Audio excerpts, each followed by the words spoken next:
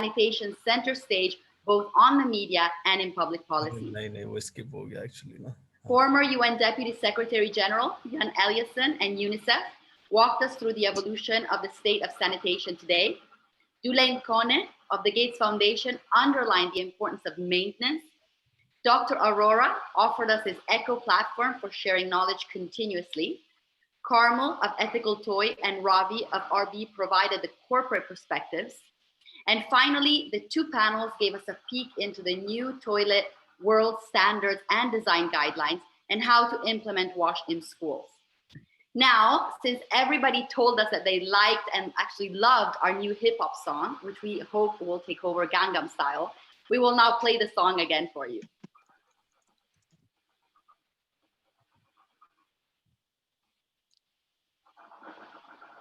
Russian, we have the hip hop song. Hip hop song.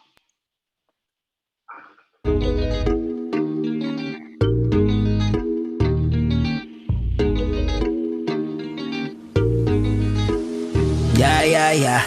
Told my homies, yo, we gon' make a hit. We gon' make a hit while we're talking shit. Hey, take a sip. Shit, this shit is lit. Bitch, I'm gigit. Kaya like it, you beat it. Told my homies, yo, we gon' make a hit. We gon' make a hit while we're talking shit. Hey, take a sip. Shit, this shit is lit. Yeah, bitch, I'm gigit. Kaya like it, you beat it. Yeah, talk about it. Talk about it. Yeah, talk about it. Talk about it. Yeah, talk about it. Talk about it. Yeah, this gon' be the only song you hear me talk about shit. Like literally, no cap. I'm about to talk about shit, kaka and all that. Life improvements with proper sanitation, then you got this. Call it a movement, power movement, ay obvious. All jokes aside, man, like we all do it. Kadang gampang, kadang keras, kadang sulit. And on some other days, we can't seem to quit. Imagine those without a proper toilet, lebih rumit. Told my homies, yo, we gon' make a hit. We gon' make a hit while we're talking shit. Hey, take a sip. Shit, this shit is lit. Bitch, I'm gigit, kaya like it, you beat it. Told my homies, yo, we gon' make a hit. We gon' make a hit while we're talking shit. Hey, take a sip. Shit, this shit is lit. Bitch, I'm gigit, kaya like it, you beat it. Yeah, talk about it. Talk about it. Yeah, talk about it. Talk about it. Yeah, talk about it. Talk about it. Yeah, this gon' be the only song you hear me talk about shit. Yeah, man, without a toilet, Muji can select hey. About 2 billion people lives like that anyway. They squat, do them business, that's it, man. La mer, tawa goto, excrement. Shit goes down in the water, man. People use that. That means disease about to happen, man. That's too bad. I'm not trying to disgust nobody, but y'all must know. Cause in life, when you got to go, you got to go. Told my homies, yo, we gon' make a hit. We gon' make a hit while we're talking shit. Hey, take a sip. Shit, this shit is lit. Bitch, I'm gigit, kaya like it, you beat it. Told my homies, yo, we gon' make a hit. We gon' make a hit while we're talking shit. Hey, take a sip. Shit, this shit is lit. Yeah, bitch, I'm gigit, kaya like it, you beat it. Yeah, talk about it. Talk about it. Yeah, talk about it. Talk about it. Yeah, talk about it. Talk about it. Yeah, this gon' be the only song you hear me talk about shit.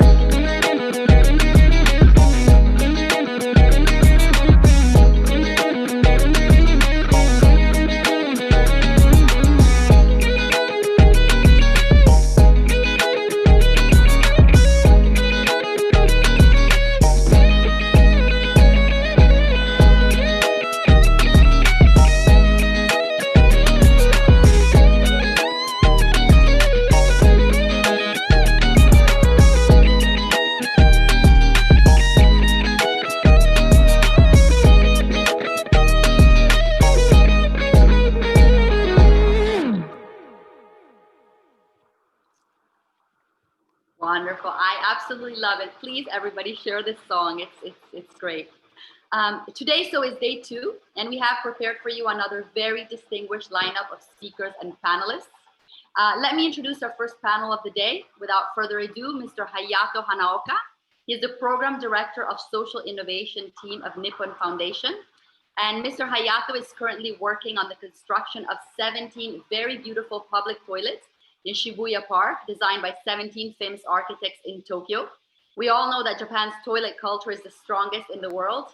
Everywhere we go in Japan, we see, wonderful and clean toilets everywhere. So let's learn from Mr. Hayato, why is this so? Let's find out from him why the culture is so strong. And then I'd like to also introduce Mr. Miano. He lives in Singapore and can provide keen observations about the differences in the toilet culture between Singapore and Japan. And then Mark Balla, the president of a Rotary club in Melbourne, who wrote a book called Toilet Warrior, describing his journey building toilets for rural schools in India. And of course, we're going to have, once again, our very own Jack Sim as moderator for this session. So enjoy the panel, and over to you, Jack. Thank you, Rachel. So I shall begin to say that everybody who went to Japan always come back to say, wow, the toilet experience is amazing. And we have been wondering what makes that happen. So in Singapore, we have been trying our best to make our public toilet clean. And over the years, there's improvement, but not to the level of the Japanese.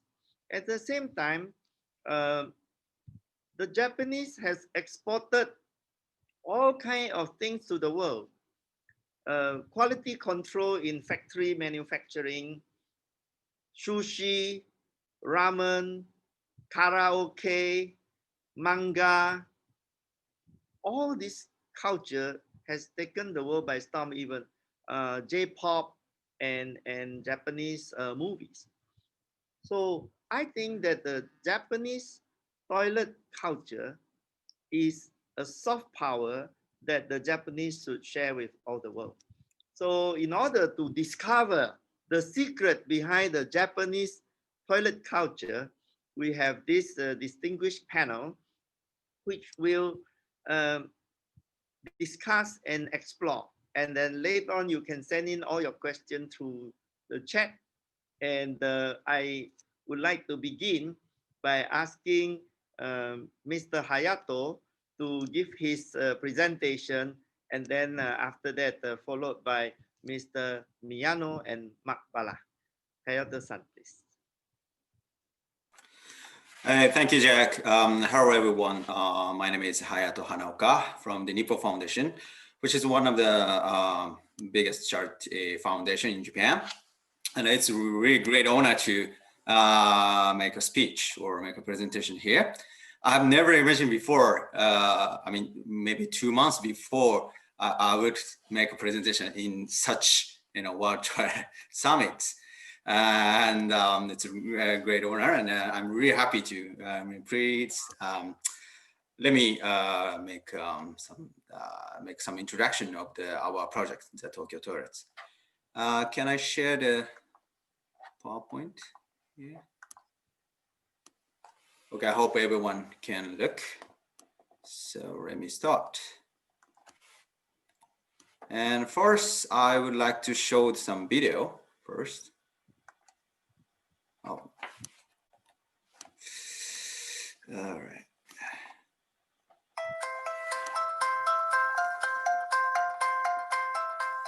まずやはり公衆トイレというものが非常に使われないものになってしまっている。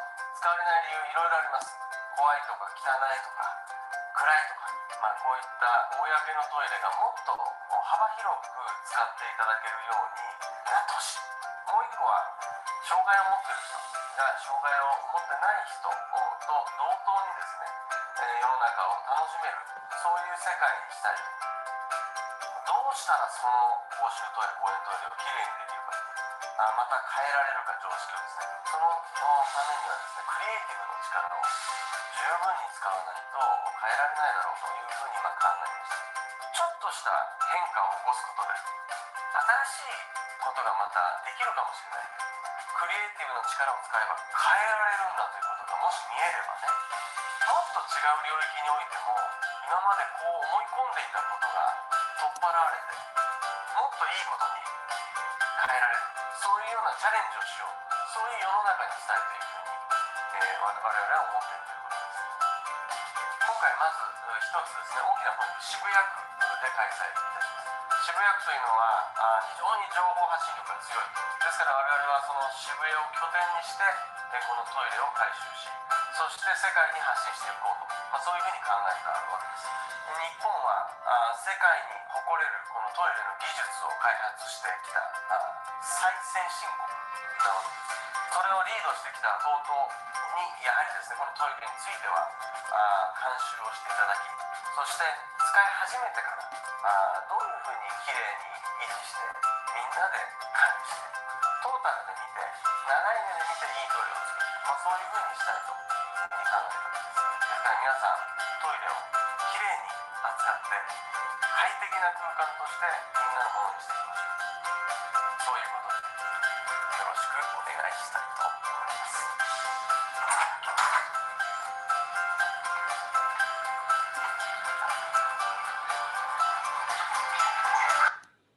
Okay, so the Tokyo Toilet project is mainly about renovating 17 toilets in Shibuya. It's part of the Tokyo, it's center of Tokyo, and with the distinctive creators, designers, and architects. And the reason why we started this project is this from this word, omotenashi. It's a word of the hospitality of Japanese. And then, as you can see on the right side, the Takiga Crystal-san repeatedly saying when we tried to host the Tokyo Olympic 2020, she repeatedly saying this word. But if you look at the public toilets in Tokyo, especially in the Shibuya, it's really dirty and then dark and smelly, and sometimes it's broken.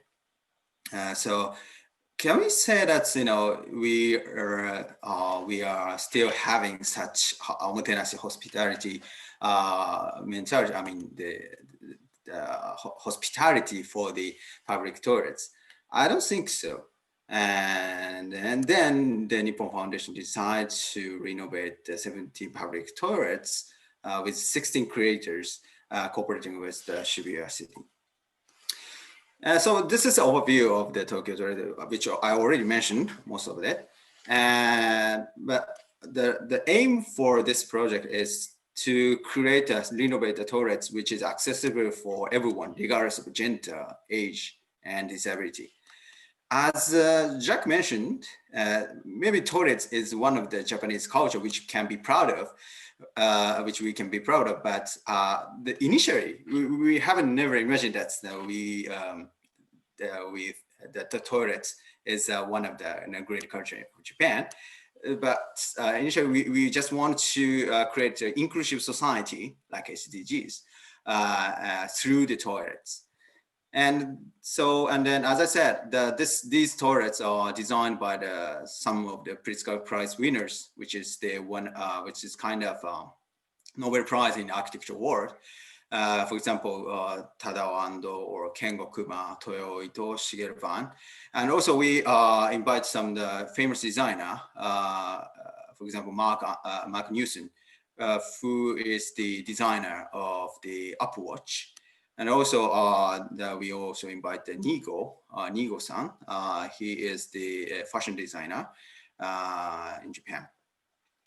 So what we want to do is that in the previous toilets, if you want to use toilets, we don't want to go to the public toilets. What we want to change is from this kind of previous toilet to this one, the Tokyo toilet, which if you want to use it, you can use it every time, which is comfortable. The toilet will be clean and comfortable.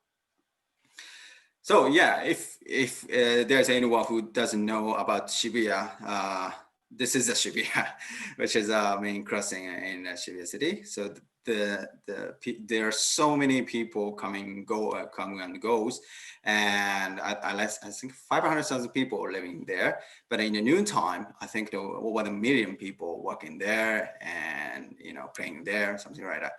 So it means that there's so many people who want to go to public toilets, but in the reality, these are the typical image of public toilets. So it's as you can see, it has a Japanese bowl, which is not a Western type. And also sometimes it has a graffiti on the wall, and it's dirty, and it's, you know, dark, and so on. And also it's not accessible for the disabled people, or maybe the elderly people, which is, or maybe, you know, it's really hard to do the toilet here. So I would like to show some of the toilets we already developed. This one you may already know. This is transparent toilets, which is designed by Shigeru Ban, who is designer of La Seine Municipal in France. And so I think that this toilet is very famous right now because someone took a photo of this toilet in SNS, and it's prepared through the war. And it's really, you know, funny because it's an interesting toilet, because toilet should be not transparent, but this toilet is transparent because the Shigeru Ban think that when we use the toilets, there are two concerns. One is that if there is someone inside the toilet, and another one is if the toilet is dirty or not. In order to overcome these concerns, Shigeru Ban came up with this idea, which is the transparent. If it's transparent, you can see through, and you can check if there is anyone inside, and if the toilet is clean enough. And also we have another public toilets. This one is designed by Masamichi Katayama, which is an interior designer, who is an interior designer. And also this one is LED, you know, bright, I would say, toilet. And this is designed by the Naotamura, who is one of female designer in our Tokyo Toilet project. And it shows the one of the hospitality culture in Japan. This design is inspired from the origata, which is also the, you know, the show the, I would say, anyway, it shows the hospitality. And also we have another toilet, which is designed by Fumihiko Maki. Is one of great architecture in Japan, and also it's also famous in the world. And this one is Tadao Ando. This one is also designed by Tadao. But I would like to tell you, because these toilets are, you know, of course, it's designed by the world famous architects and designers, but we don't want to create just, you know, new fancy toilets. But what I want to do is that collaborating with those architects, it can, you know, make people get attention, make people get attention to this project. And by doing so, people will talk about the toilets, and people will talk about the social issue which are relating to the toilet. And finally, I hope people will understand the importance of the inclusive society. So that's why we collaborate with those architects, in order to get attention from the people. And these are the creators I already mentioned, but we have in total like 16 architects. And we already developed the 7 toilets so far, and then we will complete our project by next July, hopefully, before the Tokyo Olympic Paralympic game.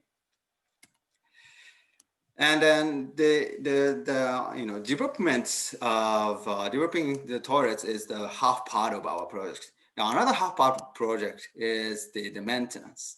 The maintenance is critically important, because if we just develop the fancy toilets and then that's it, it's gonna be you know, it's gonna be dirty and then, you know, broken soon.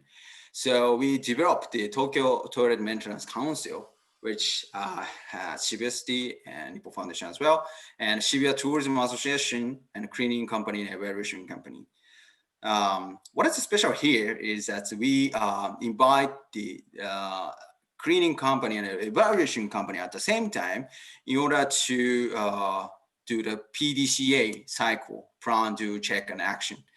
So what we are doing now is decide a specific way to clean the toilets as a planning, and then we clean the with the motivated staff with special uniform designed by Nigo, and also we ask the version company to check the condition of the toilets every month. So by doing this, then so far it seems pretty much good to maintain our toilets.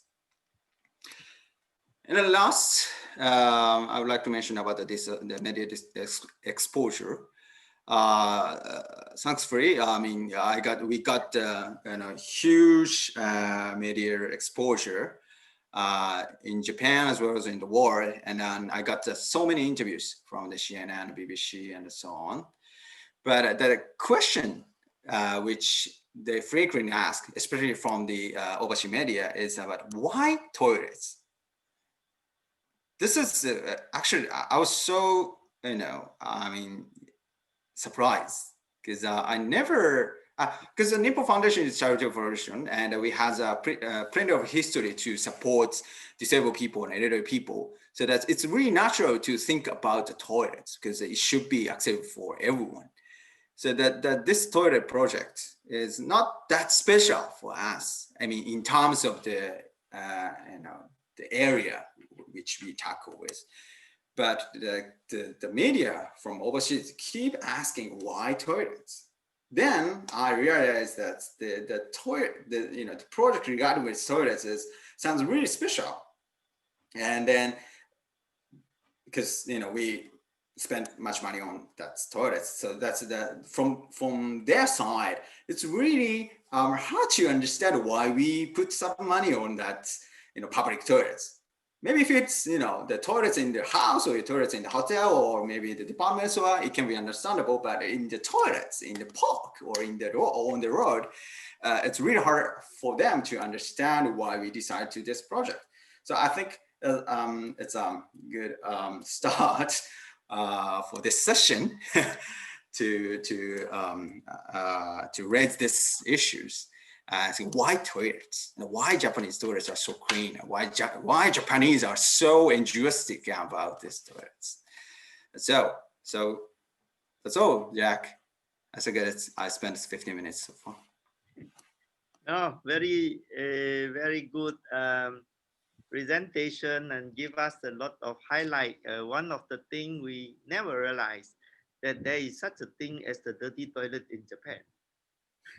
Most I just picked one of them, in our project.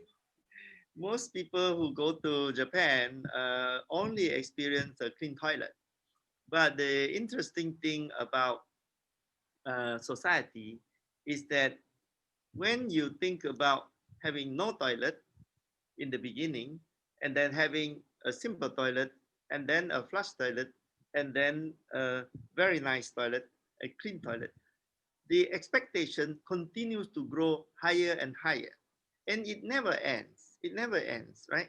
So if a Japanese expectation of toilet might be very different from the expectation of other people.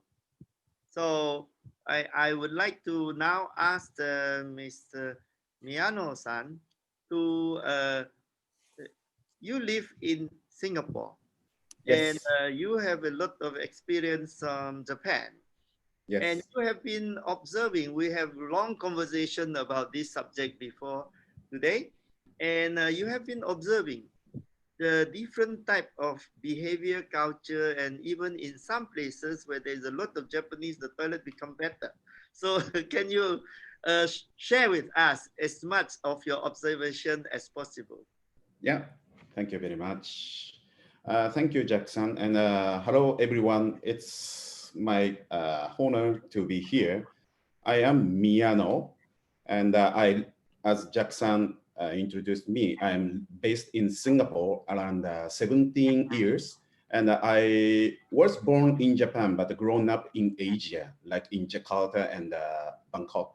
And of course, I lived in the other country before, like New York or Beijing, Seoul, or South Africa, South America. and I see a lot of cultures, and I decide to be I joined in the other agency, but I want to be the bridge marketing planner to explain the context of the culture to each countries. And let me share with you my presentation. I made a brief presentation. Can you see this? Can you see? Okay. Yeah, it's a brief one, maybe finish in 10 minutes. And the important point, what I wanna convey today is I wanna show you, I will try to tell you why Japanese prioritize the cleanness of the toilet. I'm not the professional of the sanitization, but I'm the professional of the context mining of some culture. And this is my personal opinion. As I mentioned, I'm the bridge marketing planner, sorry. And the home toilet in Japan. Let me start the home toilet in Japan.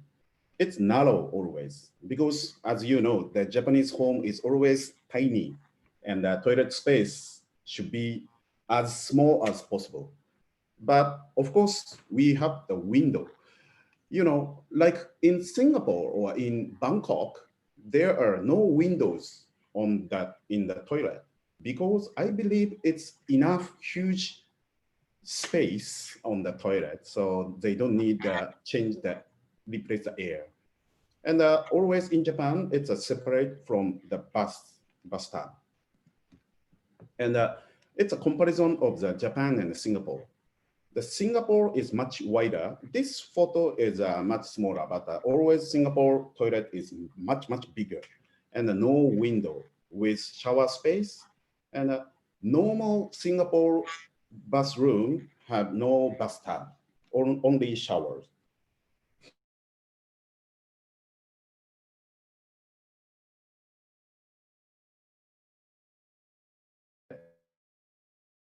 Should be always kept clean due to the feng shui.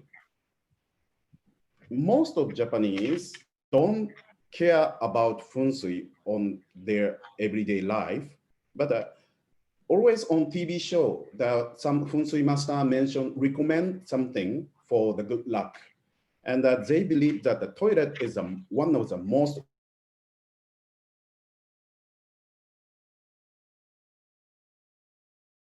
toilet should be always clean, and always you can make more money, or you can get a good love and health. So toilet must be always bright, warm, and clean. It's always feng shui master mention.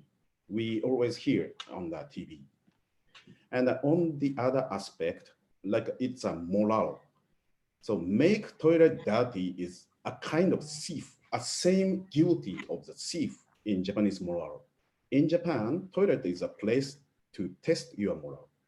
In our elementary school, the morality classes, we made to believe that if you don't do the right thing when people aren't looking to you, you will be punished by heaven. So our most important part of the life is not in front of people, but we have to be the honest person or be the good man in the place where people are not looking at you. This is the important thought in Japanese classes in elementary school. And the next one, the toilet cleanness is deeply related with the spiritual things.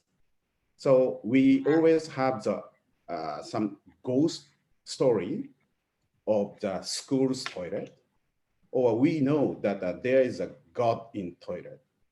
In our Japanese, one of the religious beliefs, the Shintoism, it's believed as a God exists in everything. It means we Japanese believe there are 8 million gods in everything, like the god of the rice, god of the coffee, and there is a god of toilet. And one of the Japanese folk beliefs says in the old age, the childbirth are closely related with the toilet god. And if you keep the toilet clean, your baby will be a good looking, especially the girl. It's old folks beliefs. And as some of you may know, that the god of the toilet was a big hit pop music in a few years ago by a Japanese lady. She sang the song as my grandma mentioned, if you clean the toilet, you will be beautiful. So these kinds of beliefs are always in our mind. So for Japanese, toilet cleanliness is bounded by many aspects. So from feng shui and the moral and the religiously, we believe the cleanliness of the toilet is very important in our life to get the good luck. And not only cleanliness, this is the second topic. Toilet cleanliness is, of course, important for everyone. The toilet cleanliness of the bar or restaurants, not only the customer satisfaction. So based on the belief that the toilet cleanliness will give us a good luck, on the second step, the toilet in the bar, restaurant, or the hotels, the toilet in the, some shops or the customer counters place, people believes that good clean toilet will give the luck to the customers. So not only the customer satisfaction, the Japanese restaurants and the bars or the hotels, they are utilizing the toilet as a place for their branding or the community communication, the growth of the community, and the omotenashi, the hospitality. I will show some photos, but sorry, my photos in the presentation is just I took from Google. So this is not for the second usage. So this is a Japanese restaurant in Japan. They do the branding as like a jungle, and this one will make the customers happy and take photo and share. So of course, as same as the other countries, in Japan, the SNS sharing is one of the most important action in their life. So how to make surprise by toilet is a kind of self-branding of each restaurants. And this is the second case. They sometimes use the toilet as a community space. This is a ramen shop. The ramen shop's owner is a big fan of the Japanese rock bands. And they display their supporting artists. And I see this kind of brandings many times in the bars in Tokyo. The owner always put the posters or the record jacket of their favorite artists. And sometimes they do show the information of the artist's new live, or some of the restaurants show the artist's message to the customers. So this kind of space, the toilet is a private space, and in here, always people go in by himself or by herself, and the owner check if the person like the same artist or same, not only artists, sometimes it's movies, or they show the Chaplin's movies poster, and if the customer coming out from the toilet and mention, hey, I like Chaplin too, and they can be a good friend, and the customer will become the repeater. So this is the tool for stimulate the community. And another case is that this one is nowadays, most of the cell phone Japanese, not the chain Japanese restaurants. Of course, McDonald's will not do this, but most of the self-owned middle class or high class Japanese restaurants have this kind of hospitalities. So most restaurants have the left side, the toothpicks, mouthwash, and the ear puff. Especially, I see some ramen restaurants have mouthwash because we use the garlic, a lot of strong smells ones, like barbecue restaurants also. They have the mouthwash to clean their breaths.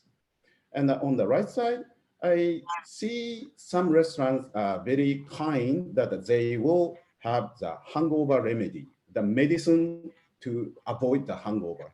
So they can drink more after toilet.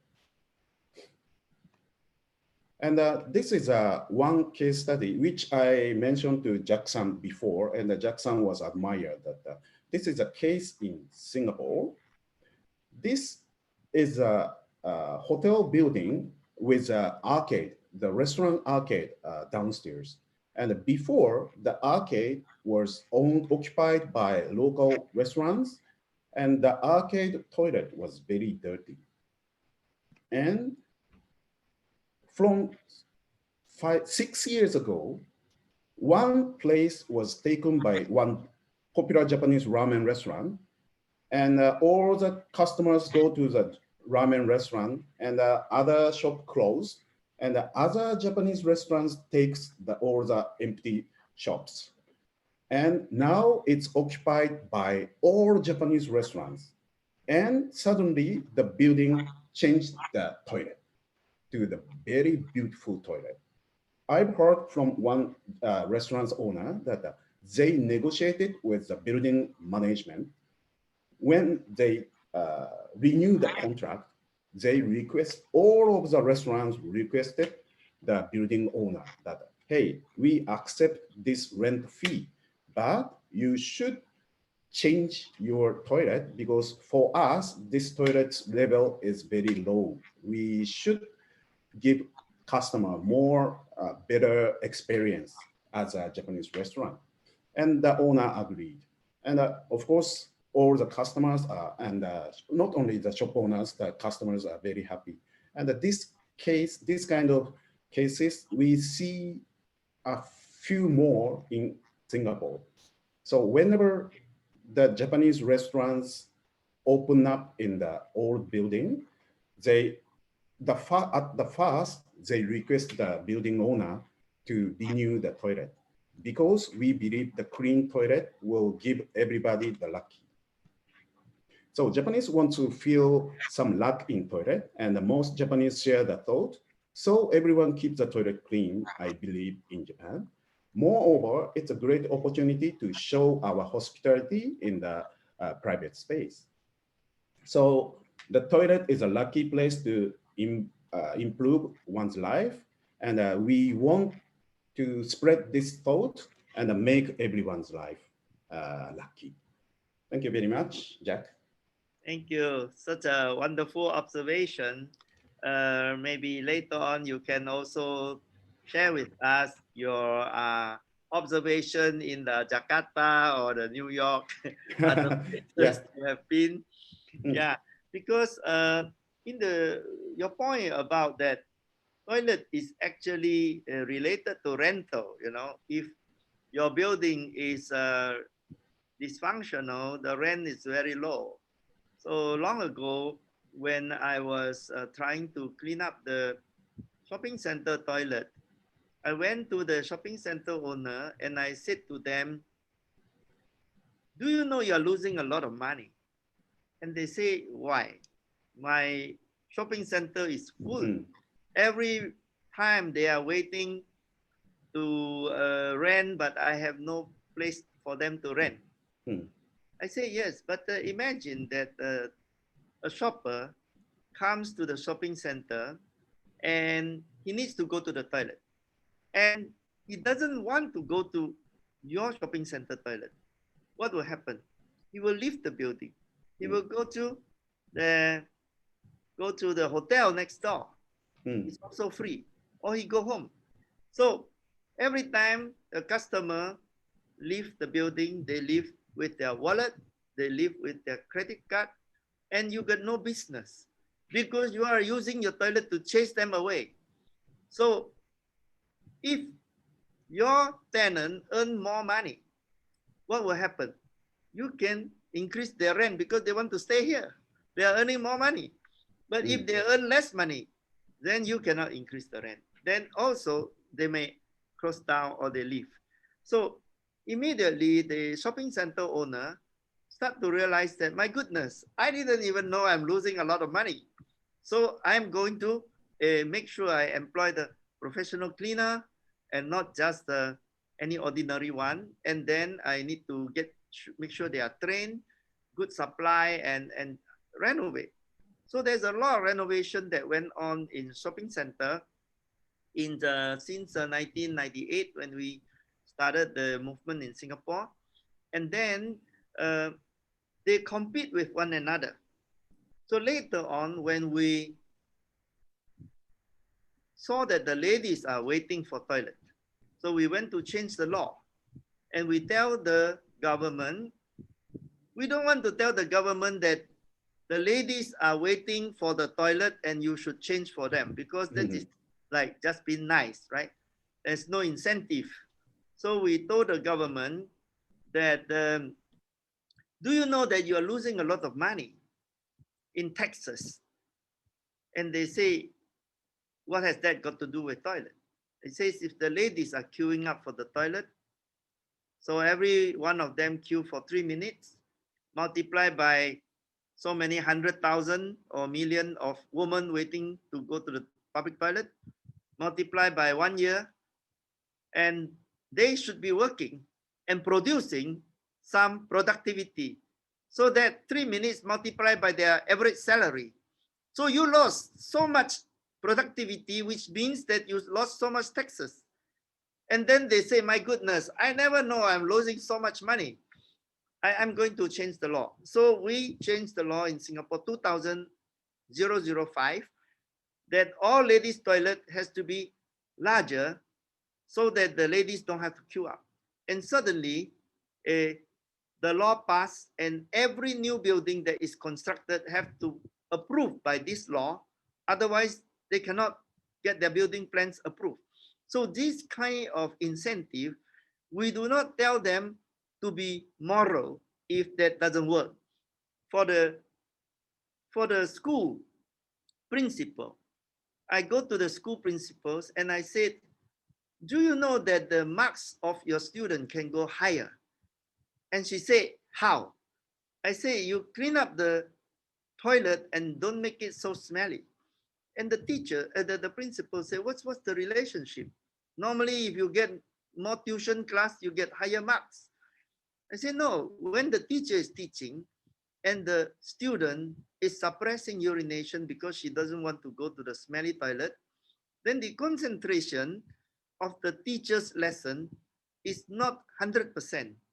And because they cannot concentrate fully, your marks is lower.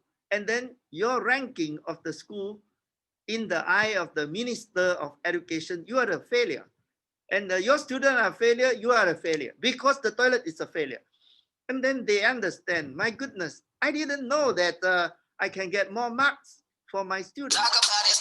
So they immediately renovate the toilet. So this is the kind of things that happens by incentivization, but you have to create the narrative context in the interest of the person we are talking to. And so your restaurant negotiating with the owner is exactly in line with that. So yeah, actually, before they cannot negotiate, maybe the restaurants have to pay for the renovation fee. But what's happened nowadays is that because Japanese restaurants are much more popular than before, so many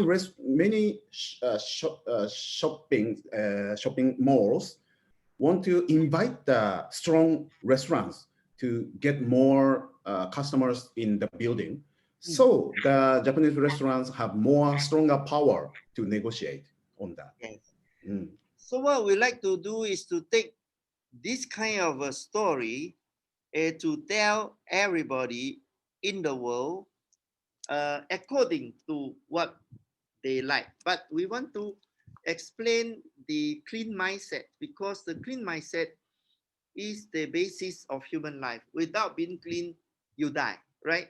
So Hayato-san, in your mind, after listening to Miano-san, do you feel this potential of spreading Japanese culture over the world is a very big potential? Yeah, I do.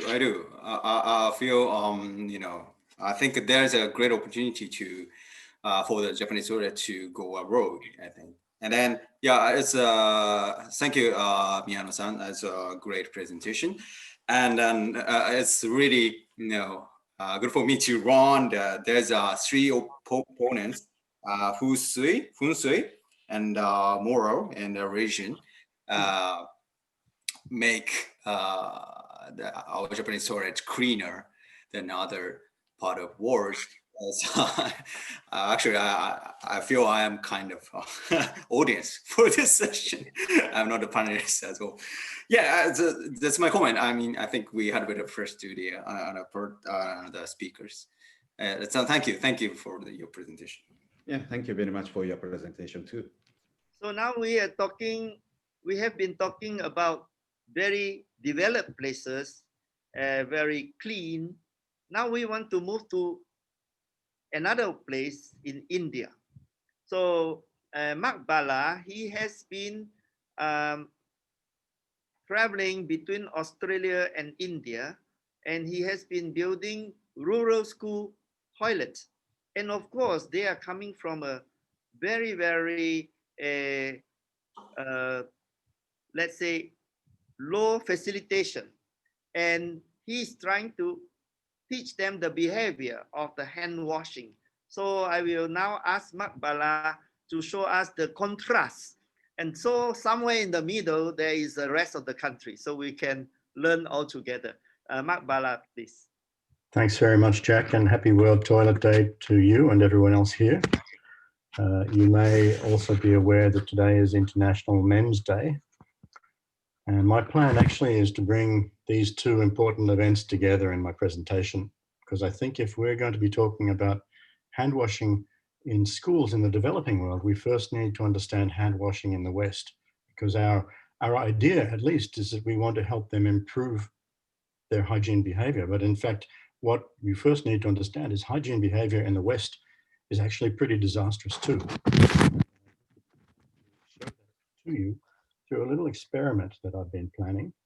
This may not affect you, Jack, because I know you're a really clean guy. But let me just share my screen. I hope. Okay, 1 moment. Ah, look, I've even got you on Wikipedia there, Jack. I was trying to see if it's your birthday today. It's not, huh? No, Should be your birthday today. No, it's the, Should be, for the world. It's the founding day for WTO. Yeah, Yeah, the World Toilet Organization. okay, so bear with me 1 second. Okay, so as I mentioned, today is not only World Toilet Day, but also International Men's Day. Jack has actually been my mentor in many ways, particularly in my early days in the toilet world. I met him at a World Toilet Summit a few years ago in Indonesia, and I've been obsessed with toilets ever since. And what a wonderful obsession we have together, Jack.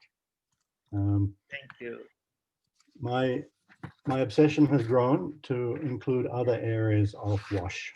So, water, sanitation, and hygiene. Of course, the toilet component is sanitation, but a truly all-encompassing toilet culture discussion needs to include the water and the hygiene component. And hygiene is something I've become very interested in the last few years, because it's a big concern in the West, not only in the developing world, and particularly concerning with men.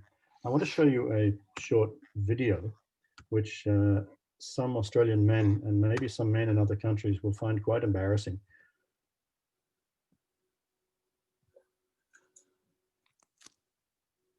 I'll show it again because it was pretty quick. Hayato's laughing. He recognizes this somehow. I don't know why. I'm going to show it one more time and then I'll tell you why. Most men don't want me to show this video because they don't want women to know that this is how so many men wash their hands after using the toilet. I'm getting a few people nodding here. I wonder if these men are nodding because they know it or because they had the experience. The reality is, if you wash your hands like this, you are actually putting yourself in a worse condition because you make your hands wet, which makes it easy to pick up bacteria. So in fact, you're better off, don't wash if this is how you're going to wash. The World Health Organization tells us the proper way to wash your hands is 20 seconds. So I'm speeding this up because no one needs to watch me wash my hands for 20 seconds. But you need to get suds. You need a lot of good scrubbing on the front and back of the hands, under the nails. If you're not doing this, you're simply not doing it properly. You're actually working backwards in terms of trying to improve your own hygiene and also in trying to take the lesson into the developing world. Because we need to behave the way that we would like others to behave. We need to represent the ideal. Now, before COVID-19, we didn't have politicians standing on television telling us to wash our hands. Today, if politicians don't tell us to wash our hands, we think they're irresponsible. But the problem is the strategy is no good. And this is one of the reasons Oxfam has shown that fear of disease doesn't influence hygiene behavior. WaterAid has said that frequently neglected in the wash sector is hygiene, because it's difficult to change people's behavior. So we focus on water, we focus on sanitation, and then we cross our fingers and hope about hygiene.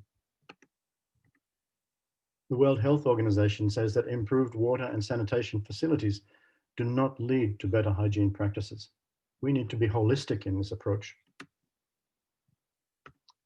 UNICEF says that conventional hygiene education does not change behavior. And the National Center for Biotechnology Information in the United States says it's important to understand the psychology of behavior change if you want to change behavior.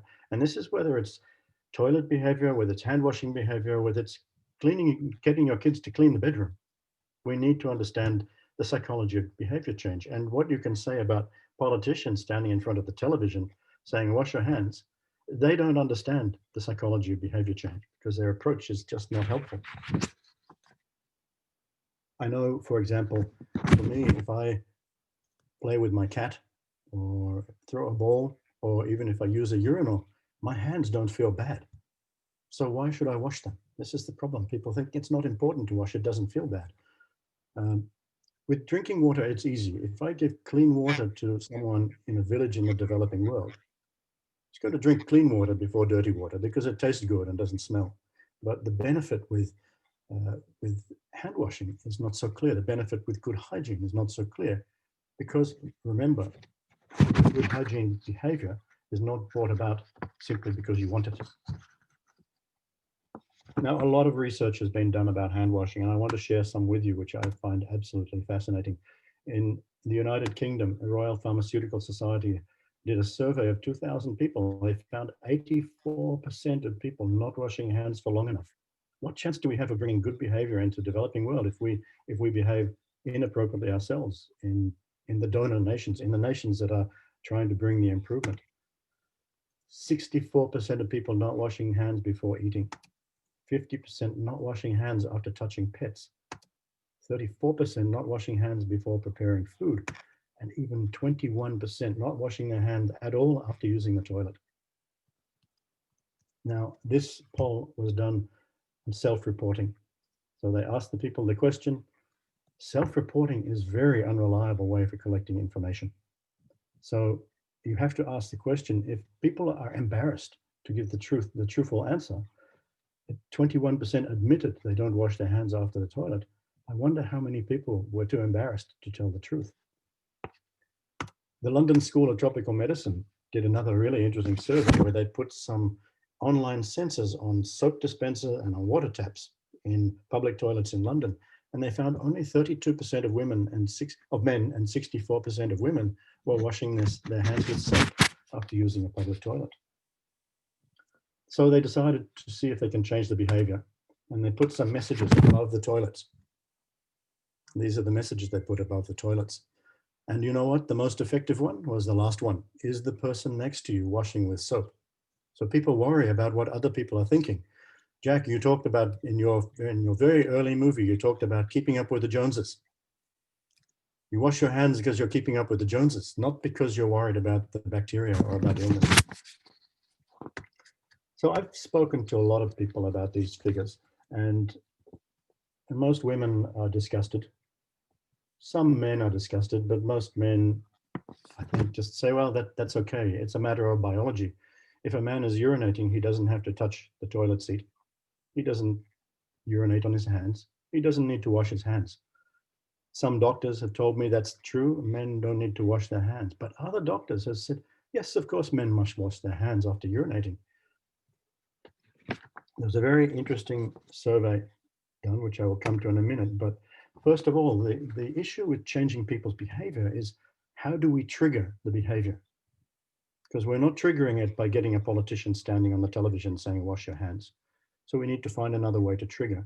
Now, when you're looking at hygiene and toilet behavior change in the developing world, community-led total sanitation is a very effective method used in many countries.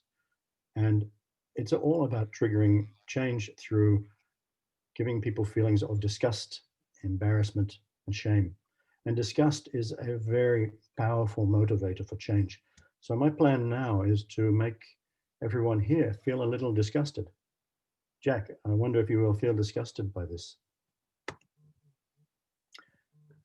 Human beings sweat, and we sweat all the time. You know, we sweat on our hands, we sweat on our forehead, under our arms, and we even sweat in our underwear.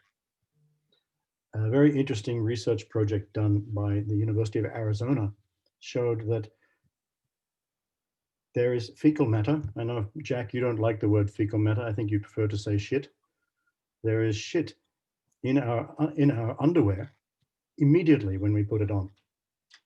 And our sweat moves the shit around the underwear, which means when we put our underwear on, every part of our skin is in contact with shit instantly. And the research showed there are no exceptions to this. So when you think about it, no exceptions, I'm not going to go into detail. The men in the room, the men in the presentation can think about what this means, where every part of your skin inside your underwear is touching shit. Maybe you should be washing your hands after all. So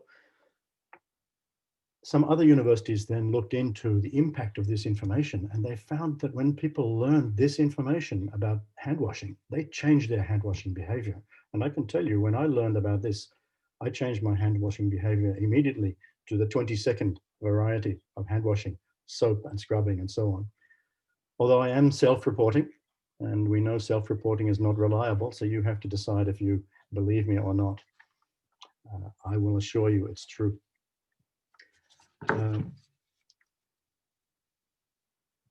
It's a little frustrating for me in some ways that this experiment, I will never know the results because nobody here is telling me if they change their behavior or not. But some years ago, Jack made me a member of the World Toilet Organization Hall of Fame. And so I stand here as a member of the Hall of Fame and say, next time you want to leave the toilet without washing your hands, think about my disapproval as a member of the World Toilet Organization Hall of Fame. Now, you'll be very pleased to know that underwear sweat is not the only reason that we should wash our hands. There's another really interesting project done by the US Navy. They instructed new recruits to wash their hands 5 times every day, and they were monitored by sergeants and by senior officers that they were washing properly. The change in illness was incredible. Before this, they were saying that the most common cause of absentee days in the US military was respiratory infection. Among this group of recruits, there was a 45% reduction in respiratory infection just by improving their hand hygiene. Really powerful stuff. My own doctor told me that some years ago, he and his colleagues, they stopped shaking hands with their patients. They're just fist bumping. And this is before COVID, because they already know that our hands are a source of disease. And that's if we live in Australia, that's if we live in a village in India. We need to adapt our own behavior so that we can take the message appropriately into the developing world. So I feel sorry that I made you think about underwear sweat today. So I want to do something nice for you now. I'm going to show you a short video of some Indian school children who have learned proper hand hygiene thanks to a project of my Rotary Club called Operation Toilets. And let me assure you, there's nothing disgusting here. This is just good, wholesome hand washing. Cool. Oh, we see if we can run this. Here we go.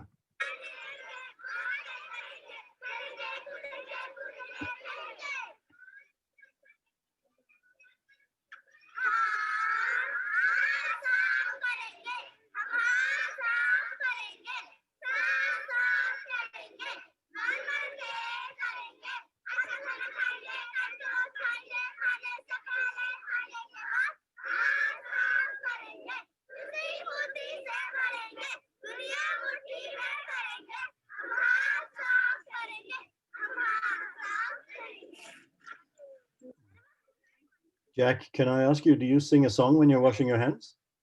They say if you finish singing happy birthday, then that's time. Happy birthday twice. Oops. So this is the book which I wrote, and Jack is one of the stars of my book. Because Jack was one of my real inspirations for getting into this world of WASH. WASH in schools is my great passion, but that includes all aspects of WASH, from water through the toilet to the hand washing, and we need to be holistic about it. So that's all I have for you, but I would love to keep chatting, Jack, if you have some questions or comments. Yeah. Thank you, Mark, very much. You know, when we go to India, the first thing that we worry about is to have what is called a Delhi Valley. And that is why the tourism in India is not growing so fast, because when people have diarrhea, they go home and tell their friends, don't go there. I went there and my whole family got diarrhea, don't go. So how do you think we can improve the toilet culture in India such that we don't have this issue? Because basically, India is very beautiful. You can see all Rajasthan, and my goodness, I brought my whole family there. It's like really beautiful. And we are 6 people, and 3 of us got diarrhea, and the children say, next trip, let's go to Japan, you see. So this is the difficulty, because I think that we need to have a hygiene, have of course hand washing, but have a total hardware and software approach. Well, where do you think we can work on, let's say in a country like India? So look, one reason that I've been so interested in WASH in schools is that if you can bring the message to children about changing behavior, about changing overall outlook to hygiene and to cleanliness, to toilet behavior, children will take that message on. If it's given to them by someone they trust and it makes sense, children are much more likely to accept the change that is required, and then even to take it home to their parents. And we've seen whole villages change because of one school in the village, where the kids might represent 5% of the population, but once they understand the benefits and they go home to mum and dad, say, we need a toilet at home, and then they talk to the neighbors, and the neighbors say, oh, you have a toilet at home, we better get one too. And then we've given soap to the kids to take home, and they talk to mum and dad about washing their hands before eating. Parents find it difficult to say no to the kids if the kids keep on pushing and pushing and pushing, and the kids can be very passionate about this. So I think for me, the reality is the change is going to come across generations. It's not going to come, it's very difficult to change the behavior of guys your age or older, Jack. It's just hard, you know. We are not, I'm a bit younger than you, but not much. We are not the target for change. The target for change is the younger generation.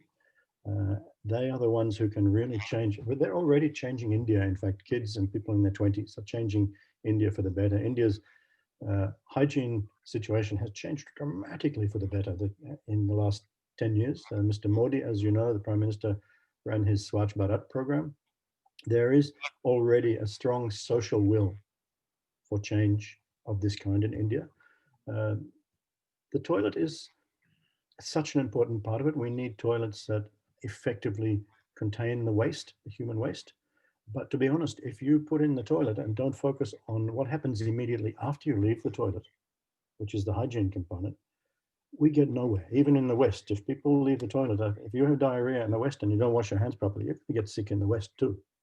And we live in very, very sanitized environment in Australia and in other Western countries, so we get away with a lot. But sometimes it's by this much. And I think the recent issue with COVID and getting people to think about hand washing. Catherine Anthony asked this question. No doubt, this is helping to improve behavior in the West, and I think in the developing world too. In Australia, I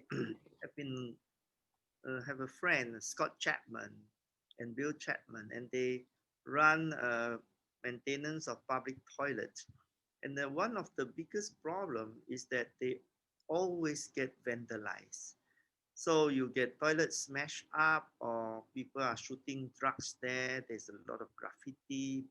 They break stuff. What do you think can be done in Australia for this kind of behavior? Or is it something else? And there's a big underlying problem here too, of course, that because everyone has a toilet at home or in the office, there's a perception, at least, that the only people using public toilets are homeless people or pregnant women in a desperate situation, and nobody else is using them. Now, it's not quite true, but I have to say, in my life, I can count on one hand the number of times I used a public toilet in Australia, because I can go into a restaurant and use their toilet, or I can go into a shop and use their toilet. But the public toilets, like Bill Chapman's toilets, which are by the beach, where you put in $1 coin or whatever to go inside. Firstly, there are not so many, and secondly, the cleaning and maintenance is quite an issue, because often people are using them after dark, and the only people out after dark are probably homeless people. Not always, but it's commonly so. And so the increased likelihood of vandalism is higher as a result of some of the mental health issues that these people face, and particularly if there are drugs involved as well, you're looking at serious mental health issues. And it's when you're dealing with a combination of managing sanitation and hygiene in an environment where there are big mental health issues, it's extra complicated. And so, Miano-san, I want to ask you about other places you have visited. But first, I want to tell you, I was guided on a tour in London by the Westminster Council, City Council, which Westminster City Council take care of central London. And he showed me a lot of public urination in London. It's unbelievable. And it's on the back street. And I said, who used this? He says, ordinary people. After the pubs are closed at night, this back street becomes the toilet. And I say, it's only men? He says, no, both men and women. And they are continue drinking, and they are in the street, and there's no more toilet. And they're in the back lane like a third world country. This was very, very shocking. So in other cities, do you see this problem? Honestly, that kind of problem will be remaining in some cities or some areas, I believe. Like in Japan, in Tokyo, everyone, maybe all the tourists see only the beautiful toilet in the buildings. But in some bar street, these things do happen by the drunk people. And the bars in the area don't mind about it. But of course, there are the two aspects of the hygiene issue and the cleanness or the smells issue. Hygiene is more important for your health, our health. And as Mark-san mentioned, that hygienes are related with all the mental or the hand wash or the toilet water kind of issue. And on the street one, people just do the pees toilet on the street, the pees on the street, but they will not touch anything and nobody will clean. So I think the smell should be the only issue. But the point is that, like in Japan, the street there, if the bar street people do the pee, some good-minded person want to try to wash. So not the bar owner, but the madam in the city. The volunteer. Yeah, volunteer. The old auntie or uncle in the city want to try and want to put the paper, don't pee in here. Maybe the bars will not support it, but the community is always do want to change something. So in the long experience of the people's street pee, maybe there will be the public toilet unit in a few months or a few years. So Japanese want to make it better by the community. Community power is very strong. So yeah, I'm not sure about the other countries, the kind of community power. Yeah, Hayato-san, I want to ask you, we watch on television after big football games or whatever, we saw after even when the Japanese lost a football game, they stopped to stay back to clean up the stadium. Normally, if you see England lost a football game, they will throw the water bottle at the football field or something like that. So what was the reason that the Japanese stay back to clean up the stadium? Hayato-san, what is in their mind? What is inside their brain? We want to understand. All right. Okay. Thank you. I think if the Japanese are invited to some stadium or some home, you have to behave really in a proper way. So if you are invited to the friend's house, you have to of course use the toilet in a cleaner way. Then when you use it in home on home. So I think the soccer fund, when it comes to the soccer football funds, I think they think that they are invited to the stadium, so that they think that they shouldn't leave the sheets or the floors are dirty. So that's kind of mindset lives in our the mind, I think. And then I would like to make a comment on the Miano-san's, add some comments on the Miano-san's speech, because there's interesting enough, because we do care our toilets, private toilets in home. But on the other hand, we don't care much enough on the public toilets. That's the really interesting issue, because as Miano-san presented, we because of the feng shui and moral and the religion, we may think that we naturally care also about the public toilets. But if you go to the public toilets, people don't care enough about the public toilets. And that's why the public toilets go on dirty and they're broken. So I think as Mark also explained that, we have to change our behavior also in the public toilets in Japan in order to keep our toilet clean. Thank you. So I heard that when someone go to your house and he goes to your toilet and the house toilet is not clean, then suddenly there is a very bad impression of the whole family.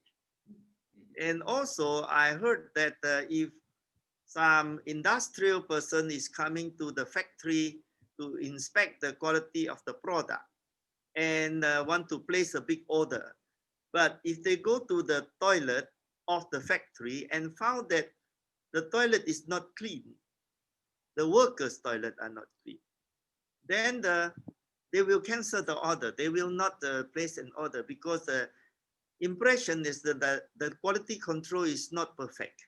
Is this true, Hayato-san? For me, I mean, there's a lot of cases, I think. So, but I think your story is one of our stories. But I think it's partially true because if you go to the toilet in the office, then if you see that the toilets are dirty, then I think that the management, quality management or total management of this company is not good enough. I think the total shows the skill level of the management in each companies. Is there some kind of a star rating or something in each building, or they just, how do they know? For example, if a person want to move into a building, how do they know? Is it by reputation or that the toilet is very well maintained in that building? How do they know? Well, you are asking that how can we tell that the toilet, if a toilet is clean or not in the building which I just came across? It's really hard to see. For example, if buildings are competitive according to the cleanliness of their toilet, then they compete with one another. So if they are dirtier, then the rent go down. If the cleaner, the rent go up. Maybe this is a very good incentive system. We can rank them. Dirtiest block, clean block. It's a good idea to compare with such tourist standards, but we don't have such system for now. But I just want to mention that as I presented that in our project, we are implementing the evaluation system by the toilets, how to say, there's a special man who can check the details of the toilet if it's clean or not. If we can, prevent such kind of system to the Japan, for example, in every office, every schools, or then we can, compare that which toilet is good enough or not. But so far, we don't have such system. May I, Jackson? Please. Sorry. About the building's toilet, we can say that all the clean buildings have clean toilet, no problem. And moreover, all the old buildings or dirty buildings, sometimes they leave the toilet dirty, but sometimes they clean it up or they renovate the toilet part. So whenever we go to the new building or a clean building, we don't care. There is no possibility that the toilet is dirty. But when we go to the old building and the toilet is renovated, we will be happy and we will mark up the point of the building impression. And one point, very important point, which Hayato-san pointed out, is people don't use the public toilet clean. I analyze as a Japanese mind that if the toilet is too dirty, the good-minded people will not go there because they don't want to be involved with bad funsui or bad luck, because we believe dirty toilet has a bad luck. So if we see it's lower than our expectation, we will not use the toilet, try to not to use the toilet. So the toilet will be used by the people who doesn't have enough, the mind to use the toilet clean. So the dirty toilet should be clean at first, and the people will keep use clean. So we heard that competition can make the motivation for toilet. Actually, toilet is a competitive edge of a nation, because if you have hygiene, good facility, you have healthy people. When you have healthy people, you can have more productive people, because a sick nation is having a lot of burden, because they cannot harvest the resources of the human talent. So when you have more productive people, you have higher GDP, more taxes, more ability to buy quality of life. So I think that the government have to realize that having proper sanitation and good hygiene is actually a competitive edge of the whole nation. We see that Japan invested 2% of their GDP consistently on water and sanitation. And this ensure that the quality of life in Japanese life is one of the highest in the world. Whereas if you see those countries who think that investment in clean water and sanitation is actually an expenditure, then they are wrong, because it's not an expenditure. There's a return on investment which is extremely high, and we need to get the government to understand this calculation. And I think part of the export of the Japanese toilet culture has to be holistic, like how public policy are made, how budgets across sector, that means the budget invested in water and sanitation is going to help to reduce the expenditure budget of the Ministry of Health. So the Ministry of Water Resources is helping the Ministry of Health, and then he's helping the Ministry of Manpower, and he's helping, because they're healthy people, they're more productive, then he's helping the Ministry of Education, because the attendance of school will be higher, and he's helping the Ministry of Finance, that they collect more taxes. And so this all, and the social behavior and vandalism and damage to public property, it's all symbols that they don't own their country, they don't own their city, they don't own public property. If people take care of public property, it's because they feel they own it. Because if they don't dirty the toilet in their home, it is because they own it. So how we can create the ownership, I think there's a basic ABC. The architecture, just like the Tokyo toilet project, you can see architecture. Of course, it is an expensive one, but it is only there because we want to create the conversation.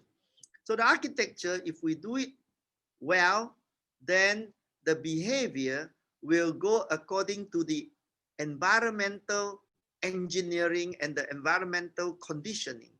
For example, we go back to Mark Balla talking about hand washing.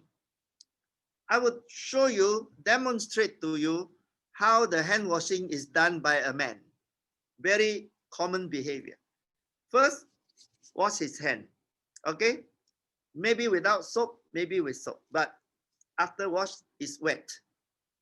Then the hand dryer is over there, it's very far away. So he doesn't want to walk another 4 or 5 steps to the hand dryer. So he flick it on the sink. And then there is still a lot. Then he flick it on the floor. Okay? Then there is still some wetness. So he wipe on his pants. And then there is a little bit of water droplet among the finger. Then he wipe on his hair. So you see his hair is usually quite neat because he's using the hand drying on his hair. And this type of behavior can be changed if you put the hand washing, the soap, the hand drying all together in the same place. So you can take the hand towel paper, wipe it and drop it in a hole immediately below the hand towel, the paper towel, right? So then it will not end up littering. If there is no dustbin below the sink, below the hand towel, then again, because the human being is an animal of convenience. He will now hold this piece of paper. Maybe you leave it on the table. Maybe he'll throw it on the floor. So all the type of architecture can solve this behavior. And the behavior is a behavior of a lazy person. He wants to be the most convenient. He wants to do the thing that uses the least amount of effort. And of course, he also wants to think he's doing the right thing. And typically, people want to do the right thing as long as they are facilitated. And then, because our body is producing human body waste, urine and feces, and our job is to put this dirt into the toilet and into the urinal. So we inevitably, after a certain number of cycles, a few hours, we need a cleaner to come in to clean, because this cycle cannot be a self-cleaning cycle, because our body is discharging dirt into the toilet. Okay, so there are all kinds of situations.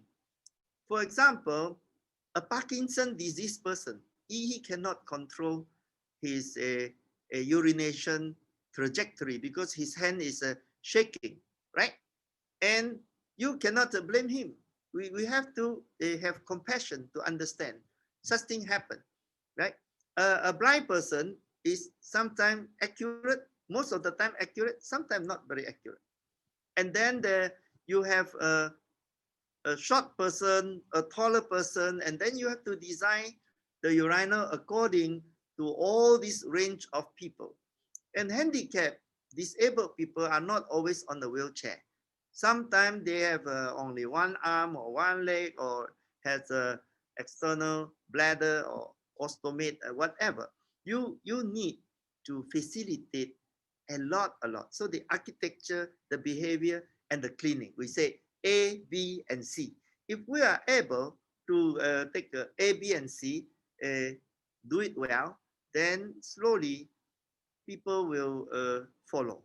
And if we can do that, then we can use the children to become ambassador, to go back and tell their parents all these things. And we also can use jealousy, because when somebody has a nice toilet at home and another one don't have, they can show off like a Louis Vuitton handbag and make each other feel jealous that I want to do even more. Then I can show you my toilet is even more beautiful than yours. And this can be from the very poor family as well in India, right? Mark, Balla, what do you think? Does jealousy and keeping up with the Jonases work? Yeah, absolutely. I mean, I kind of pointed to that before. It's so important that people aspire to be as good as or better than the neighbors. And that's why that message about is the person next to you washing their hands as well? We want to make sure that we are doing better. So there's one question, Hayato-san, she says that the Tokyo toilet project must be very expensive. Do you expect to repeat this elsewhere? Well, actually, the Tokyo toilet project is a bit expensive, but not that expensive. So I think the other city can, repeat that project to the other cities. And maybe you can ask the not famous enough designers. Maybe you can ask the young designer to design the, good toilets. So it's not about the price. I think it is about the mindset of the local government and the designers. That's a key factors for this project. And I got also another question from the Marian, and one is about the transparent toilets, right? Okay, the how can we make transparent toilet not transparent? This actually, if you lock the door, then the transparent toilets turn to be non-transparent. So that's not a problem. But the problem is, maybe it's related to another question, a second question. There's a taxi drivers talk about it, yeah. Who are main users of the public toilets in Tokyo, they forgot to lock the door. It means that they do the toilets in the transparent toilets. So it happens. So we have to tell them how to use it, or we have to educate them, or we have to communicate with often. That's an issue actually. Also, maybe there's some crime people. Sexual assaults, people who maybe, I would say on purpose, they would use the toilets with transparent toilets. So that's also another issue. And how do you want to prepare when everybody comes to the Tokyo Olympic? Are you going to do a tour of this toilet for every visitor, or what is the plan? Yes. Thank you. Good question. Actually, in order to get enough budget of the maintenance, which actually we are just giving the grants for the Shibuya Tourist Agency to maintain these toilets in clean way for 3 years, just for 3 years. So in order to get enough funding afterwards, we have to create some business model for the maintenance.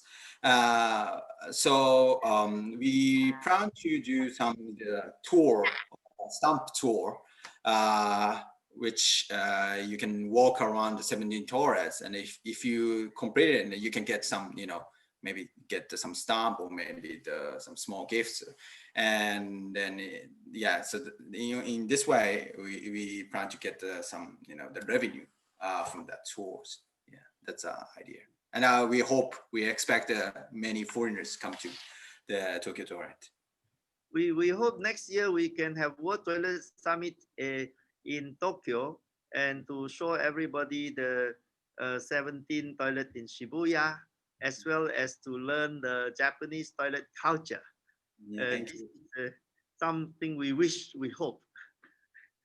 Yeah, we will do our best to complete the 70 toilets by next summer. So, any last word I would give everybody 1 minute to say, how do you feel about this session about toilet culture? Maybe Hayato-san, begin with you. How do you feel about it? I mean, when it comes to the, as the Mark mentioned, that we need to wash hands with soap. When it comes to the public toilets in Shibuya especially, they don't want to put the soap in the public toilets. This is, it's because of the budget, or it's, because they're really afraid that the people will take that soap to the home, right? So that, on the one hand, we want to change the behavior, but on the other hand, the government or the legal system will not allow us to do so. So it's really hard to change the culture.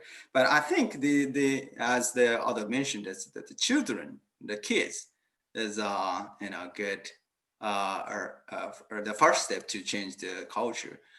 My kids is actually they're going to the kindergarten, and he is the first thing he learned is how to wash the hands, and he has to bring his handkerchief or small towels every day to the kindergarten. He's always trained to do so. So that's maybe we can bring that education system to the other world, and then we can prepare the Japanese culture. I mean, Japanese toilet culture to the world. That's maybe the thought. Stop, Ryan. You are meaning that all the kids in school, they are trained to clean the school toilet. Is it true? You ask me? Yes. Yes. School children must clean the school toilet. Is that correct? Okay. It is. I mean, the children have to clean their toilets by themselves. But actually, the children are not professional enough, so that the cleaner will help them. But the importance is that they have to clean their rooms and the toilets as well. I think that's a very important culture we should do, because in some country the parents will object, but I think it is a very important culture. Yes, so Miano-san, what is your reflection of this session? Yeah, thank you very much, Jackson. Yeah, I was inspired by Hayato-san and Mark-san's case, and especially I fully understand this time. Fully understand that the hygiene issue is another important topic in the toilet, not only cleanness. And normally, I see, as Hayato-san mentioned, I see in Japan, some of the public toilets doesn't have the soap. So normally, like me, who always taking care of the hygiene issues, we always bring the sanitary wipe in the back, the wipe seat, to wipe the seat or to wipe our hands as a sanitization. But I find that Singapore toilet always have the soaps. Maybe it's because of the legally, it's a law, right? Yeah, so I see the cleanness, Japan is much advanced, but in the hygiene point of view, Singapore is advanced. So these things we want to watch more, and in the next time I want to show some cases more of the comparison of some other countries. Thank you very much. Thank you very much. And Mark. So Jack, your leadership in this space of bringing people from different parts of the world and different cultures together is so critical in continuing the conversation in a positive way. It's, you know, I started learning about all this stuff from you a few years ago, and we all go in our different directions, but in the end, we all also want the same thing. You know, we all want to see a world where everyone has access to toilets. We want to see a world where everyone has hygiene behavior that will keep them healthy and give them longer lives. And I think that the first step in that is the conversation. And I really appreciate your continuing efforts to make sure the conversation doesn't slow down. It's commendable. So thank you so much. Thank you. So in conclusion, I would say that even though the Japanese toilet culture is the best, the Japanese are not satisfied, and there are still no perfect situation, and that there are still dirty toilet everywhere. And so this effort is a continuous effort, but let's all look forward towards a better and better situation, because I think as COVID has now killed 1.4 million people, we know that hygiene awareness is at the highest ever in the history of mankind. So even after COVID goes away, we have to remember that hygiene is a lifesaver. And without hygiene, without the first line of defense, more people will die. And every year, 2 million people die of diarrhea, even more than COVID. So therefore, we have to maintain that sanitation and hygiene is our first line of defense. Thank you very much, everybody. Thank you so much for your robust contribution. I'm sure that everybody learned so much from this session. And don't go away, because the next session is another very exciting topic. I will ask Sarika to introduce the next panel. Thank you, everybody in this panel. Thank you. Thank you, Jack. Thank you, Jack. Thank you, Miano-san. Thank you, Hayato-san. Thank you, Mark Balla. And thank you, Jack, for such an insightful session. We have learned a lot from the experiences in different countries. It's a learning for all of us that there is something that every country can offer, and we can learn and replicate these experiences to improve the sanitation situations on ground. Thank you. Now we would move on to our next session, which is on menstrual hygiene. Menstrual hygiene is also called as period poverty. Simply, it means a lack of access to safe sanitary product, menstrual hygiene education, toilets, hand washing facilities, and the proper waste management. There are more than 800 people menstruating daily, and yet more than 1.2 billion women lack the access to basic sanitation and hygiene care. As per the World Health Organization and UN has recognized menstrual hygiene as the global public health and human right issue.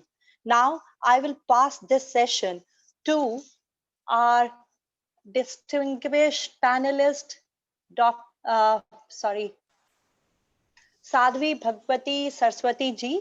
She is Secretary General of the Global Interfaith WASH Alliance and President of Divine Shakti. She is also the moderator of this panel, and she is the leader in India who is taking up women-centric issues and have led to a major change, not only in menstrual hygiene sector, but also in sanitation sector. Her contribution to this sector is commendable. We appreciate and we look forward to hear her experiences and insight in next session. Over to Sadhvi Bhagawati Saraswati ji. It's our honor to have you here. I'll look forward to an interesting session. I think she's there. Yeah, she's live there. And she is going to introduce other members in this panel. Thank you. Thank you so much, Sarika. And it's such a great joy and a great honor to come together and to celebrate World Toilet Day together. And especially so much congratulations on this 20th anniversary of the World Toilet Organization. Our respected and beloved Jack Sim, it's so wonderful to be with you all. And in this panel that we're just starting on menstrual hygiene, which is such a critical element, and I'll share about that in a moment. But I want to just quickly at least mention the distinguished panelists, beautiful sisters I have the wonderful opportunity to be together with, and we'll hear from all of them shortly.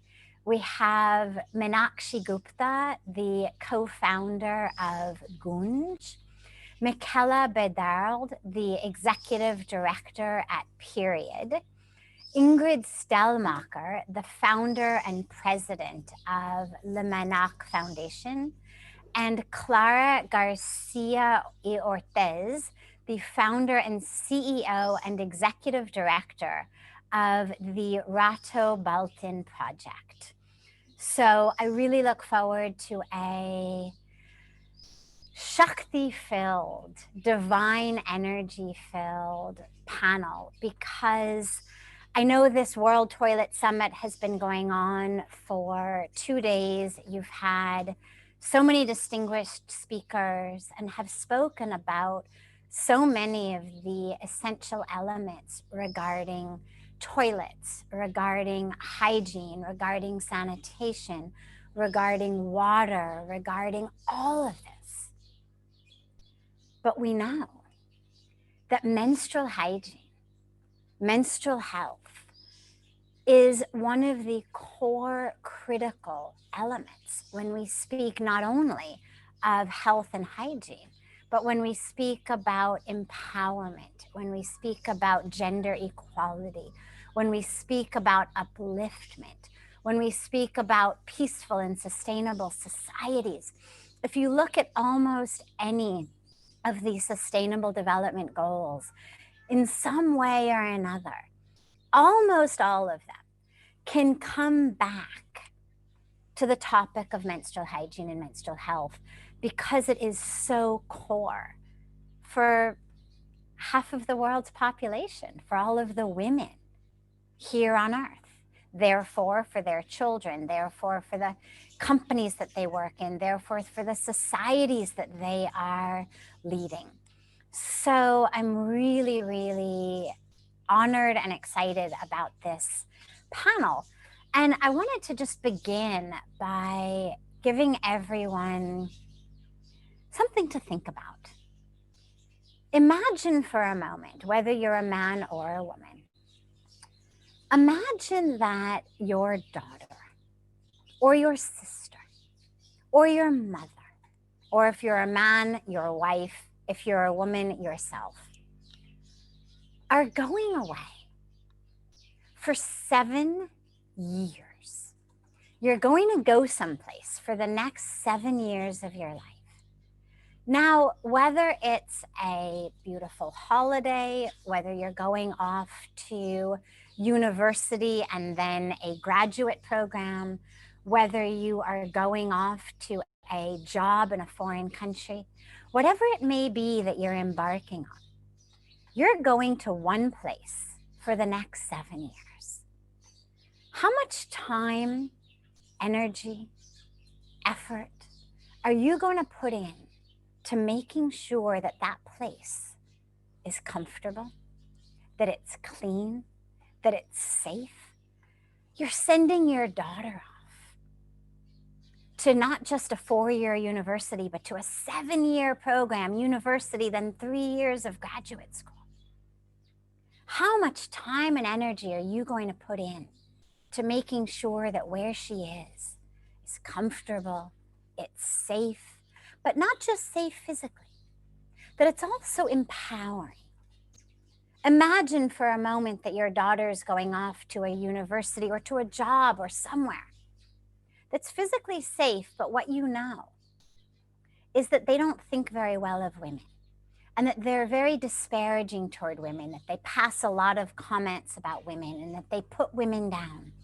They make them feel low or less than. Would you let your daughter go? Would you let your mom go, your wife go? And I begin with this example because the average woman spends 7 years of her life menstruating. 7 years. We go away to a hotel for one night and we're searching online everything. Does it have this? Does it have that? What are the rooms like? What are the facilities like? We book a vacation for 7 days or 10 days or 2 weeks. We spend hours and hours and hours, maybe days, planning that holiday, making sure every minute and every moment is comfortable and perfect. But 7 years, where we, our sisters, our mothers, our wives, spend 7 years, do we give it more than a passing thought?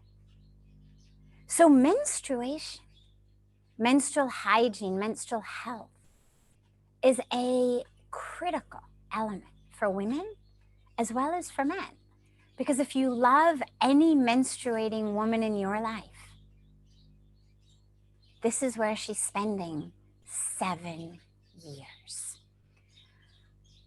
I remember when I first came to India, and I come from a background of psychology. My undergraduate degree and graduate degree are both in psychology. And I remember when I first came, hearing so many of the girls and women say, I'm down. Oh, I can't do this, I'm down. Or I'm down today. And to me, coming from a psychology background, I thought that meant I'm depressed, I'm sad, I'm not in a good mood today. And so I would always say things like, no problem. Let's go to Ganga Arti.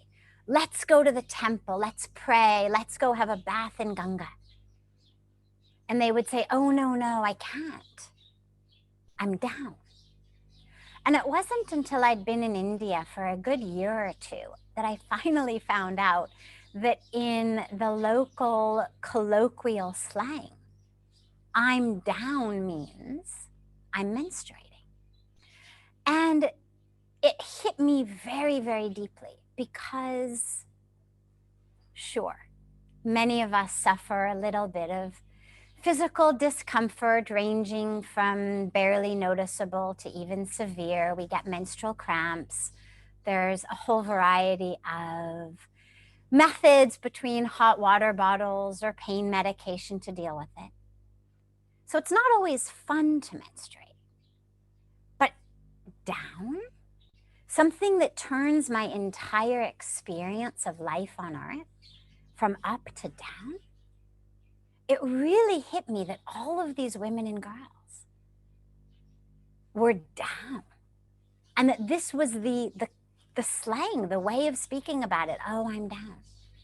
And so I have a very personal mission, and something that through our Global Interfaith WASH Alliance, we've been really working to bring into schools, to groups of women whenever I address women and girls is, no, I'm not down.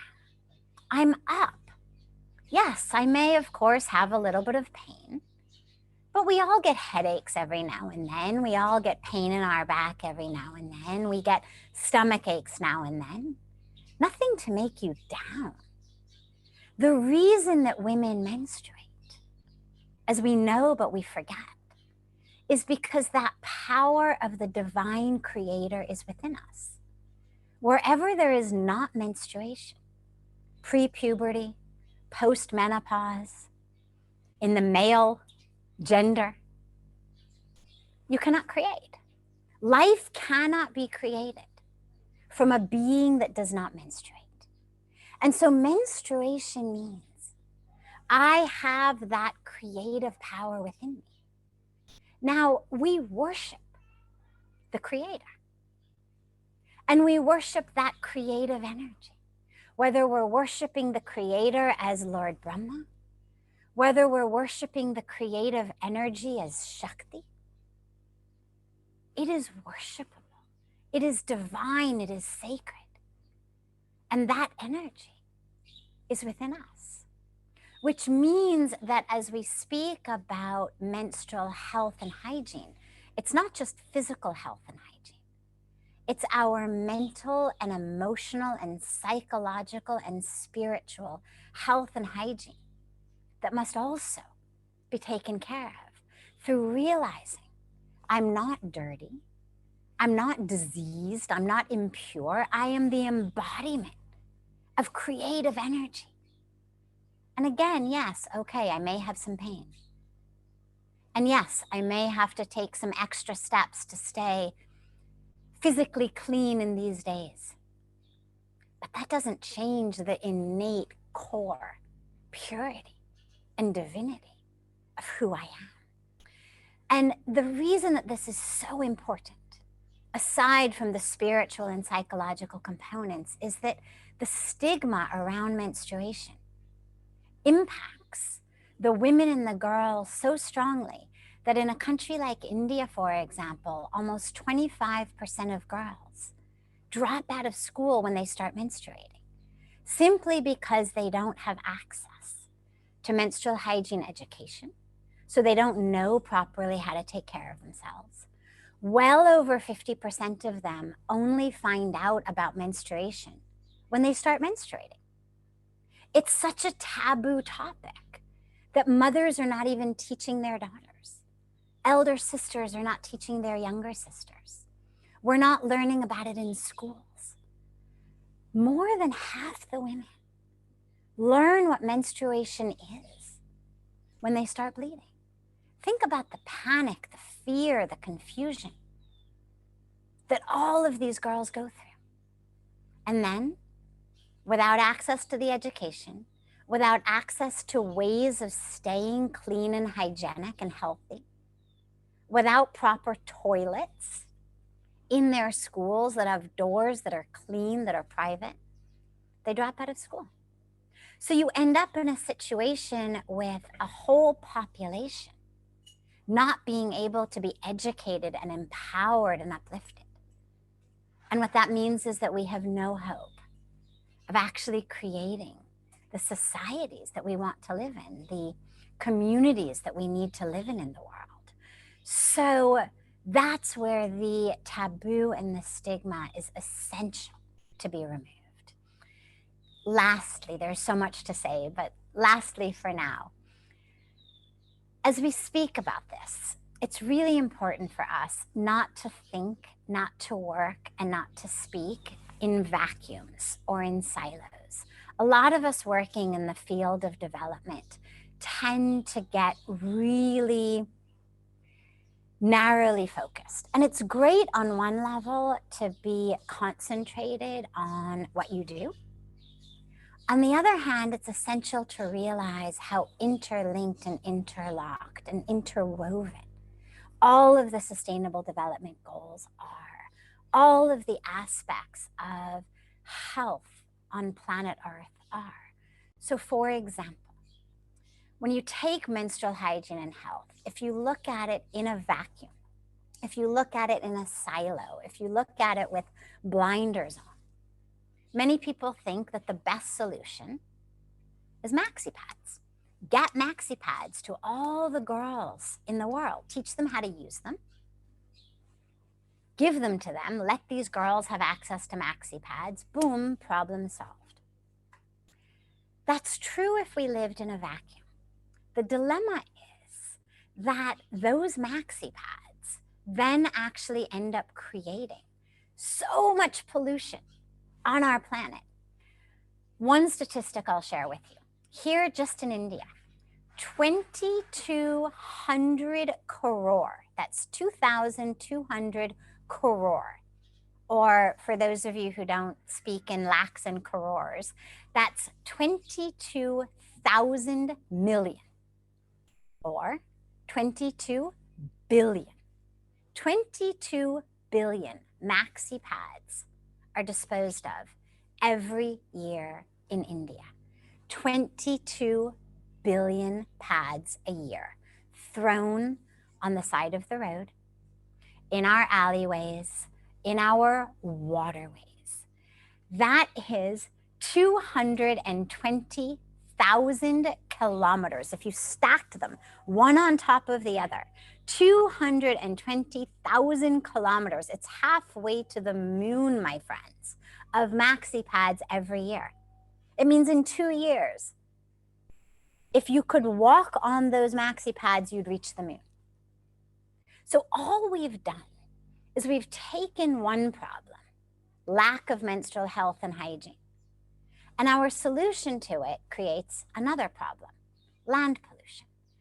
But it actually gets even worse because, of course, those 2,200 crore pads, 22 billion pads, are soaked in menstrual blood. So they're full of bacteria. They then end up in our waterways. They then end up polluting the water that we drink, that irrigates our fields. So it seeps into our soil, it seeps in our groundwater, it seeps in our rivers. A lot of people then think, still in the silo, all right, let's burn them. So there's a lot of people who think that the incinerator, for example, is then the solution to the ground pollution from the menstrual pads. But all the incinerator does is it takes ground pollution, water pollution, and it turns it into air pollution. So you see, these are the dilemmas of this siloed thinking, this vacuum thinking. And that's where, as we come together, we have to realize our planet is a tapestry, a beautiful tapestry that's created from these interweaving threads of menstrual health and hygiene, of environmental protection, of access to clean water, of all of these different beautiful threads of the Sustainable Development Goals we have. And so, for example, here, the solution is very simple. Eco-friendly, reusable menstrual pads, which, by the way, then addresses so many issues of poverty, of rural development, of gender equality, of women's empowerment, because what you end up with then are women's groups in rural villages making menstrual pads. They end up with livelihoods. They end up with money in their pockets. And we end up with an eco-friendly solution that ends up helping the girls, helping the women, helping the societies, and keeping the environment clean. So thank you very much. So with that, on the next, Jack, wonderful to see you. Thank you so much. Wonderful to have you with us on our panel. And as I was saying, did you want to say something before our next speaker? Yeah, I think we need to move to the other speakers. Yes, I was actually just going to introduce Meenakshi ji. Did you have something to share with us before that? Please, Meenakshi next, yes. Wonderful. So yes, as I was just saying, we have with us our Meenakshi Gupta, who is the co-founder of GOONJ, an organization doing fantastic work in the field of menstrual health and hygiene, including the eco-friendly solutions that we were just speaking about, but also working in so many areas of poverty reduction, of rural development, of disaster management. We've had the great joy of partnering together with GOONJ in a lot of different times and ways. So it's a great honor to ask Meenakshi ji to share with us this morning. Thank you, Sadhvi. It's an immense honor to be here with such a revered gathering. I was hearing what you had to say, and of course, what from the earlier session, from what Jack and others were talking about toilets. Yes, totally agree. We are in a tapestry of various different strands, not just of issues, but of people whose hearts beat for different things, but those hearts are all connected. I have a brief presentation I'd wanted to share with all of you. If the organizing team can maybe put that on, I'll just like to talk about a little bit about what GOONJ has been doing in the past 15 years on this issue. So, I mean, just to sort of, I don't know, for people who don't know much about GOONJ, GOONJ basically started very quickly. GOONJ started in about 21, 22 years ago, focusing on the issue of clothing, cloth as an unaddressed need of people. As we all say, food, cloth, and shelter are the three basic needs of human beings. But somehow we found that cloth has been sort of missed out as a issue on the development work. So our focus has been to try and bring in the cloth as an issue to the development sector. And while on that journey of understanding the role and relevance of cloth for people, for human beings, one of the issues which emerged is how cloth was such an important thing, not just for covering the body, but also for this issue, for menstruation, for women. For women across India, especially in rural India, poor women who did not have much of an access to various resources. So cloth, therefore, has a huge relevance for this issue and for poverty. And so it's a kind of a common binding factor for that emerged for us to understand the issue of menstruation. Next slide, please. So our founder, Anshu Gupta, who's also the person who actually connected the work of GOONJ on rural development to the issue of menstruation, he talks about menstruation as not being a women's issue, but being a human issue. And our work has been centered around trying to make it a human right and a human issue, and to be able to see it in a larger spectrum of issues that people face, especially women face across the world. Next slide, please. So our understanding, as I was saying, it has emerged really from ground up. We did not categorically, I'd like to say that we did not start off wanting to work on menstruation, but when we went to the people of India, when we traveled across the country, when we came across stories of women saying that somebody dying because she had used a blouse which had a hook, an iron hook which was rusted, and she died of tetanus. She had used that blouse as a menstrual cloth. Or another story where a woman said a centipede entered her body because the cloth she was lying outside, and she used it, and because of that she died.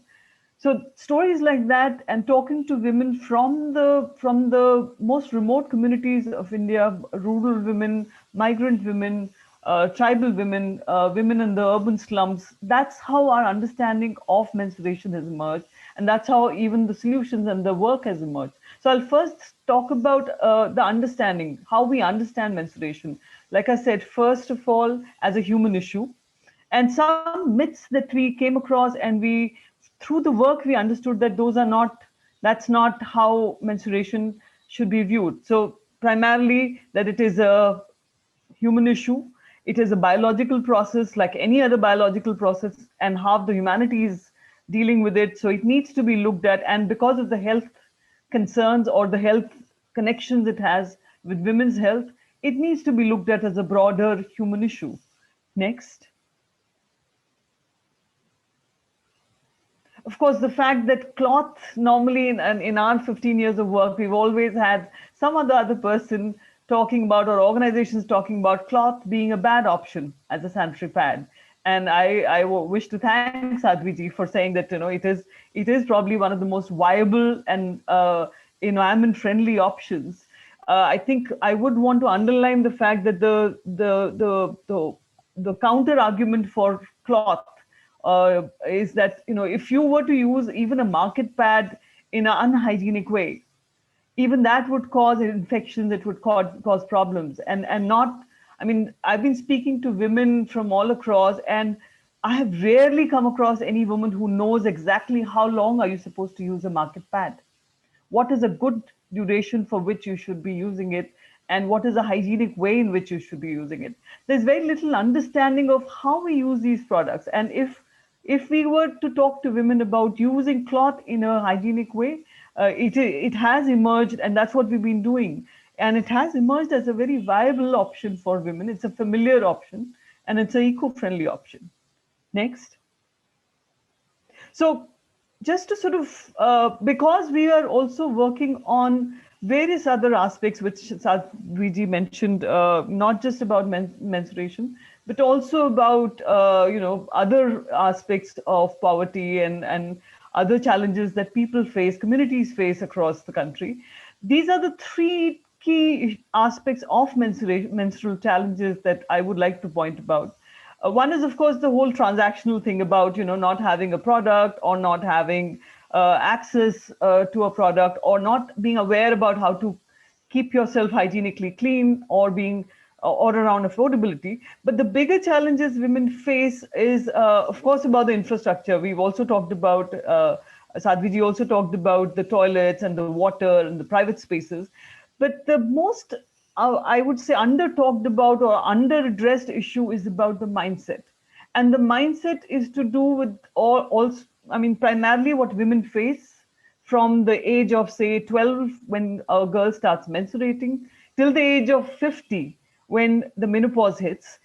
These are like 38 years of women facing the indignity of being told that you should not do this or that, or you should not go here, or you should not sit here. All those indignities that a woman faces for 38 years. I love the fact that you brought it down to 7 years, Sadhvi ji, but I want to talk about the 38 years that women go through this trauma every month. And they have to, and how it affects a woman's psyche, how it affects a woman's sense of self, her sense of her body, her sense of her dignity, her sense of value in the world, all of these things. And of course, about the health-seeking behavior. How does it affect her if she thinks this is something dirty and not to be looked at as an important connect with her health? So these three aspects of the menstrual challenges that we saw women facing, that's how our work has emerged. Next. So just to point out some of the missed out, we know that in India and many other parts of the world, there are a lot of efforts or policy level decisions which have been taken on the menstrual issues of women, but there are still some aspects which are left out. And I've just tried to point out about the populations or the constituencies of women who are still feeling left out in the talk about their issues, their menstrual issues in the larger discussion. So sex workers, disabled women, transgender menstruators, Migrant women. I mean, in India, we just had, and I'll come back to that a little more, about how in the time of COVID, so many women walked back from the cities to the villages of India, and they had nothing on the roads, nothing, nowhere, no talk about how they were dealing with their menstruation. So just to point out those missed out voices in the larger discourse. Next. And of course, the missed out issues. I have touched upon that, but from the larger focus of GOONJ on dignity, to bring out the dignity principle in development work, we feel it is a direct connect with how a woman is treated in her menstrual time, how it connects to her dignity. And that is something I think that is again, we feel a missed out issue, which needs to be brought into the discourse. Next. So coming to so we have an initiative which is dealing with, where we work on menstrual hygiene. It's called Not Just a Piece of Cloth, and the acronym is, NJPC. But not just a piece of cloth is to underline that what we consider as just cloth, for the world, for a woman who doesn't have anything, that piece of cloth has a huge significance. Next. So it started, like I was telling earlier, it started on the basic need of clothing.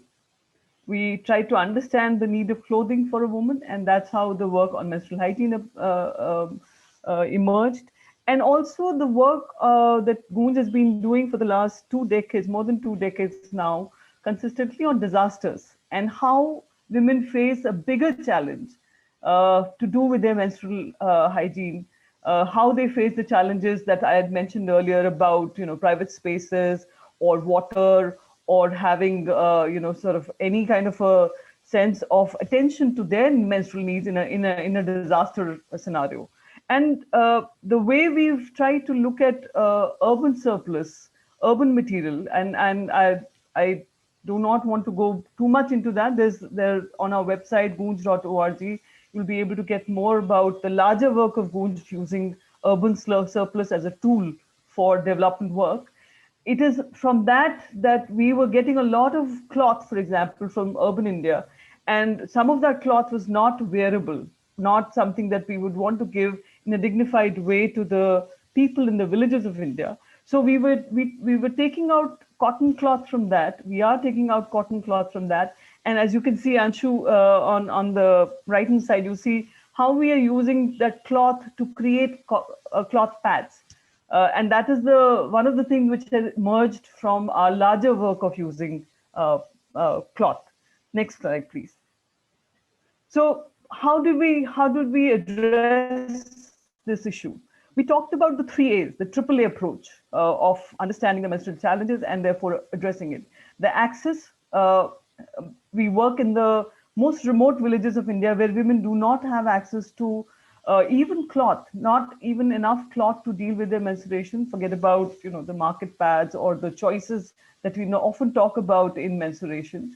The awareness, of course, that women do not have enough awareness about how to deal with menstruation. They do not have enough awareness about understanding how it connects with their health. And of course, the affordability. That is something which, given the poverty levels and the numbers speak for themselves, I don't think I need to go into the numbers of, and I think when we talk about poverty, we think of food first, that is if a person doesn't have enough food, but poverty really manifests itself in different ways. It also manifests itself in the need of clothing, in the need of private space, all of the things which we want or we seek to have a decent well-being for ourselves. Those are the issues that women face in the most remote villages of India as well. Next. So 3 things, and I will ask. I mean, I'll want some questions maybe if there are later. But 3 aspects I'd like to touch upon. One is how we use the cloth pads.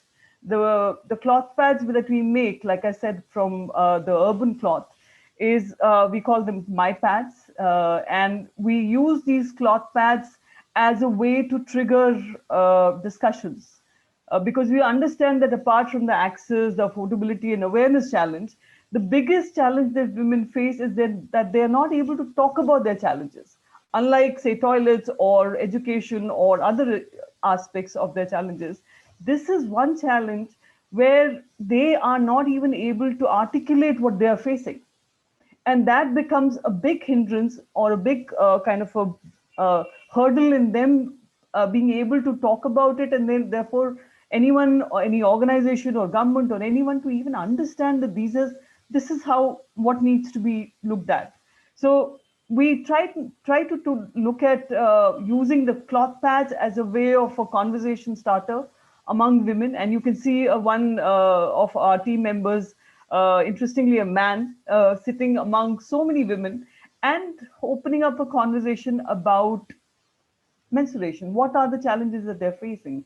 So the work of listening to women is, we think, is the first work before we actually go into creating local and in community-led interventions. And next, please. And the third aspect is, not just talking to women about their, issues or talking to them about menstrual hygiene, but getting them involved and, getting them to participate in taking action against their own issues. So the GOONJ model, and we call it dignity for work, is basically asking women to take some action against their issues. If a community of women say that we are facing a challenge of water, or of a private space, or of any other issue that they are facing locally, then we talk to them about what do you want to do about it, and what action are you willing to take against it. And then women come up and do things together in each community, and those solutions and problems are all localized, all coming from the ground up. So it's not as if GOONJ goes into these communities and says, this is what you should do. No, we ask them, we listen to them, they evolve their solutions, and we stand with them. And these dignity packs, we call them, of the pads and all the other key things we want to reach out to women, they become like a reward. They become like an acknowledgement of what they do, what women do. And that's the most crucial part of, because that tells us how women are taking action, how they're getting empowered to deal with their own menstrual issues. Next. And then, like Sadhvi said, about how do we create localized solutions, how do we create livelihood? And GOONJ has been doing it on scale in its own processing centers, and also by engaging women in various rural areas of India. And this is something which is, I think, the most sustainable thing, as Sadhvi said, that this is something which connects to a lot of issues that women are facing, because economic independence or being able to take action against their own issues beyond not just menstruation, but also other aspects, the economic, the affordability part of it, the education part of it, all of those things are all interconnected. And we therefore had to link it back to the livelihood as well. Next. So just to come back to the MyPad that I was mentioning about, it's a pad which has, it's a pack of 8 MyPads, and it has a pad cover which women can take out and use again. It has an information leaflet which is all very pictorial and graphic, not too much on the textual part.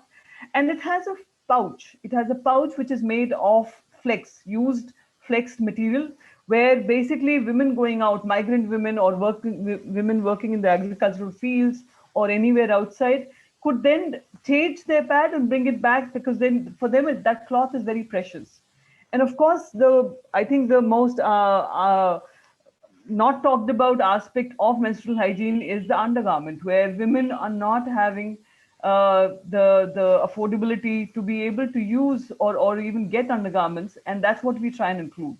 And of course, the outer pouch is also made of cloth. Next. So just to highlight that the scale of what we are trying to do here, we have in the last, in 2014 to 19, we already reached out 3.4 million units of MyPads. And that is all cloth that we got from urban India, cloth which was typically headed to the landmines or was going to go waste in the rivers and things like that. And the numbers speak of the acceptance. We've not had anyone, any women in any part of rural India or even slum India saying that we don't want it or that this is not useful for us. We've had actually women asking for more. So the gap between what the cloth we get from urban India and what is needed in rural India is still quite big, and we are constantly trying to fill that gap. The Break the Silence meetings are again a very important part of what we do, because that's where women really get to speak up and understand about their challenges. And so next slide, please. So coming down to COVID, and I think I would say COVID is a disaster of a global proportion, but COVID also has reminded us what women actually go through in these various natural disasters, have been going through in the past as well. But COVID was a time when GOONJ actually had to adapt to the new realities of lockdown, of social distancing, of all the logistical routes and systems all breaking down. So it had to sort of rethink its work and reimagine as to how it would respond to the challenges of women. Next. So we talked about we had to decentralize all our work. We had to go apps completely local. We had to reach out to women and our own networks, which were already in place before COVID also, and make the use of or tap into the systems and the local processes that were that had been in place even earlier. So the reaching of pads and improving access of women happened. We also made pads a very crucial part of our relief kits in next, sorry. So yeah, I mean, we had our community workers, our partner organizations, our volunteers, local volunteers in the villages of India to come out and speak to women and reach pads. So all of that network that was already in place was used in a big way. And we also took the production of pads entirely to tribal areas and to tailors who had lost livelihood even in the cities. So we completely decentralized the production and the reaching out in different parts of India in the time of COVID. And I think, sorry, next. I think the most important thing that has happened in the time of COVID, I think we forget that COVID was also a time of many natural disasters across the globe. In India, we saw one of the biggest cyclones in Amphan in West Bengal, in the northeastern part of India. And the women and their families and communities all across faced multiple disasters, not just COVID, but also cyclones, losing their homes, losing their livelihood, everything. So it was a question of integrating menstrual hygiene very deeply into our disaster work. And that has been a constant thread which has run through our disaster work. So we really had to intensify all across the country. While as earlier in disasters, we would typically, you would have a disaster in one part of India and rest of the country would come out to support it. But here in this case, the disaster was all across, and everyone, even people in cities like Delhi and other metros and all, were also affected. So it was a question of fully integrating the comprehensive aspect of where menstruation sits in the larger spectrum of issues that people face. Next. So impact in the time of COVID, I think we ended up doing in the last 8 months, which we would typically end up maybe do in a year. But in the last 6 months, we ended up reaching out the maximum capacities, 41 100,000 kgs of ration.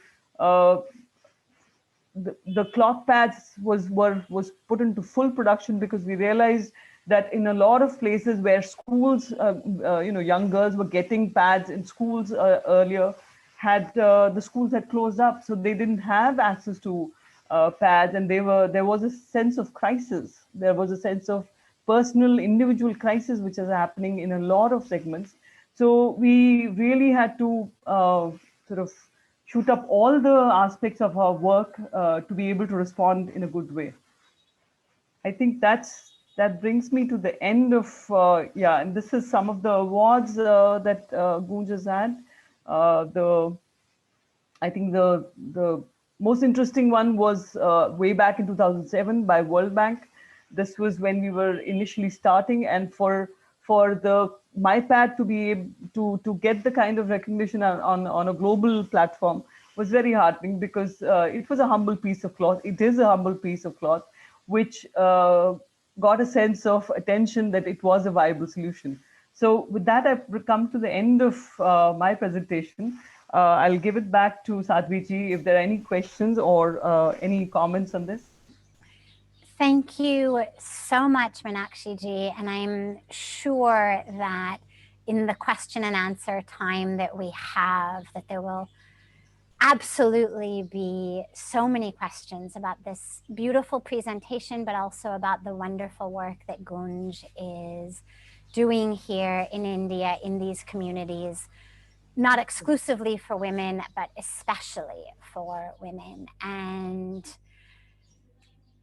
the piece of cloth certainly may be humble, but humility can coexist very beautifully with greatness. And I think it's important for us to realize that although the cloth may be humble, we're realizing more and more its greatness on every level, especially as we're speaking about menstrual hygiene here. But that's not even the only way that especially the eco-friendly hand-spun cloths are able to be of such great importance in uplifting this nation in so many ways. So thank you so much for this great presentation, and thank you also for the beautiful, beautiful work that under your leadership GOONJ is doing here. And we now have the pleasure of moving on to Michela Bedard, the Executive Director of Period, which is a primarily youth-run organization dedicated to bringing menstrual access, products, availability to those who really need it. And I was actually just seeing that during the time of the pandemic, they have distributed about 2 million period products to menstruators in need. Because of course we know in times of disaster, whether it's refugee situations, whether it's natural disaster situations, whether it's a pandemic, while so many are engaged in bringing healthcare or in bringing food or in providing education, aspects of sanitation and hygiene, whether it's toilets or whether it's menstrual access, are things that tend to get so easily forgotten. So thank you so much, Michela, for joining us and for the great work that you're doing. And we look forward to hearing from you. Thank you so much for the introduction, Sadhvi. I'm so happy to be here. It's deeply an honor to be here with this incredible panel, especially because we come at period poverty from such a US base. This is really incredible for me to learn so much about every other organization. Period, the menstrual movement, was founded in Oregon, here in the United States, in 2014. It was founded by high school students, primarily focused 6 years ago in providing menstrual supplies to homeless menstruators here in Portland. But the idea of youth taking on this challenge caught on like wildfire here. And in the last 6 years, we have started over 1,000 youth-led chapters, primarily in the United States, but also around the world. We have had chapters in 52 countries.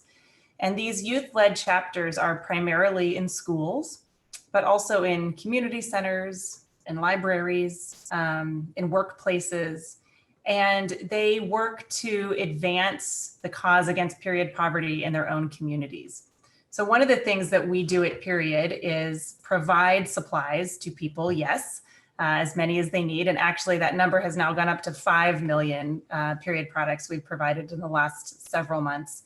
But more than that, we provide resources on the ground to the many chapters working against period poverty in their own communities. So we provide grants to people, we provide policy organizing resources in the forms of grassroots trainings, we help people form coalitions, we give them access to decision makers when they are working in policy to take down things like the tampon tax, as we call it.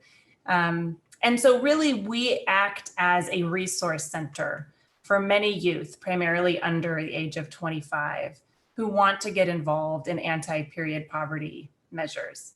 The youth involved in our organization really see themselves as activists. They see their generation as the one that will solve this issue. And I think they really understand that the rampant period poverty in the United States is an issue that intersects with gender justice and racial justice and economic justice, particularly in the last couple years here in the United States, as the youth have become more and more involved in political and social activism. This has become a big topic.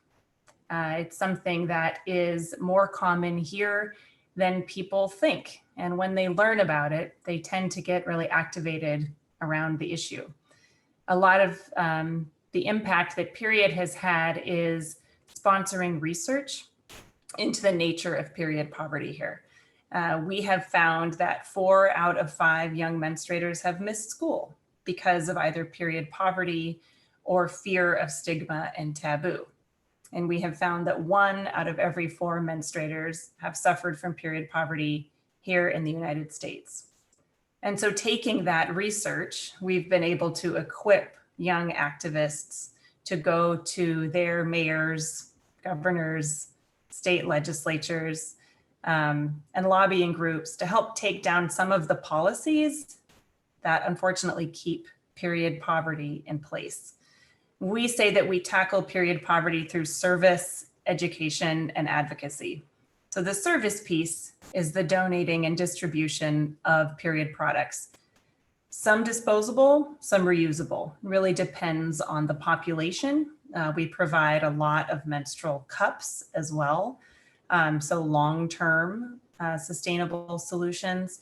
But there's certainly a population of homeless menstruators here that prefer disposable items because they are used to using them and aren't familiar with some of the more sustainable solutions. So that's where a lot of our education programming comes in.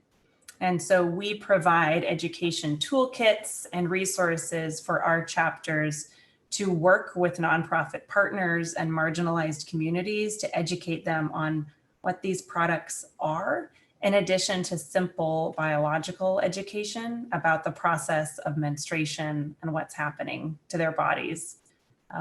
As was touched on before, when menstruators come often from a time of trauma, especially, they haven't been taught these things. And so we work as allies, really on the ground with them in local communities to educate them on what menstruation is and how to get over a feeling of shame or taboo around it. And then our final pillar, advocacy, is perhaps what we're best known for. And that's really helping to galvanize a grassroots group of young activists to make this a mainstream issue. We don't believe that there should be a reason for taboo and stigma in 2020. And the young Gen Z here in the United States feel like they are the folks who are going to finally fix period poverty. But we aren't only in the United States. We have chapters of young activists all around the world, and we work with them daily to connect them to one another and to other organizations doing similar work to help them build their own communities and coalitions on the ground.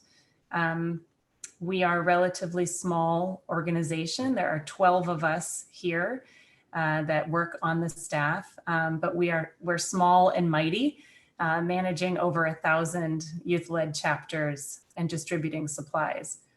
You know, the numbers that we share about the number of period products that we provide every year, that's really just what we in our main office and warehouses fulfill here in the United States. Our chapters all around the country and world distribute many millions more. And there are many local nonprofit organizations and NGOs that rely on local period chapters to help them receive products every month. And so we really aim to become a reliable institutional nonprofit that can be here to provide anyone who's engaged in the anti-period poverty space with the resources that they may need. We've also begun a granting program where we provide micro grants to youth-led menstrual equity and anti-period poverty organizations to help them better organize in their own communities. And that has really been a wonderful program for us to begin this year to more directly share resources rather than see so many marginalized communities want to help out menstruators in their own neighborhoods and communities and just not have the resources to. So we are aiming to really grow those programs over the next year or two as well. One of the examples that we're proud of, and these happen all the time, is state by state providing youth to give testimony and energy to taking down the tampon tax here. Because menstrual supplies are not considered an essential good, they are taxed as any commercial item would be taxed. And so we galvanize our youth-led chapters in each state together to bring this up through their legislatures, to testify against it, and to ultimately help take it down. And we're really proud of those small victories. You know, every small victory like that helps take away the taboo and stigma and helps people realize that over half of the world menstruates. And not only are they deserving of these essential supplies, but in fact, they are essential. I think that nothing has proven this more than the pandemic, when we saw long lines for food boxes through our cities, which we still see. They were provided food, but not any other household goods. And many of the government financial assistance programs here, they may provide food for needy families, but no finances in the way of household items. Or if they do, it is a temporary program that often is not enough. So we have the ultimate goal of making sure that period products are seen as essentials for all menstruators around the world, and for working with as many of these other wonderful organizations as possible to build power together.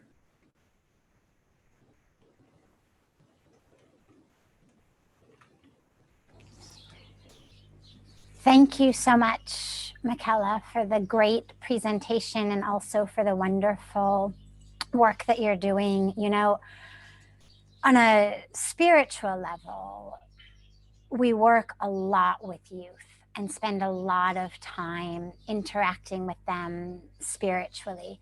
And one of the really common issues that arises is they have so much to say no to. They know what they're against. They know what they don't want to inherit in the world. But there is a great challenge for them in finding that which they want to say yes to, and that is actually accessible to them, and that isn't a situation where they're going to be told, oh, you're too young, oh, leave it to the elders. And an organization like this one that is of youth, with youth, not just for the youth, of course, but for all, but that is really utilizing the youth's vision and their energy and their passion and giving them something to say yes to, and yes in a big way, and yes in an impactful way, is something I think that will have ripple impacts, of course, in the world of menstrual hygiene, but I also think it'll have ripple impacts beyond that, because youth who are engaged on this type of level when they're young develop what we call in the Indian spiritual world a sanskara, a pattern, an impression upon their psyche of being engaged, of being of service, of knowing what to say yes to, and giving their time and their energy and their abilities for that. So I see this as really a win-win, a win for menstruation, but also a win for youth who may end up in a wide variety of fields, but full of that, those sanskaras, that energy of knowing what it's like to be part of the solution rather than part of the problem. So thank you so much for that, and also for highlighting issues of homelessness. And, you know, especially in times of pandemic, I know within the United Nations, there's a massive emphasis on leave no one behind. And a lot of us working in the development fields are working with leave no one behind. How do we ensure that whatever field we're working in, whether it's education, whether it's gender equality, whether it's WASH, that we are not only giving it to those populations who are typically and easily served, but that we're ensuring that no one, no population, no marginalized group is left behind. So thank you so much for also making sure that in times of pandemic and otherwise, no one is left behind. And it's wonderful to have you with us. And I look forward to the world that is run by the youth who are being engaged and empowered today. It's a beautiful, beautiful joy to turn the floor over to our next speaker, Ingrid Stellmacher, the founder and president of the Menach Foundation. And I apologize if I didn't pronounce either of those names correctly. Perfect, you did it perfectly. Oh, fantastic, thank you. And you are working very passionately and very effectively in bringing about equality, gender equality, in areas of policy, of governance, of ensuring the role of women in peace building, in security, in all of the places that we really need to make sure that women are at the table, in the boardrooms, their voices being heard, their decisions being implemented. So thank you so much for that great work, and we look forward to hearing from you. Thank you, and I want to thank the previous speakers as well. What listening to Meenakshi and Michela just now just highlights is the breadth of the work that's already being done, and the power that comes from these networks to actually influence policy change, but behavior change. When actually mentioned mindset and culture, women are very powerful contributors to the GDP of their countries if they're allowed to be. So why would any country want to limit the amount of financial increase in value that could be added not to just families or local communities, but also on a national level? So that's one tack that we can come to include in that suggestion about women being able to have the power to have the decisions over their own body, what happens to them, because obviously periods are something that happen to you, and therefore there's not much you can do about it because it's going to happen. So the work that Michela's doing and Meenakshi, they're giving back the women their power, and particularly I'm thinking of the livelihoods that they're incorporating with that work, which is extremely important. IDE, which is the International Development Enterprise, which I worked with some years ago, do a lot of focus on sustainable livelihoods and giving back women the power that they need. And those voices are so important, not just on the fact of the education that you can impart there, but it's educating the policymakers at higher levels, from their community which have huge influence, obviously, around them and for their children, but also at a higher level. And it's that aspect of it that I find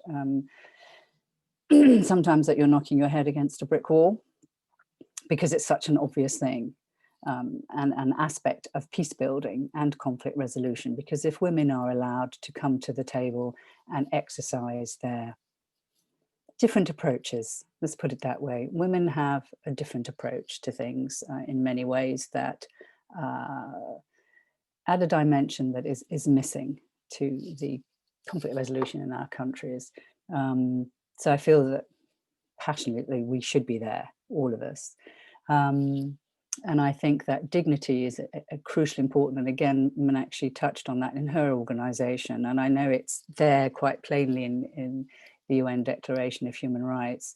We have a program called the Dignity Diaries, which I launched actually at the UN in 2014, and that was looking at the role and impact of dignity and honor for that particular audience, and in just the lives of everyday women and men, of course, because it's a two-pronged issue that we're trying to deal with here on just keeping lives small because we're not allowing the power that is theirs to be exercised. The Dignity Diaries is a way of just allowing people to talk about how they engage with that and how it impacts them, and often they haven't really even considered it. They haven't really thought about what it is, and I know Meenakshi touched on that again with allowing women to articulate what they're feeling and what their problems are. But with the diaries, it's a way of allowing people to speak in a safe space, to talk about the way things impact them, and actually to talk through with other women, but without any confrontation, and also other men. So it's become quite a powerful platform, from refugee integration to military discussions. It's a whole range of issues that it touches. And obviously the menstrual hygiene issue is hugely important. The taboos around it, particularly for men, and it's very encouraging to see men working in that environment, are impossible. It's just such a challenge, and it's unnecessary, because this is something that the patriarchal side of our systems want to see a next generation. They want to see incredible young people coming up, and they have to be nurtured, and they have to come in a particular way, and the only way they come is through what's happening to us as women in that cycle. So it's massively important. Education is another aspect that we focus very much on, and not just for the women themselves, but also at policy level, because if they're not aware of it, little is done. And I'm thinking particularly in the community level. So the work we're doing follows very much with both Michela and Meenakshi, but coming from, as I say, a conflict resolution and peace building aspect. Because if women, as you rightly have pointed out, are not at the table, those voices are missing, and they're not able to help the way forward for other women. So that's the work that the Menach is doing, and it fits very well in with the WASH programs, and also in India with Montage Initiative, which I'm also involved with, which looks at helping increase the livelihoods of rural women in India. And we have been looking at actually the pad kind of situation of helping to increase those livelihoods and that particular aspect of helping themselves. There are some villages around Vrindavan we've been working with microfinancing. So having that multi-pronged approach and being able to network in large arenas becomes very important, because it's such a complex and multi-pronged issue that touches everything, again, as Meenakshi said, and the work of GOONJ is just amazing. I mean, it's such an example of what you can actually do. And I know you mentioned the humble cloth, but what an important thing. It just goes to show that with just one small thing, it can change huge amounts. And I think that's really a good example of everybody on this call and everybody who might be listening. You might not think that something you will be able to say to your local government about the tax on on tampons, which I think it highlights really in the United States as well, that you would not be thinking, or a lot of people would not be thinking, that in a developed country and the richest country in the world has this issue, but it's not considered an issue, is it? So we need those voices, but something very small can make a huge difference. So I don't know how many people are going to be listening to this on Facebook or pick it up at some point. We're talking to one another, we're great to network, but we know what the issue is, and we can find out more by working together. But for those listening, there are small things that they can do to help and connect with our organizations. And also I'd like to hear from them, because as you were saying, the young people, they want to be empowered, they want to get to grips with an issue very often. And while they remain young, that's great, but the young people are not going to be young forever. And at some point, the people above them in those hierarchies and institutions and decision makers will have to step aside, and they'll get the opportunity. And the question is, will they be ready? And I think they will, if they engage with the kind of initiatives and even just conversations that are going on at the moment. I don't have a lot to add on the front of connections of the work we're doing on advocacy, other than really the Dignity Diaries focuses on counter-narratives. So inclusive communication and counter-narratives, how do you change the story? And you have to work at a very base level with the groups that you're connected with.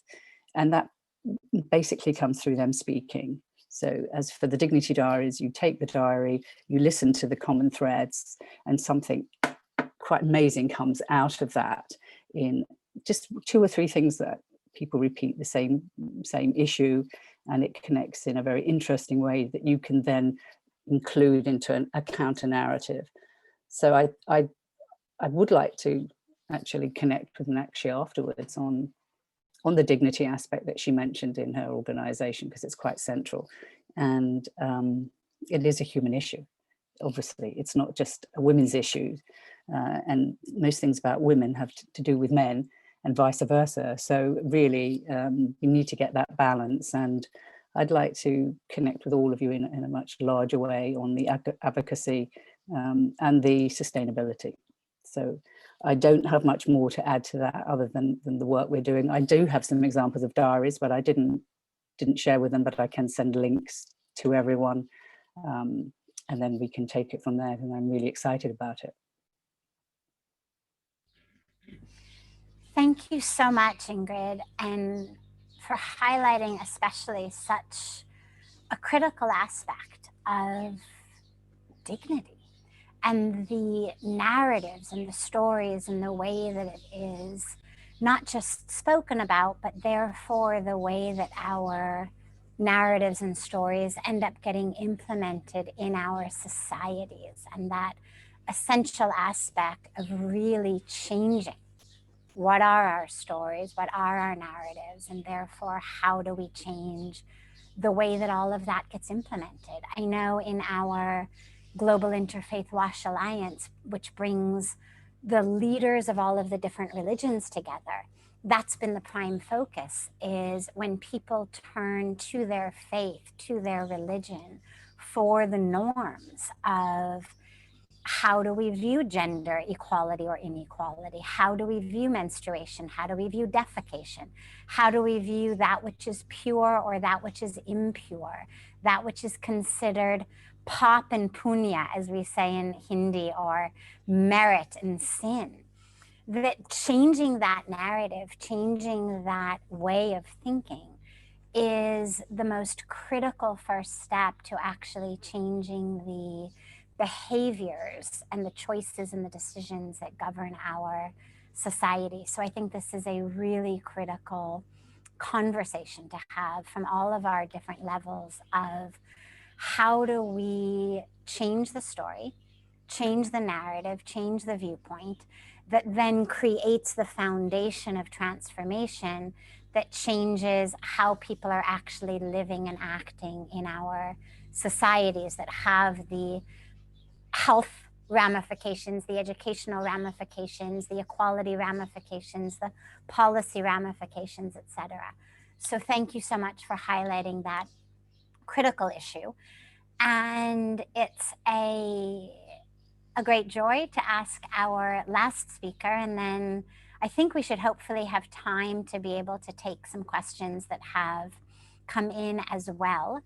Our last speaker is Clara Garcia Ortés, the founder, CEO, and executive director of the Rato Baltin project, which is based in Nepal, and it's working to eradicate something called chopadi, which is this practice of girls and women being sent off into very small huts and other small enclosures during the days of their menstruation because they're seen as impure. And so rather than it being a time of empowerment, it is a time of banishment. It's a time of stigma and taboo. But also, of course, these small huts have all sorts of negative health ramifications. So her organization is working to eradicate that practice and all of the beliefs that accompany it. So Clara, thank you so much for joining us today, and we look forward to hearing from you. Thank you, Sadhvi. Namaste, everybody. When Sadhvi started the panel, she was speaking about 7 years that a woman menstruates. Can you imagine that 7 years being in a small hut outside your house, being in the forest, being in any place but no inside your house? 7 years feeling you impure, feeling dirty. That is what Nepalese, West Nepal women are feeling, okay? Like Ingrid was telling, dignity is a really important thing. And these 7 years feeling dirty takes away all the dignity from Nepalese women, okay? I will share a small presentation, a small video more than the presentation, and so you will understand what chopadi is and how we work really quick.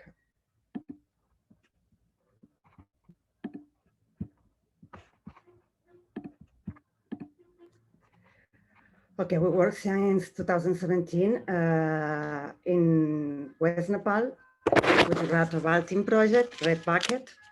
Rato Baltin is a program that works with participatory photography, with sex education, menstrual health management, menstrual hygiene management, and menstrual cup to eradicate chopadi. Chopadi is a tradition that considers women and girls impure while menstruation and exposing them to daily environment. Here comes the small video.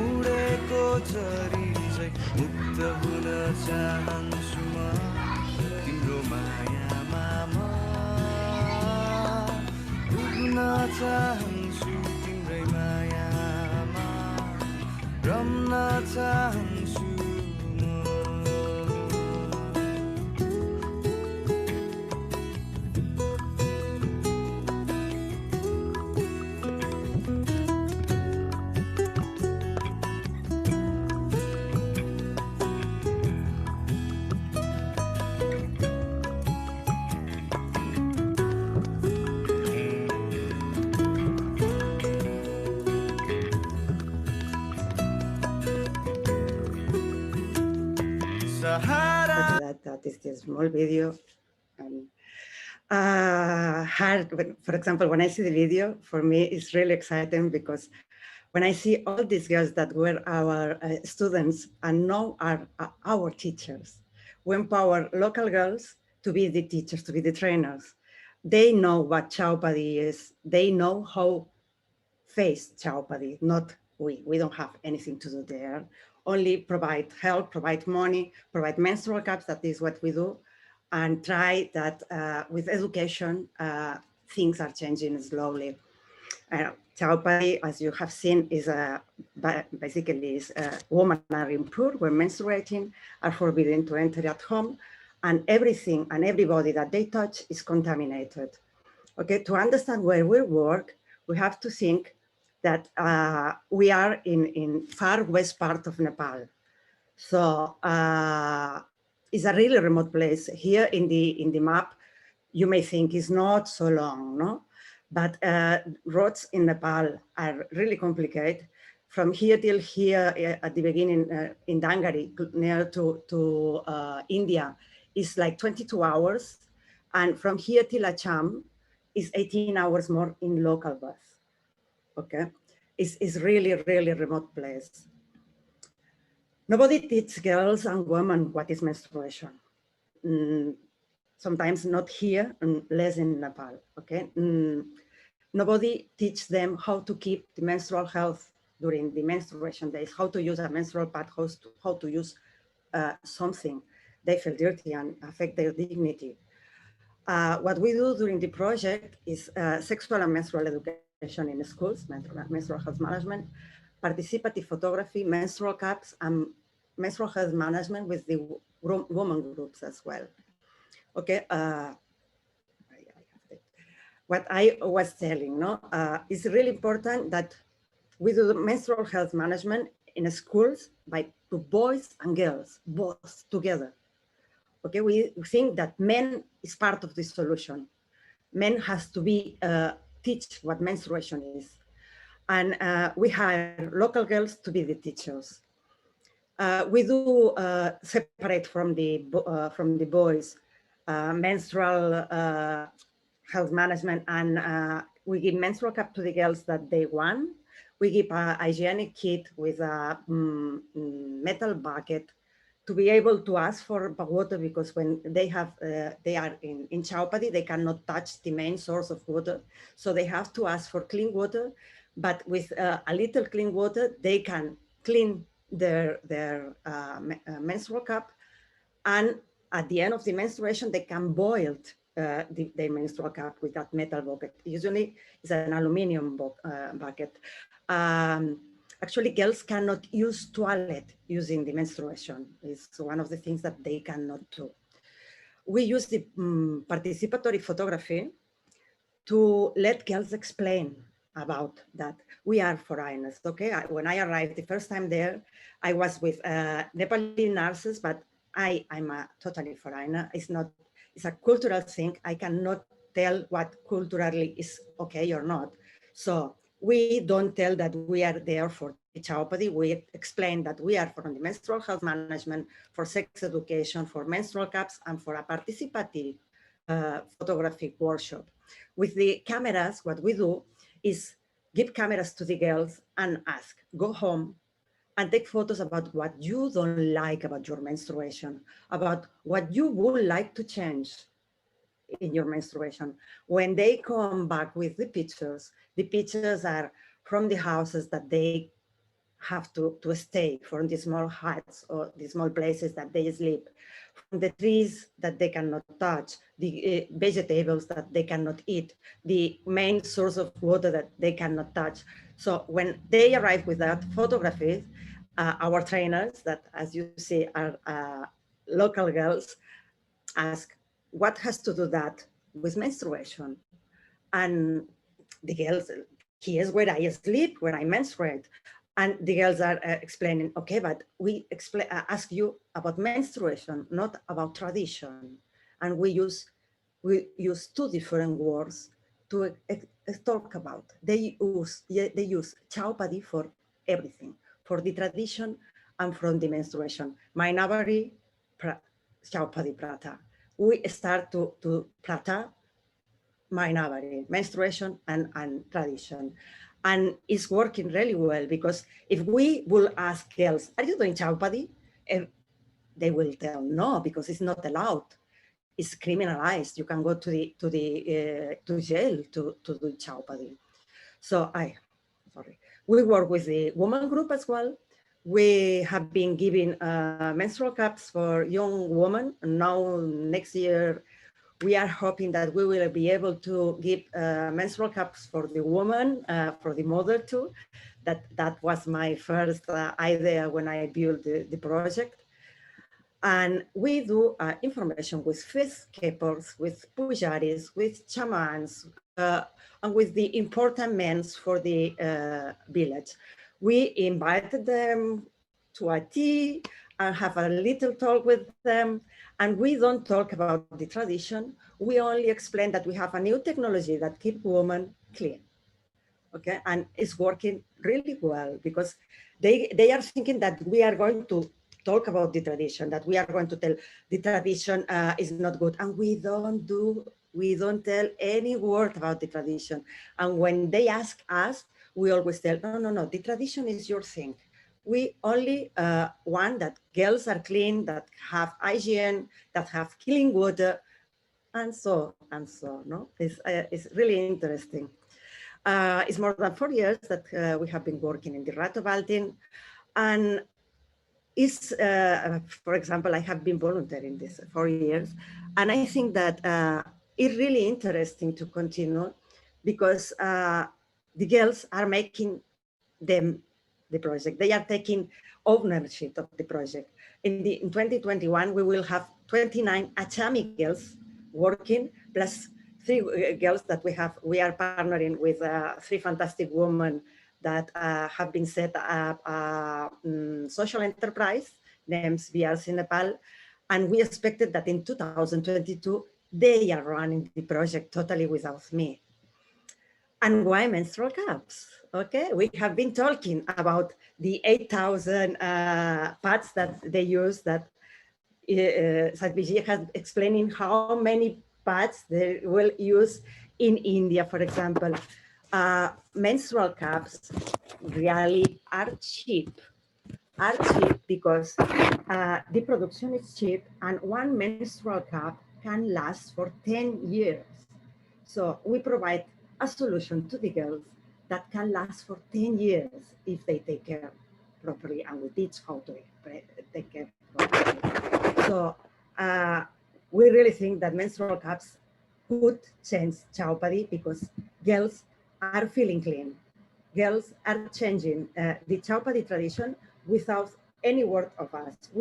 Without we telling stop the tradition, they are feeling clean. When they take out their menstrual cup, they see that their blood is clean, that don't smell to anything, because it was not with oxygen. The blood is poor. Actually, this blood will be good for growing plants. It's a sacred thing. It's fantastic. It's the life. Is what the baby will have used for having their house, no? And there are changes for the first year. From the first year, it has been changes. I was really surprised the first year when girls have started telling us, because I see that I'm not dirty, I start to ask my mom to have a thick blanket and don't wash the blanket every night. So now I'm warmer during the night.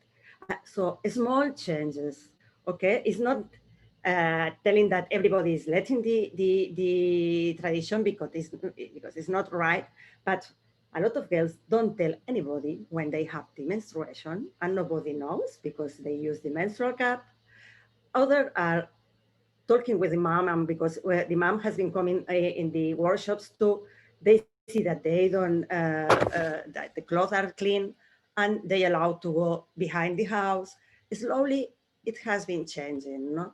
It has been changing, and we really hope that that will continue. We have cups for continue with the project, and we think that is really necessary. We don't have money. That is our big problem is money. But we have CAPs. We have people that is doing CAPs that want to help. And I invite you to visit our web and our work. And more or less that is, because we are running late of time. So thank you very much to everybody.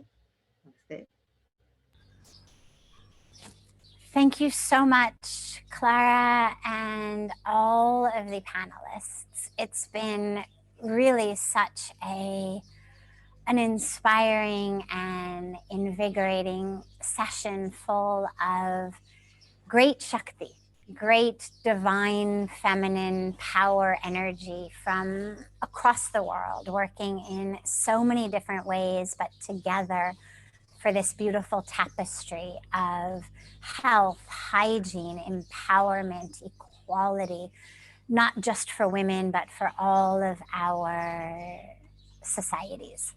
Unfortunately, we don't have time to take questions, but if I can just for a moment before concluding, turn the attention of the attendees to the chat box, in which I know that all of the panelists have put their contact details and everything like that.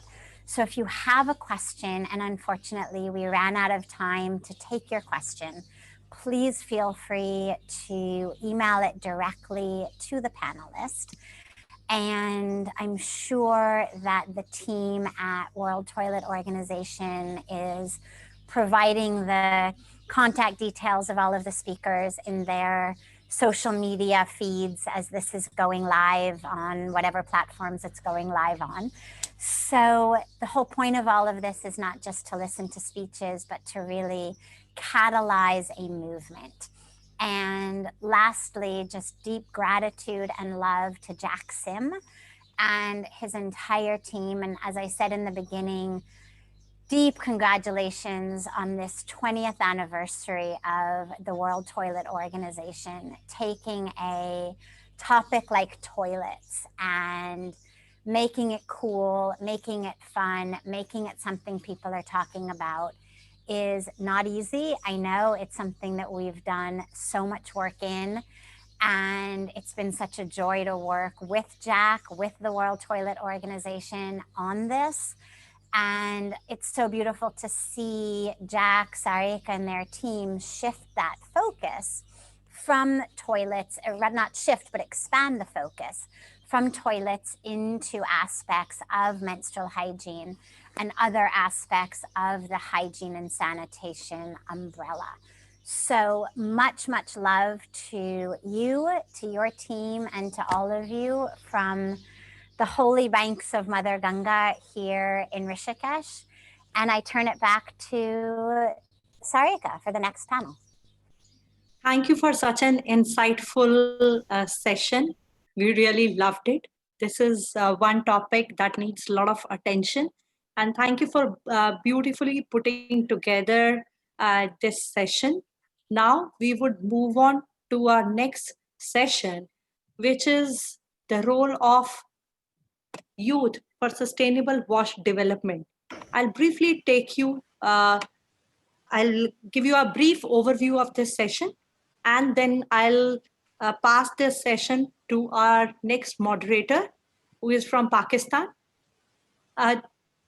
As we know that there are about 1.2 billion young people aged in the age between 15 to 24 in the world today, the largest youth population ever, according to UNFPA. It is an available untapped resource that can play a crucial role improving the state of water, sanitation, and hygiene in their respective countries. The session would cover the role of youth in WASH, how they can create awareness about health and hygiene issues, how they can be instrumental in capacity building initiatives globally, and how we can use them as a resource as youth leaders to facilitate a change for menstrual hygiene. Now I would pass this session to Mr. Muhammad Bashir Babbar, who is from Pakistan and moderator for this session.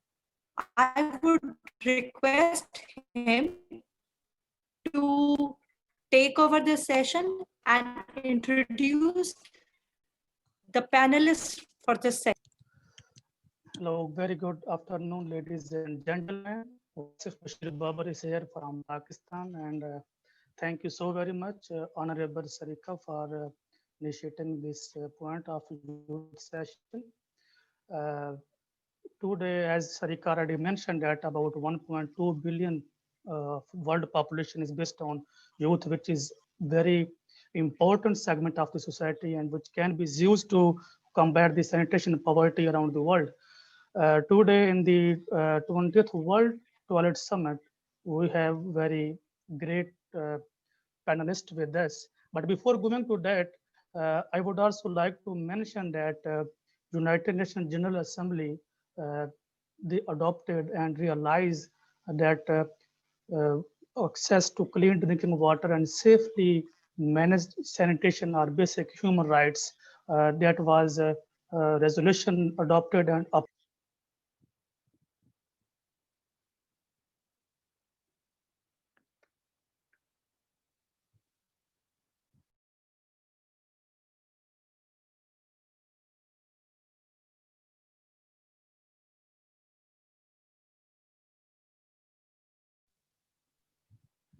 through the resolution. Yes, please, I'm sorry, there was internet issue. There was United Nations resolution, 64/292. They explicitly adopted that access to clean water and safe sanitation are basic human rights.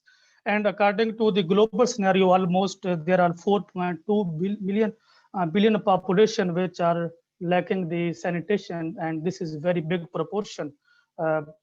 By the way, we have very good panelists with us today who are from different geographical point of view with equal gender balance and very crispy and very touchy segments to discuss. First of all, we have our first panelist and keynote speaker, that is Mr. Muhammad Brigadier Aslam Khan. Mr. Brigadier Aslam Khan holds a unique blend of senior management experience acquired through various military and civil appointments.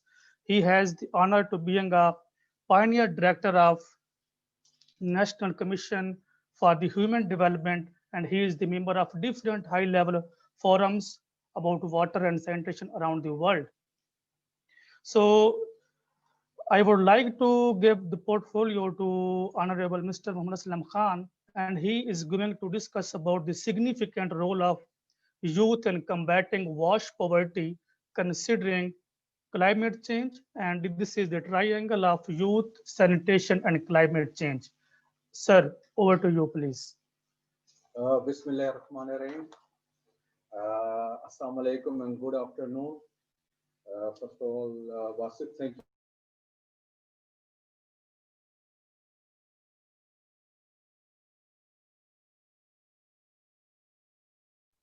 Please unmute.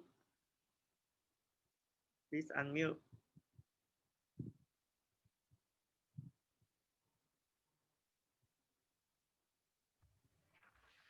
Okay. Is it okay now? Can you hear? Okay. Yes, good now. Okay. I can see my team also sitting there. Good. Mansouri, Amrita, and everyone. Assalamu alaikum and good afternoon. First of all, let me congratulate Jackson and his team for putting such a wonderful show and during this very important 20th World Toilet Summit. And then I can see my team sitting there. Sometimes, people ask me that this is a session for youth and I'm an old man, and why you are sitting there and why you are talking to them. To me, honestly telling you, I feel, and this is my personal experience, that youth is that spark which needs no ignition. The youth are young, do not have prudent. So therefore, youth attempt to do impossible and attempt it and achieve it generation after generation. I've seen that. In Pakistan, you know, now we have a government of Pakistan, Tehreek-e-Istiqlal, which is led by Prime Minister Imran Khan. And if I have to say that how he came into power, I would say that it was the youth who brought him into power, because we had the maximum youth population and they were in favor of Imran Khan to bring about change. And that is why you see in Pakistan things are changing for good.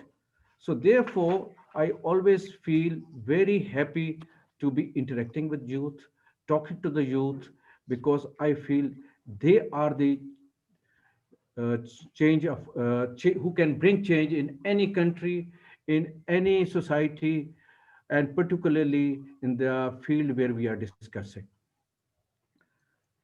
You must have heard a story about that water boils at 210 degree, and once you increase 1 degree temperature more at 211 degree, it becomes steam.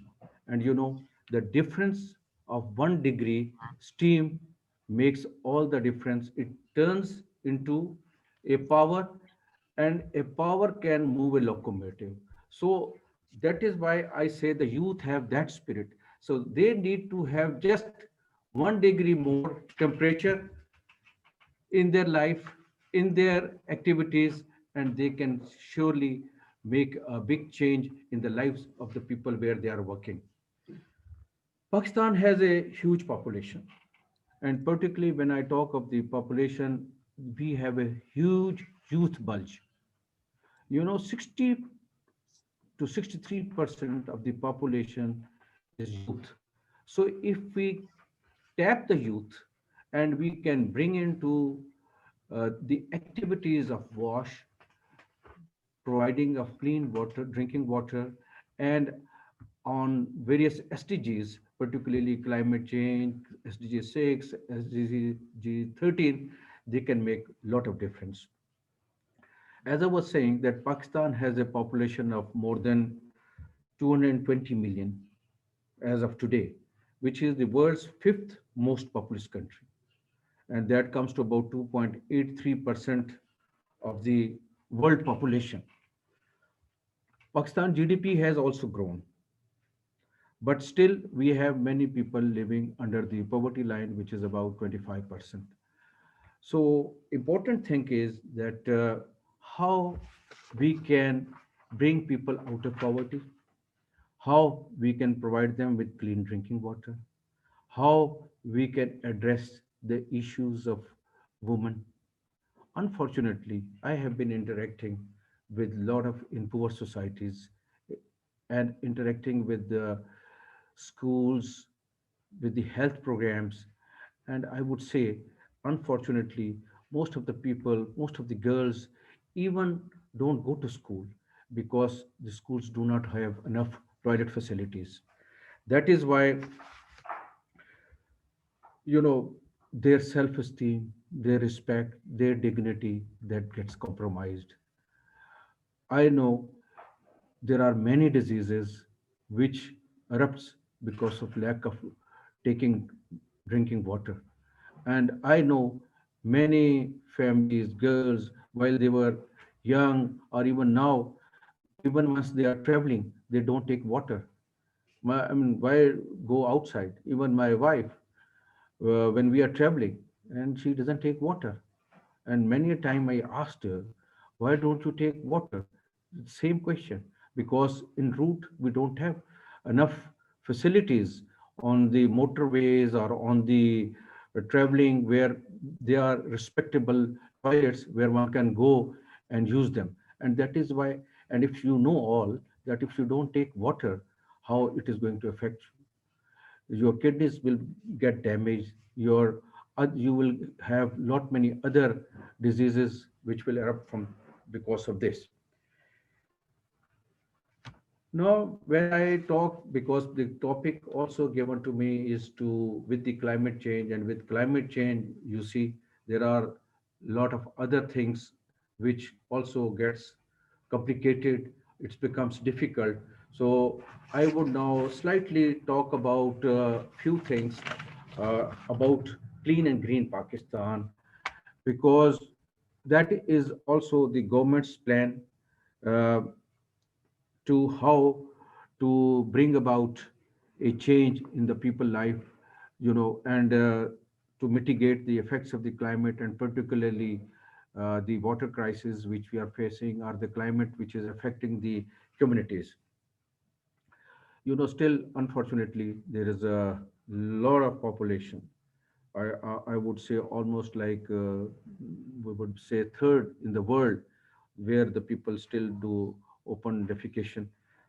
Then we have about more than 21 million people who do not have an access to safe drinking water. Then there are about 40% of the diseases which occur. That is because of unsafe drinking water. That is why we always emphasize, and we are working on it for the provision of the safe drinking water. Now, when I say that what was the program, I can just briefly touch upon the Clean and Green Pakistan, which is a very important program, and this through which we are involving the youth in all segments of the society to bring about a change. There are the task force, there is a 10 billion tree plan. So government has initiated very excellent ecological national-wide project, which is entitled as Clean and Green Pakistan, in which sanitation is the core theme of the program. Sanitation is the major component of Clean and Green Pakistan, along with solid waste water management. Sanitation is one of the essential necessities of human life and its dignity. Access to sanitation service is a basic right implied in the Constitution of Pakistan under the Article 9. No person shall be deprived of life or liberty, and in accordance with this law. As we already mentioned, that United Nations General Assembly through Resolution 64/292 explicitly recognized the human right to water and sanitation, and acknowledged that clean drinking water and sanitation are essential to the realization of human rights.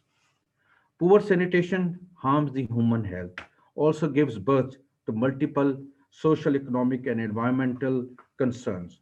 Inadequate disposal of human excreta and personal hygiene are associated with a range of disease, including polio, diarrheal diseases, jaundice, typhoid, malaria, dengue viral fever, and cholera. The economic cost the poor has to bear for these diseases, which is colossal, and which pushes them deeper into the vicious cycle of poverty. And the economic cost of poor water and sanitation services is estimated to be around 3.94% of the GDP of Pakistan, which is a huge number.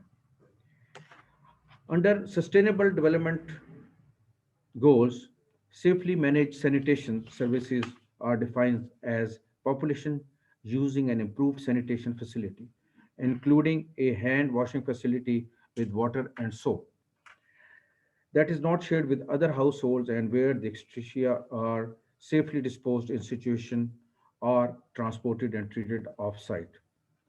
Therefore, investing in sanitation is the most profitable business and economic revival of any country. So applying these principles, I urge upon, and I always tell the youth that you have to make that change in the society. You have to be activist, because activist has a very important role to play. He is the person who has to create that fora within that society, within that community, and which they have to bring forward and solve the issues, sitting with them and realizing the difficulties. Now, I always say that they have the greatest of ideas, but it is the matter of getting it implementing on ground.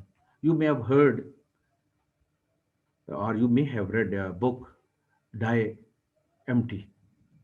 You know, the story goes on that the author, why he wrote that book. You know, he was sitting in a conference, that was a business meeting, and one of the CEO asked the participants, where are the richest people?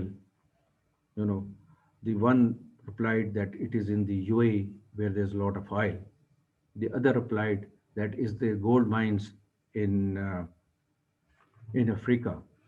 And the director said, no, the richest people are in the cemetery.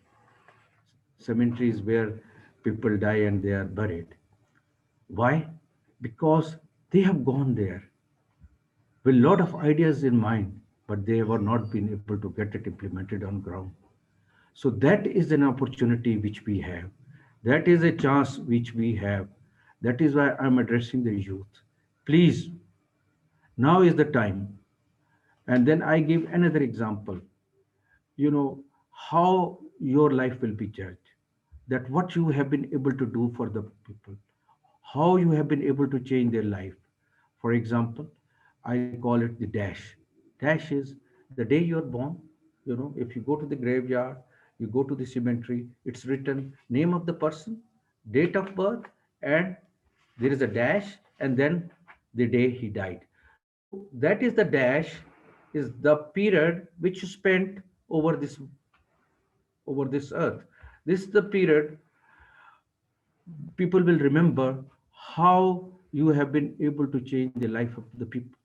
So that is why I call it a dash, and that dash is very important. So you all have to look inward and see that how you have spent that dash. So if you have spent that dash on putting the things right, uh, working on the issues which the women are facing. We are working on the issues which the poor people are facing in terms of toilets. We are helping them.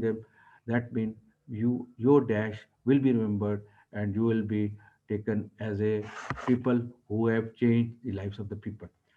Uh, I think I'm available for any question, answers at the end. And if you have anything, so we will be too happy to take on, because I have few other very good speakers, young budding people who can talk more technically on this subject. Over to Wasif to continue with the proceedings.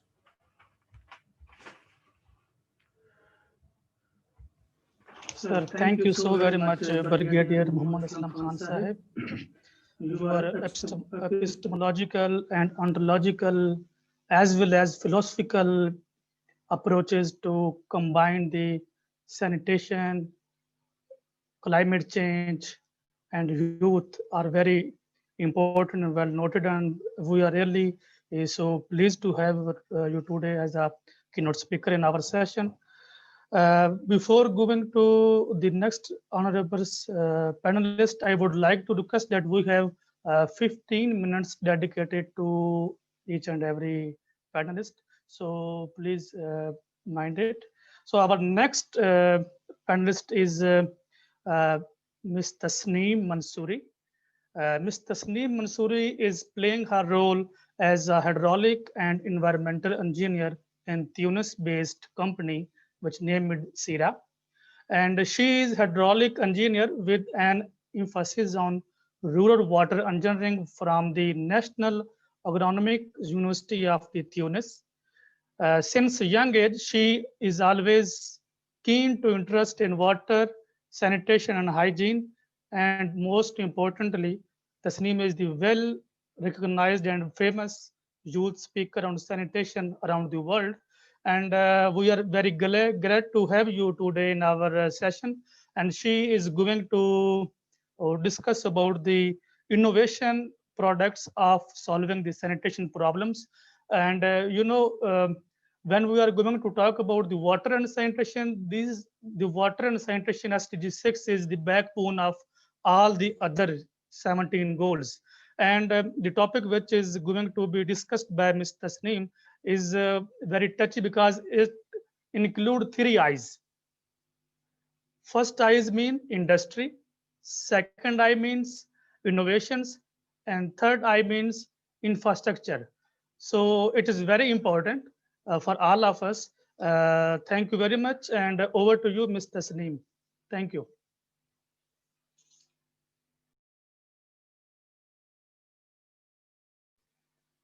Please unmute, Ms. Tasneem. Sorry. Sorry. Good morning. Thank you for the invitation. Happy Toilet Day for all the participants. So as I said, I'm hydraulic engineer from Tunisia. I'm a rural water engineering engineer. So since I was young, I have always had a keen interest in water. Moreover, I'm trying not to miss international events and to intervene in workshops and interested in environment, water, and climate change to improve my knowledge.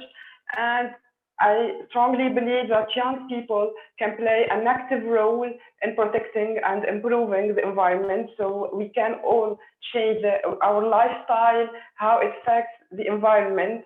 As an engineer, I'm trying to make designs more environmentally friendly by adopting environmental friendly practice, recycling different material, as well as preserving resources such as water and electricity.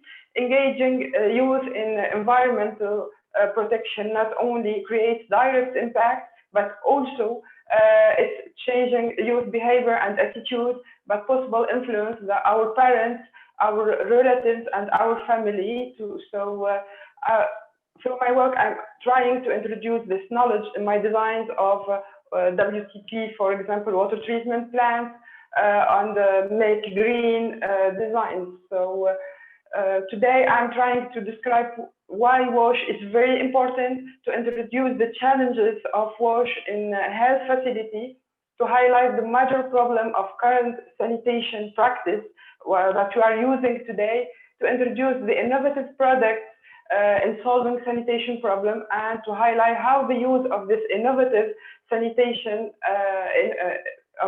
how the use of this innovation can change the future sanitation practice. So as we all know, sanitation is a natural and essential part of our life and of human life, and it's an important concern for sustainable green and smart city planning. So as you're seeing here in the presentation, however, current sanitation practice is not are not sustainable. So can you pass, please? Yeah, after this. Yes. Here I'm just trying to introduce the acronym that we are using, each one of us. So if you say WASH, what's WASH? It's water, sanitation, and hygiene. If we say E-WASH, so the acronym of E-WASH is emergency water, sanitation, and hygiene. Please pass the yeah. If we say PHP, and what's the PHP? It's the public health promotion. If we say PHE, it's the public health engineering. So here we are talking about this acronym, which is very important, and we are dealing with this WASH, E-WASH, PHP, and PHE, water, sanitation, and hygiene, emergency water, sanitation, and hygiene, public health promotion, and public health engineering. So we are dealing, all of us are dealing with these words, and I try to introduce this acronym.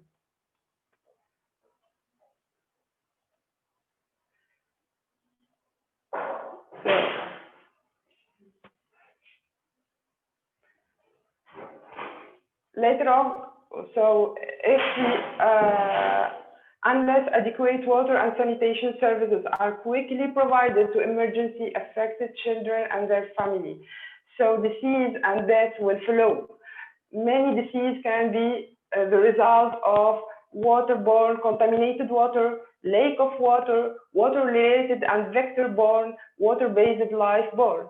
So if we have contaminated water, we will have many diseases like diarrhea, dysentery, cholera. If we have lack of water, we will have infectious skin and eyes disease.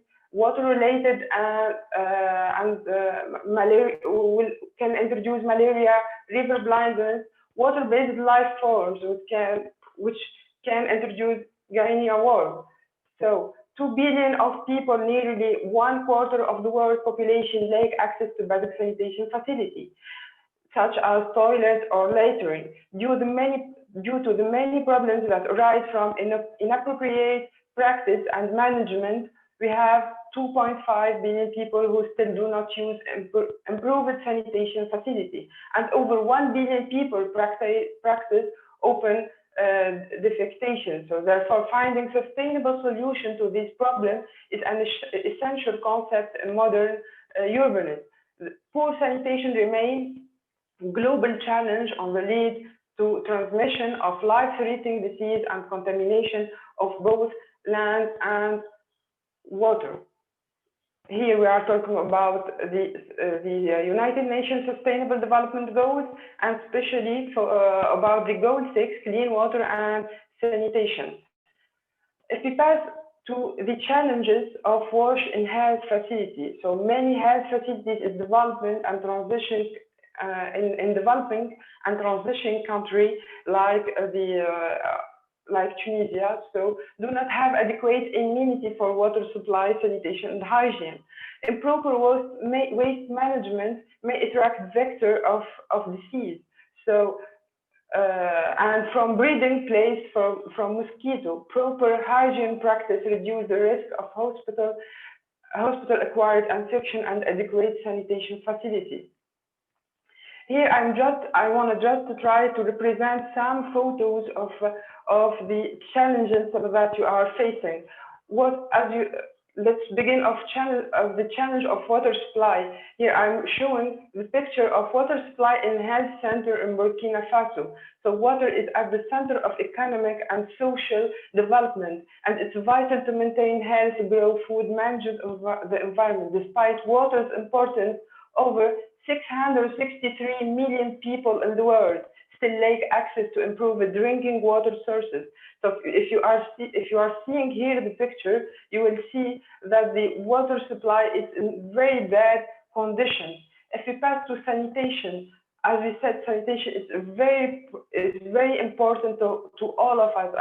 And if you see here the picture, you will see the sanitation facilities in a tuberculosis syndrome in Uzbekistan, and the condition that that they have in their toilets. Here, the solution can be the temporary latrine, which are constructed in a number of ways. I'm just giving 2 examples. Slide, please pass the slide. So this temporary latrine some are ready-made, so implemented, and this comes ready-made, and engineers dig a pit and line it where needed. The second challenge that we have is solid waste management. The solid waste management and the management of hospital waste, which can pose many problems and several problems. And to finish the challenge, which come at least the vector control. If we can't control the vectors and the animals, waste attract disease vectors, and mosquito can attract many disease. You can see here the picture of mosquito nets in hospital in Mali. So one of the biggest challenge that we have is the vector control. To pass to different facility have different complexity depending on geographic outreach as well as regarding organization structures. Depending on its classification, if we will start of the local level, passing to the regional level, and passing after that to national level. So if we talk about the local level, we are talking about outpatient basis, vaccination post, community health centers. If we pass to regional level, we will talk about regional health center, regional hospitals, and then the national level, so national referral hospital or national university hospital.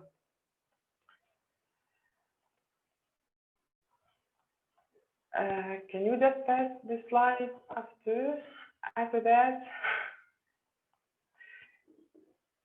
Yeah, after that. Here is the local level, the regional level, and the national level. I will pass to major problems of current sanitation practice, and to be honest, it's one of the problems that can impact. Using too much water and energy in our toilets is one of the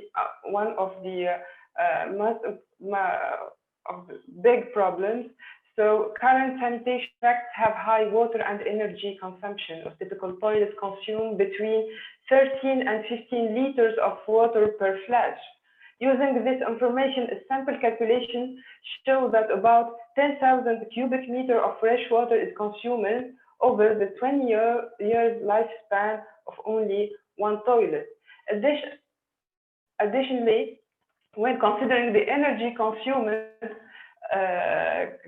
to prepare flushing water for toilets through water treatment from dams, desalination, and wastewater treatment, and also taking into account the energy for treatment of the flushed water, about 3 to 15 kilowatt is needed in order to treat 1 cubic meter of flushing water. Can you just imagine that we are using from 13 to 15 liters? The second problem is mixing urine and feces. So due to the high amount of nutrient in urine, the mixing of urine and feces in sanitation, the slide before, sorry. Before, yeah.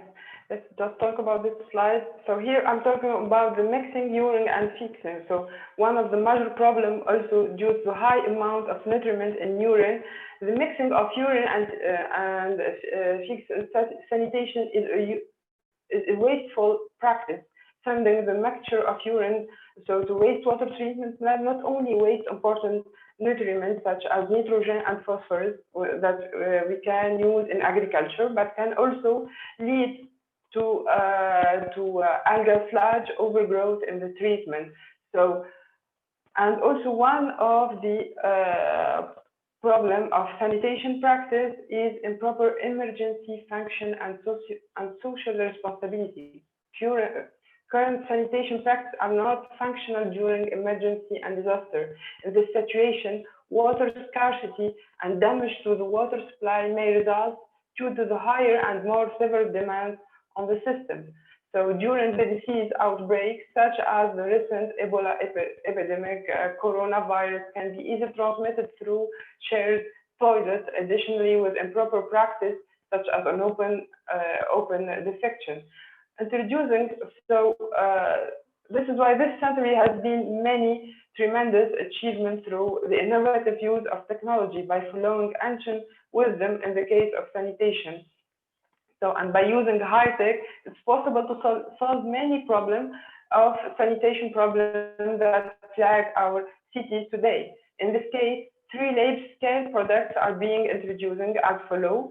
So first, we will talk about the 4.5 liter water saving toilet. Slide after, yeah. And so this is the 4.5 liter water saving toilet. Siphons here, as you are seeing, are necessary for keeping water inside the pipes and bowl of the toilet in order to prevent odor. However, the use of large amount of water for flushing results in the improper functioning of these siphons. The poor piping design of siphons is also the main cause of pipe blockage in toilets. As it's presented in this picture, in the new way to water-saving toilets, the siphon system has been redesigned and substituted with spraying. By increasing the height of water, the center of gravity shifts to the left when flushing. This pushes the spring down so that the waste will be discharged from the tiles along flushing to be done with only 4.5 liters of water. In addition, a special basket here, if you are seeing, has been designed in order to separate the urine and feces. So this basket is also useful for sending urine into a separate reservoir to be utilized for other purposes, such as fertilizers in agriculture and many.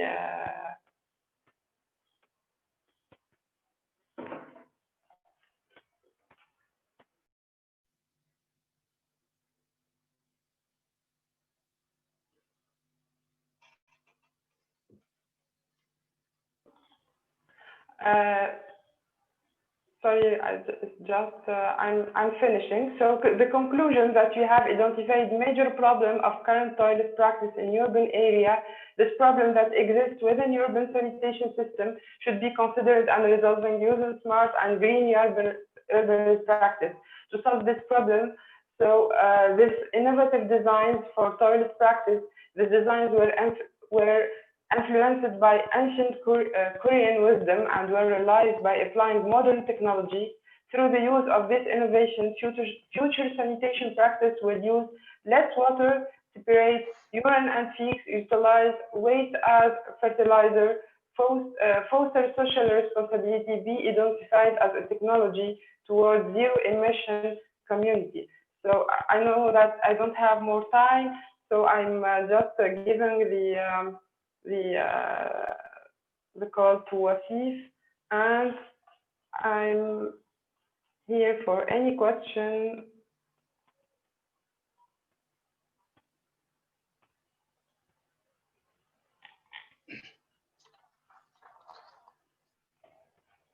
Thank you so very much, Ms. Tasnime Mansouri, for your excellent presentation and highlighting the key challenges about water and sanitation, especially the toilet and its culture and innovations. Before going to the next honorable panelist, I would like to request all the audience, if you have any kind of question, please you can ask the question, and also please write the name of the panelist so that the relevant panelist can respond to your question. Thank you very much, Tasneem, once again, and I would like to move forward, and our next respectful panelist is Muhammad Ali Mustafa, who is working at United Nations Department of Global Communication, and he is the chair of Youth Representative Steering Committee, former Friendship Investor Foundation. Mr. Muhammad Ali Mustafa, thank you so very much for joining us today, and over to you, please. Thank you, Wasif, and thank you, Jackson, and thank you everyone for having me. And as you have mentioned, I just like to make a little correction. I'm the co-chair actually of the Youth Representative Steering Committee of the United Nations Department of Global Communications. And this committee is composed of the young people, youth from all around the world, 30 young people from all around the world. They're part of our team, and we help United Nations, specifically the Department of Global Communications and Office of the Youth NY, in running their operations and advising them on behalf of young people on how to engage the voices of young people into the system. I'll move forward with the topic, and I'll be focused on the role of youth and sustainable development goals and water and sanitation issue, which is being very, very important. And while I'm speaking, I'm representing the voices of young people, especially those who are marginalized. So when we speak first, I'm going to address the issue of water and sanitation, which is very, very serious in this world, especially this issue is serious for the people who are marginalized, who are living in the rural areas all around the world. Wherever they are, either they are in South Asia, Far East, either they are in Africa, in Europe, wherever they are in rural areas, it is a big deal. Especially where I come from. I come from Pakistan, and I have seen a lot of people suffering just because they don't have the proper drinking water. And it has a great impact on the health of the people because they don't have the proper drinking water, which is healthy for them, and which is really, really important. So the access of water is really important. And I would like to request all people, all young people from around the world to focus on the accessibility of clean drinking water for the people who are in the rural areas for all around the world. If you are based in Africa, if you're based in South Asia, if you're based in Far East Asia, or in the Euro-Asian region, or in Africa, or West Africa, East Africa, or the Middle East. These are the places that I've mentioned where there are the most of the issues are related to the water and sanitation. People really don't have the access to proper sanitation and to the water, and young people should play their part in it.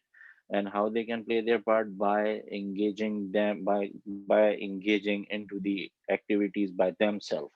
What the young people do is that they look towards the big organization, they look towards the United Nations, they look towards governments, they look towards other organizations, they look towards the NGOs for the resources. Of course, there is a lack of resources. There is lack of resources on a massive level, but they need to understand that even the government and the international organization, they also do lack the resources also to reach this higher level demand of the clean water. So the best thing to do is that if being young people, youth, instead of looking towards government or the international organization, they should stand up. They should take the step by own their or by themselves. Take a minor step, take a very minor step. There are many ways how they can install naturally made filters, water filters, where water can be filtered easily and it can be made accessible for other people. Find ways to do it by engaging the resources, available resources you have. Once you will do it, you are getting one step ahead of your goals, and this way you are getting an attention of the government, of the international organization. But only the condition is that it's you, young people, youth, who have to do this. Because if you're not going to do this, if you're not going to help yourself, no one is going to is there to help yourself. Other topic that I'm gonna address is the sustainable development goal and the climate action and the climate crisis that is over there. That is of extreme danger for the entire world. We know the global trends of climate change are getting extreme. In the countries where there is a hot weather, the weather is getting more warmer over there. Where there are cold weather, the weather is getting more cold over there. We are seeing the patterns of glaciers getting meltdowns. We are seeing the island of Maldives getting sink a few inches every year. After 30 years, half of the Maldives would be under the sea. It's all happening due to the climate change, and it is a major thing that is need to be addressed. I know for some people it is not a major issue. It affects everyone around the world in a way that you can possibly imagine. And to address that, at the United Nations Department of Global Communications, we formulated the Youth Climate Compact. Go to the UN website or go to the Google, just write the Youth Climate Compact by the United Nations. You will find this Youth Climate Compact that is based on 25 points made by the young people from all around the world, which says 25 points says how an individual, how any community, how any country, how any city, or how any community can contribute towards the climate action, how they can fight climate action, climate change that is going on. Due to the climate change, we are seeing the water that is getting polluted. We are seeing, due to the extreme heat, water is being evaporated, water is not being available, water is not in a condition where they can be used for even for sanitation. It is happening because of a climate change, and we need to tackle all of these things. And these are the issues where at the United Nations we try to advocate it. We try to advocate the voices of the youth that are in the rural areas, whatever they are doing, and project their programs, their projects, their things that they are doing to the different departments of United Nations. So help us by telling us what you are doing and taking first steps, so we can help you by promoting your events, by promoting your projects that you are doing, promoting the actions that you are taking. So individual actions matter the most. United Nations or any government is incomplete, is helpless if you are not doing anything, if you're not helping yourself. Either it is the climate action, either it is the 17 sustainable development goals, or the provision of the clean water, or the making sure of the good sanitation. It has to be you, it has to be young people from all around the world. So it is really important for all the young people to step up, take a single minor step. And if you need any help in doing so, we are here to provide you all the technical support you need in taking any step towards SDGs, towards the climate action, or towards a safe and clean water, provision of the safe and clean water to the people. Just take a minor step, and we really encourage the youth from the rural areas, or the youth that is marginalized, youth that is in a remote areas, who don't have the access of technology, who don't have the access to the clean water, who don't have the access to education. Do something, take a single step. And if you are having any problem, we are here to help you out. It's too late for me over here. I will leave my email address in the chat. So if you have any question, or if you need anything, do write me, or do write to the organizers of this event, so your questions and your comments will be forwarded to us. Thank you, Asif, and thank you, everyone. Thank you so very much, Mr. Muhammad Ali Mustafa Sahib, and for the little correction. Your well-mentioned point about the active engagement and empowerment of young generation, especially who based in the rural communities and more marginalized areas, are very much important, and their inclusion to achieve sustainable development goals is very, very important, because nowadays it is COVID season second is started here around the world, and the pace of the process to achieve the sustainable development goals are also a little bit slower. So this is the good chance. I mean, if we engage young people in the government and the voluntary review reports, as well as the national and regional planning on the water and climate change, it will be very helpful for all the countries and region to achieve their global commitment about water, climate change, and the other sustainable development goals. Thank you so very much, Mr. Muhammad Ali Mustafa, once again for your extraordinary time to join us today. And if there will be any question, inshallah, we will try to reach you. Thank you so very much. And we would like to move to next. Next is our honorable speaker and panelist, Miss Amrita Gautam. She is the PhD scholar in Technical University of Cologne, Germany, in cooperation with Institute of Engineering, University Nepal.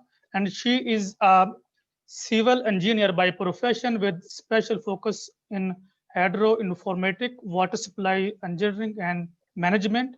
Recently, she founded an organization and developed the idea, which is Drink Pani. And with her research interns, she is going to discuss and she's going to present today the most important topic about the youth-led participatory sensing model using emerging technology to ensure and to enhance sustainable wash practices and drinking water security. Honorable Amrita Gautam, thank you very much to join us, and over to you, please. Thank you. Am I audible? Yes. Thank you. Thank you so much, World Toilet Organization, dear moderator Wasif, and everyone in the program support team here in World Toilet Summit 2020 for the wonderful opportunity and introduction. Receiving support from everyone for my ongoing doctoral research and Drink Pani initiative, I'm thankful to each one of you who are present here today or listen us afterwards. On behalf of my universities as a researcher, Drink Pani family as team lead, and Sropnims International Köln Columba as its president. Here I begin to tell the linkage between water, sanitation, hygiene, public health, and technologies, and how Drink Pani, a research-based initiative, is trying to make a difference tackling all challenges. Thus, I have the topic here, youth-led participatory sensing model to enhance WASH practices, water, sanitation, hygiene, we all know that, and drinking water security. Next slide, please. Next slide. Sorry, this is the wrong slide, I guess. Can I share my slide here? Sorry. Okay. Or I can just continue with that one. Yeah, I can continue that one with my. Can you continue? Yes.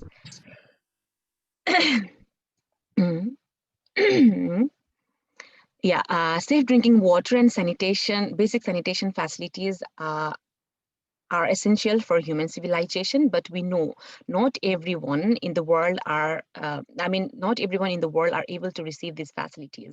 According to Joint Monitoring Program, JMP 2017, only about 5.2 billion people used safely drinking water services in 2015, and the developing countries like Nepal in between 26 to 50% in proportion of population using safely managed drinking water services in the same year. In addition, the same report also indicates around 2.4 billion are still using unimproved sanitation facilities, especially in the developing countries, resulting the linkage of more than 80% of the inlets to the issues. Next slide, please. And as we also know how important and crucial the relationship between water and public health is, in the graph in the left side, it shows the proportion of population using improved source and the case of E. coli detection in the developing countries like Bangladesh, Nepal, Ghana, and Congo. Referring to the Nepal data, it explains 91% of the population has got access to improved source, and more than 70% of population has got access of the improved source, but with E. coli detection. This indicates the need of proper monitoring mechanism in its place. Thus, the second graph shows about 2.2 million people die from diarrhea each year, where 90% of those deaths are of children, mostly from developing countries. Here we can see, and we all know that the fact, in the context of Nepal, about 44,000 children die every year under the age of 5 with the lack of safe drinking water and poor sanitation situation. Next slide, please. Out of these issues here, the question come ahead, and the important question for me and my research team is, do we have regulation in drinking water quality monitoring mechanism with sustainable WASH practices? this directs to the questions: are we able to involve youth at the center of monitoring initiatives? Does it really support? And what is the suitable design for the involvement? And how about data accuracy, reliability, and sustainability aspect of the model? And how about utilizing the knowledge of local women in this process? Next slide. So this is the case study area in Nepal, where I'm conducting my doctoral research.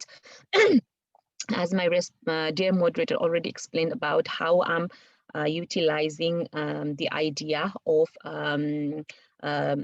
water supply, sanitation, and quality monitoring using emerging technologies. Here you can see where Nepal lies, and also the particular case study area, Pokhara Metro city, inside this Gandhi province. And I have been conducting this doctoral research since more than two years now. And last year it has been a wonderful field visit. And due to pandemic, I could not visit this year to update some of the additional plans, but with the digital tool advancement and technologies, I am approaching them time to time in a regular basis and have been updating the work in the regular progression. Next slide. And this is about just about how urbanization also takes into account for the pollution and unsystematic sanitation practices, and also about hygiene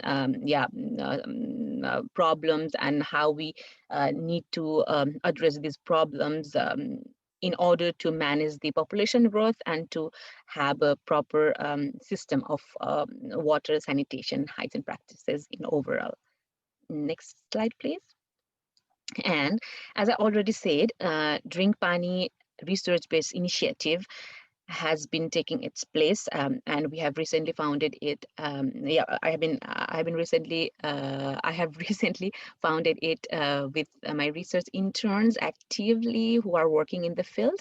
And the main objective it has got is it intends to bridge the gap between water utilities and communities in information flow on water supply and quality. When I call water supply and quality, it also involves the component of sanitation and hygiene practices, just to make a clarity here.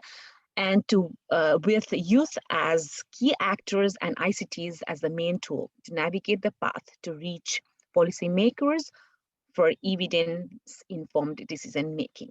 So it has the objective to take into account the issues from right from the source to the catchment point, taking into consideration different components that can affect the process to eliminate the unsystematic practices, and also eliminate the pollution aspects to have a proper WASH practice, and also to develop our regulation in drinking water mechanism to enhance drinking water security in overall context, which was also mentioned in my topic.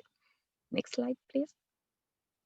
So this is the model, conceptual framework I have been conducting in the field at the moment, and I have been also working in scientific publication, and also have been explaining about this work in different national to international platforms. Recently, I have also informed about this activity in one of the international conference called Women, Water, Climate, Tackling the Challenges, where I had received several wonderful suggestions, comments, and recommendations. So I have been also updating the idea, and I have been in a regular progression to update this model to make it effective in this pilot project at the moment. And it can also help me to think about for possible replication in possible collaboration, and to lead ahead in a healthy environment to make a difference to some extent, in my perspective, in a good mutual work. So this is the methodological approach. And as I already says, it takes into account the water's quantity, quality aspect, and also about the non-revenue water, and also about the drinking water use. And as we all know, there is different components of water, sanitation, hygiene practices, and overall process from catchment to consumer point when we talk about the drinking water. In this short time of presentation, I may not be able to explain all the different components, but just to give a glimpse, this is the methodological approach I and my team have been implementing, so that it can it also explains the supply system from supply system, the decision making in a loop. And as I already explained, youth-led participatory sensing, this conceptual model has been designed, and it is all under evaluation and regular updating process, where youth as the key actors and ICT as the main tool. And to also conduct the accuracy and reliability check, there has been different components and methodological approach in several progression, and thus we would like to support I'd like to support for regulation of drinking water monitoring mechanism here. And so this youth-led participatory sensing model is to support in surveillance monitoring, where water utilities lack the sufficient and active manpower for regular monitoring, though given the tools and equipment to test and share water supply, sanitation, and quality monitoring data for effective communication flow, which is not happening. Next slide, please. This is a part of the introduction in the tools that has been developed in the course of this research, and it is also part of the research-based initiative Drink Pani. So this is already part of the research, as I already mentioned. So this is already still in the process of analysis, and more into in the update process. This mobile application Drink Pani and the website is already already out. And we, Drink Pani, believes in shaping digital water future. Here I also tell, and we all know water works in the first line of defense to drive healthy living. And as I already told, and Drink Pani believes in shaping digital water future. Next slide, please. This is just one glimpse of what we have been doing in the field, how, as my other panelists also explained about how it is important to involve youth directly in the field, not just for theoretical study, but also making them able to understand what theoretical perspectives are there, so that they can actually work on those theoretical perspectives from their younger age, not just waiting when they are already in the position to take some active role as an employee or like professional. Till then, sometimes they lack the understanding what they could understand from their early age. So from this initiative, I'm trying to encourage children who can understand and to do the field work, and to the youth, that's why I'm saying from the age of 14 to 25 to 30, so that school students from grade 8, 9 can take, we are taking students from that age, and also university students, especially in civil engineering and also in public health, they are actually being part of this, they are also being part of this progression.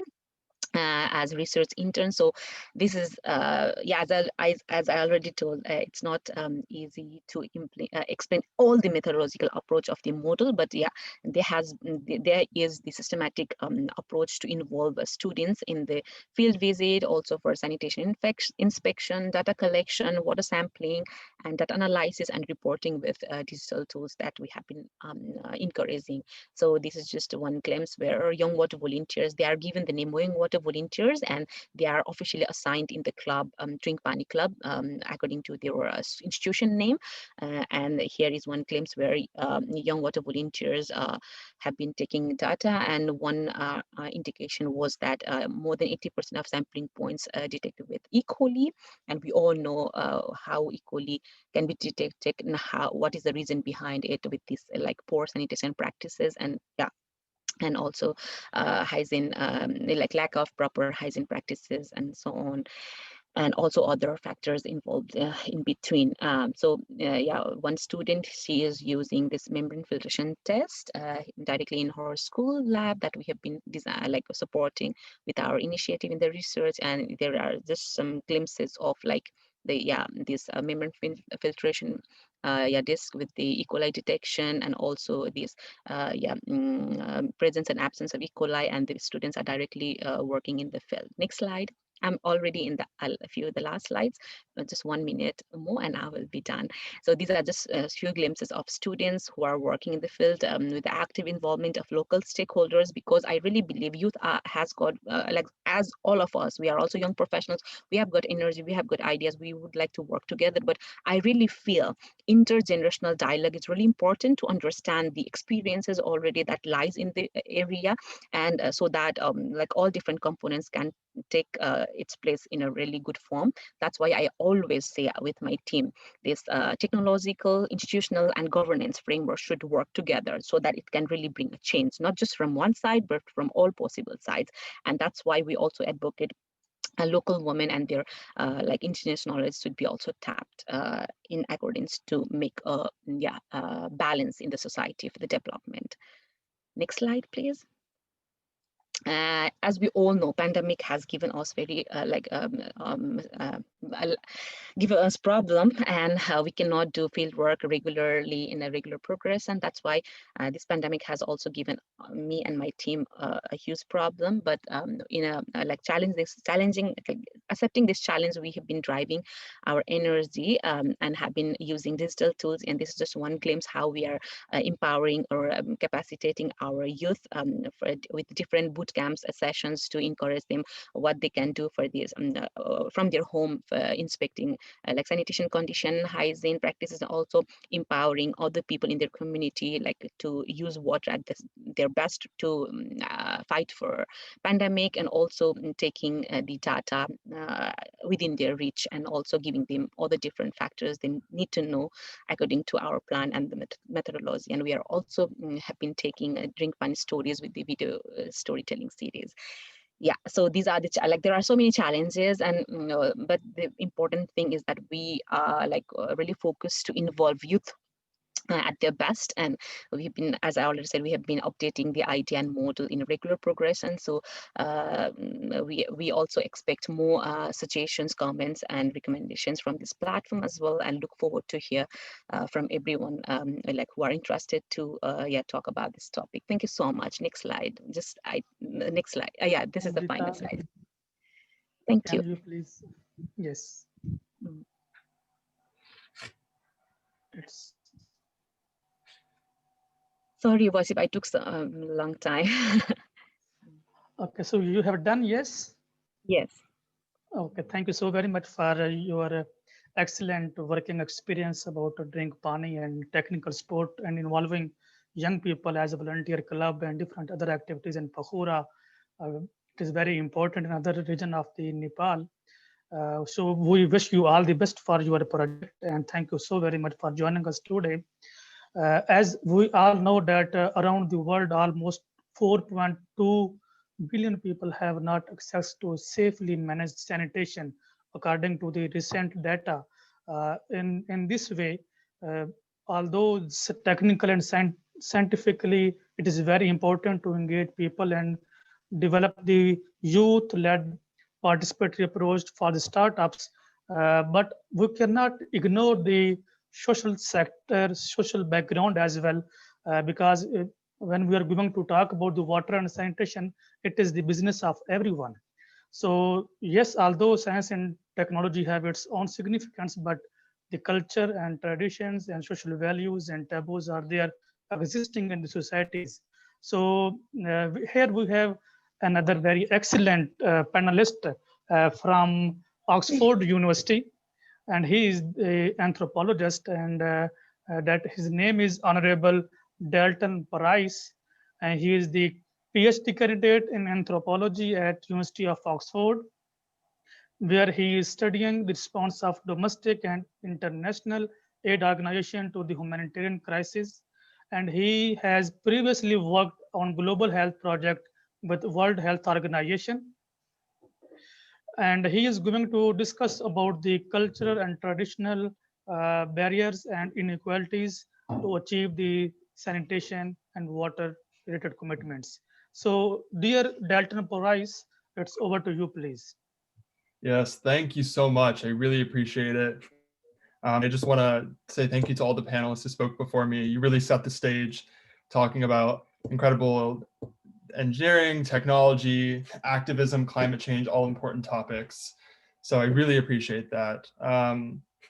Now, to begin, I think it'd be most helpful for me to contextualize my own perspective. I'm a cultural anthropologist and ask questions about human society, culture, how we build lives, the structures that shape our behavior, what makes certain people vulnerable, and so on.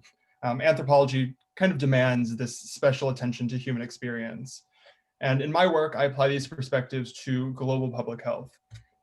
So when designing interventions, I ask, what norms and traditions do we follow in our own work? What forms of expertise and knowledge do we value? What are the assumptions that underlie our interventions? And how do these interventions shape the lives of the people that we target? And in doing so, I often think about that big C word, culture. So I'm going to go ahead and use culture as my entry point into WASH. Now, in public health and international development, we often see references to these dreaded cultural factors and how they aren't conducive to certain healthier lifestyles. In the context of WASH, we generally talk about these with reference to behavior change interventions and understanding local context. For example, to design an effective intervention, we need to tailor it to the specific community and understand that local context. And these things are undoubtedly important. Without considering these social and cultural factors, we are limiting ourselves. But I also have to ask, why do we talk about the cultural barriers to WASH before we ever get to talk about how poverty puts these people in vulnerable places in the first place? And so to answer this, I want to point out a tradition in public health. That is to focus on the individual.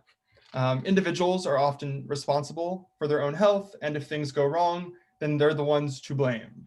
So whether it be WASH or antibiotic resistance or obesity, we tend to talk a lot about the individual and the individual's decisions. When we design interventions, this means that there is an important assumption here that I'd like to make explicit. This tradition to focus on the individual makes us think that to solve these public health issues, we must focus on the behavior of this individual. So let's look at an example. I recently read a report by an international organization examining WASH practices in several West African countries. In it, the authors identified some sociocultural barriers. Locals being embarrassed to use a toilet, a belief that latrines are only meant for wealthy people, a continuation of an ancestor's way of life, and comfort with the practice of open defecation, among a few others. And in reviewing this study, I can't help but notice that they decide to focus on these particular barriers, but not budget cuts for public health and sanitation, political corruption and profiteering, and the social and political exclusion of the poor from decision-making, all of which are present in these same exact countries. So it seems that poverty and a lack of government support are much greater barriers to WASH than the fact that people are already comfortable using the bathroom outdoors. And in this report, they do recognize these concerns a bit, but let me read you the quote. While the lack of sanitation facilities may be attributable to government, poverty, and other factors, community members are responsible for most of the factors that affect their environment and health. Now, this sort of individualization of blame and responsibility, I would suggest, really misses the target on the true issues.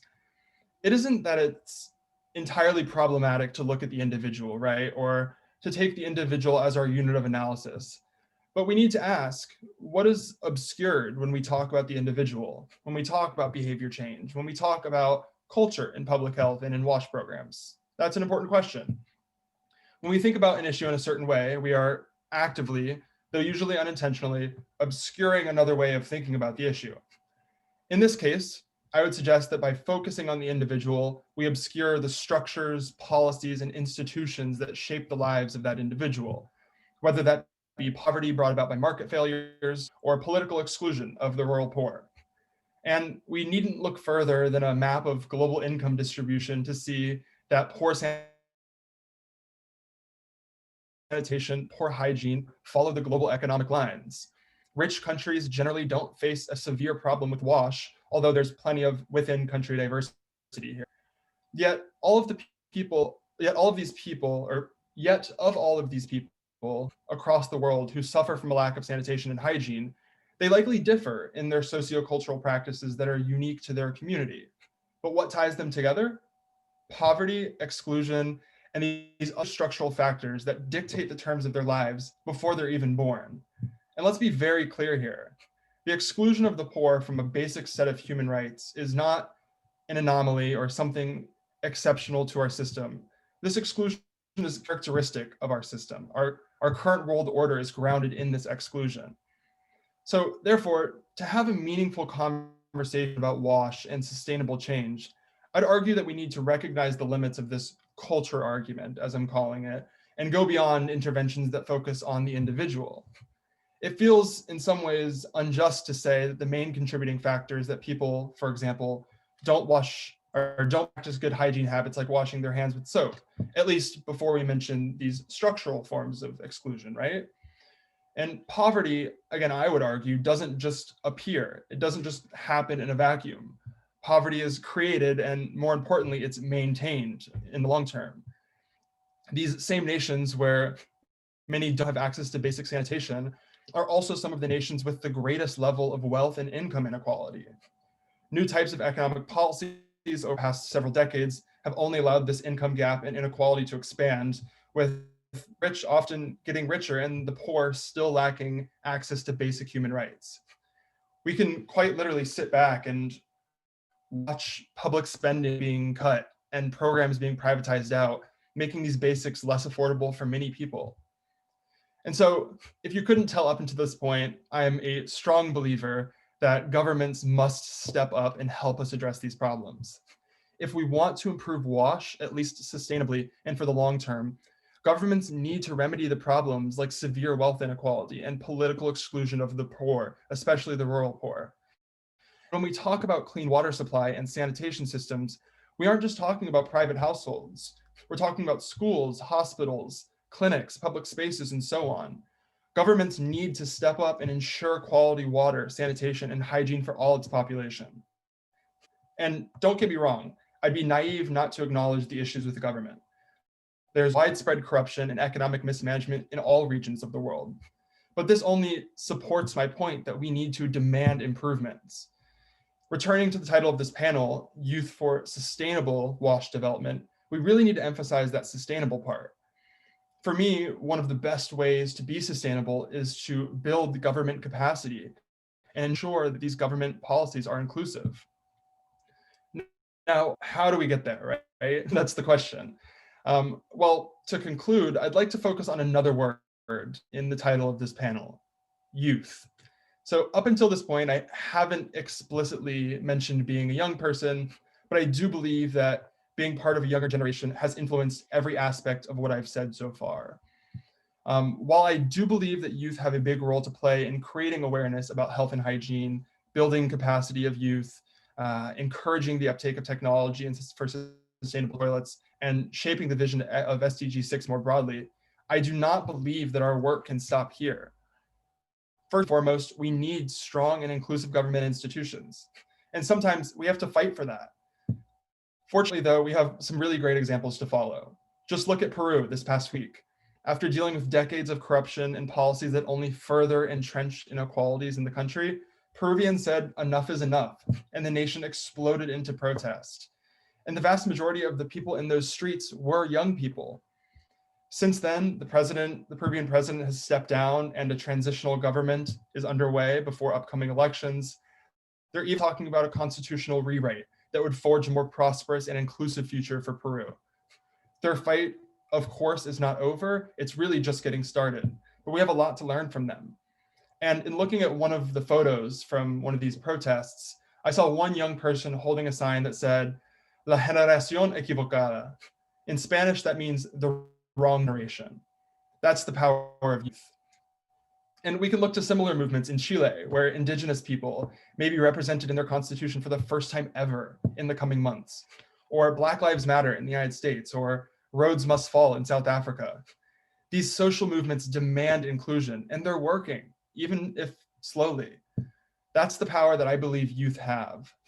And so this does not mean we need to abandon the very, very important work that the World Toilet Organization and other incredible groups are doing. We must continue to support them and fund them. But instead, this just means we have more work to do and that we need to expand our efforts to ensure sustainability and human dignity for all. Thanks so much.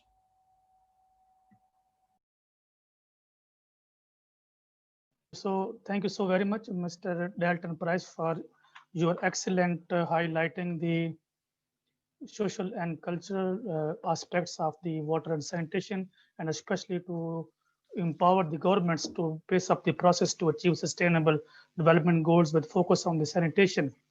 Thank you so very much for joining us. And I think we have just 1 minute to our session. If there is any question, Sarika, can we take 1 or 2 questions, please, if we have time? Yeah, please go ahead if you have any question. Okay, so here we have 1 question from Mr. Patrick, and he's asking about how do we make youth interest in WASH? So he did not mention the name, by the way, but anyone from the panelists, can you please take the question and answer this question? How to make youth interest in WASH? Muhammad? Yes, Amrita, please. Please be focused and briefly, please. Yeah, exactly. Thank you. Last time I took a really long time. I apologize for the wrong slide I sent, but somehow I managed to talk about the work here. Thank you for that. And this question really address how we can include youth and how we motivate them and how to get them interested. So that's one of the main research question I'm addressing here right now in my research. So which motivational factor actually work and how they can be interested. So for me, I have an understanding that when they know that these aspects like WASH, water, sanitation, hygiene are actually affecting their daily life, in one way, if we make them understand in a joyful way, not like in a pressure, like in a theoretical study, but something with a playful way, like taking them to directly in the field, letting them know like how water flows from catchment and how different components of pollution or effluents made bad influence in the supply system, like in my perspective, I mean to say, and also making them understand whatever they are studying in school or university, it's not just for to study and to get certificate. We need to actually do something in our life, like in a professional way for sure, but what impact do we do in the society? That's also important factor we need to inject. And that's why I'm also giving them sense of responsibility as a volunteer, so that they feel that they are also people who can make some change in the society. At the same time, they are also learning a practical, pragmatic way of doing their things that can match their theoretical work. So it's a co-learning. They can support. They feel that they're also something of worth. They can support the society. At the same time, they are learning and capacitating themselves with this kind of approach. So that's my experience, but there would be more other approaches in days to come. Thank you. Thank you. Can I add in Yes. Yeah, a very short comment. I would like to say that now there are a lot of opportunities in terms of jobs, in terms of the degrees, in water and on climate change. So if from the beginning they are interested in these subjects, there are opportunities, there are many NGOs, there are many positions at the government level which they are offering it. So that will be one motivating force, that once you know because along with your work, volunteer work, you also need to have something for your livelihood. And if you know there is a job opportunities in this field, that is also quite a motivating factor. And in I have seen here, lot many people, young people, are now getting into the field, and they are doing degrees in courses and online courses, and that's certainly helping them. Thank you. Thank you very much. And we have another question to Tasneem that is directed to you. Here is a question about the sludge management. I mean, how we can manage sludge, fecal sludge management concerning the technological and engineering point of view. Tasneem?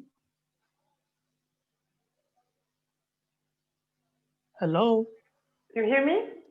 Yes. Yes. Yeah, you said so. The question is about, I'm not seeing the question. I only see the question of sludge, separates urine from sludge in which stage of development. Yeah.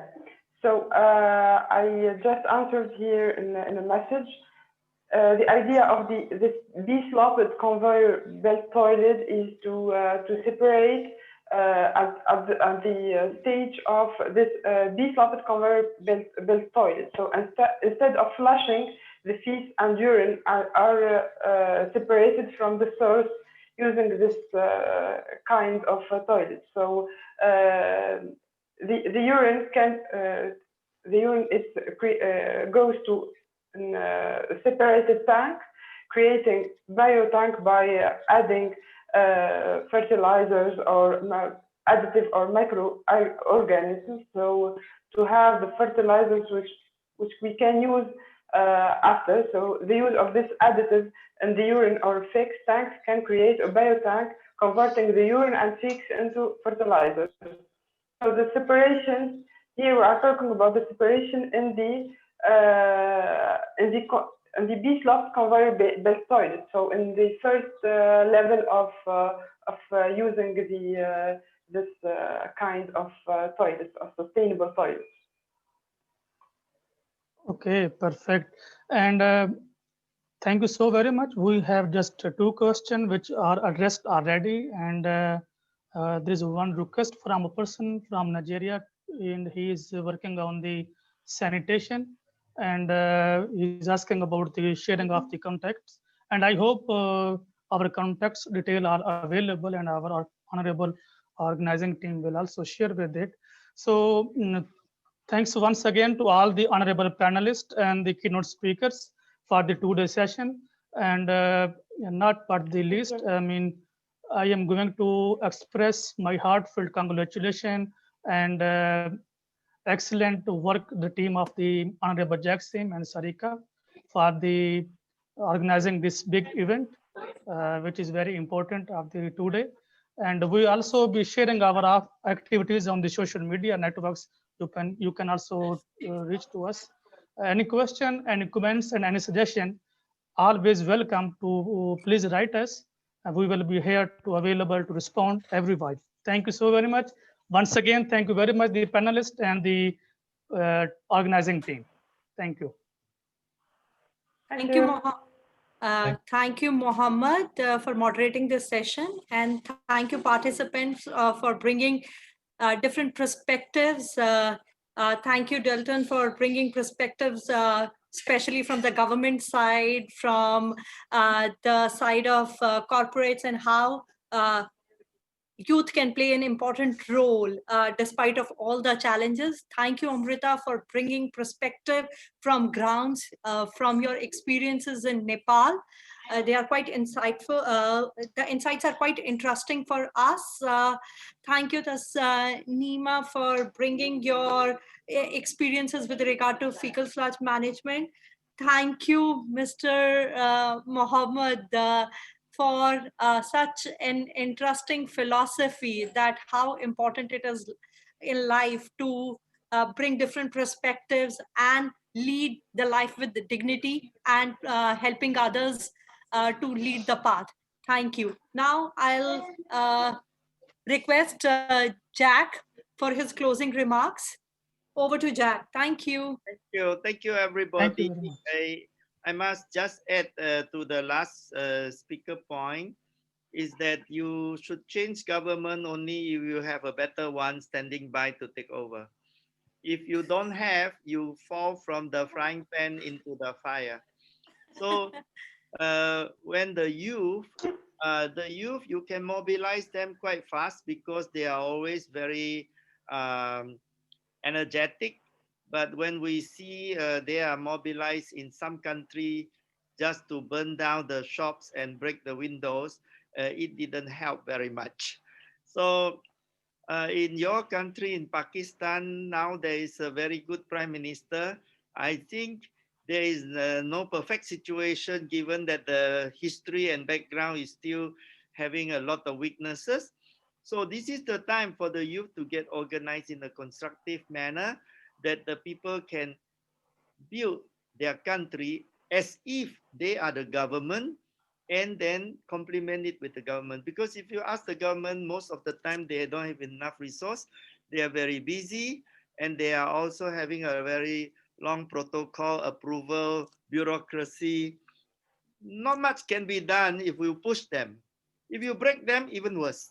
So it's better you mobilize the youth, do yourself, and then say to them, hey, we're doing something. Do you want to join us?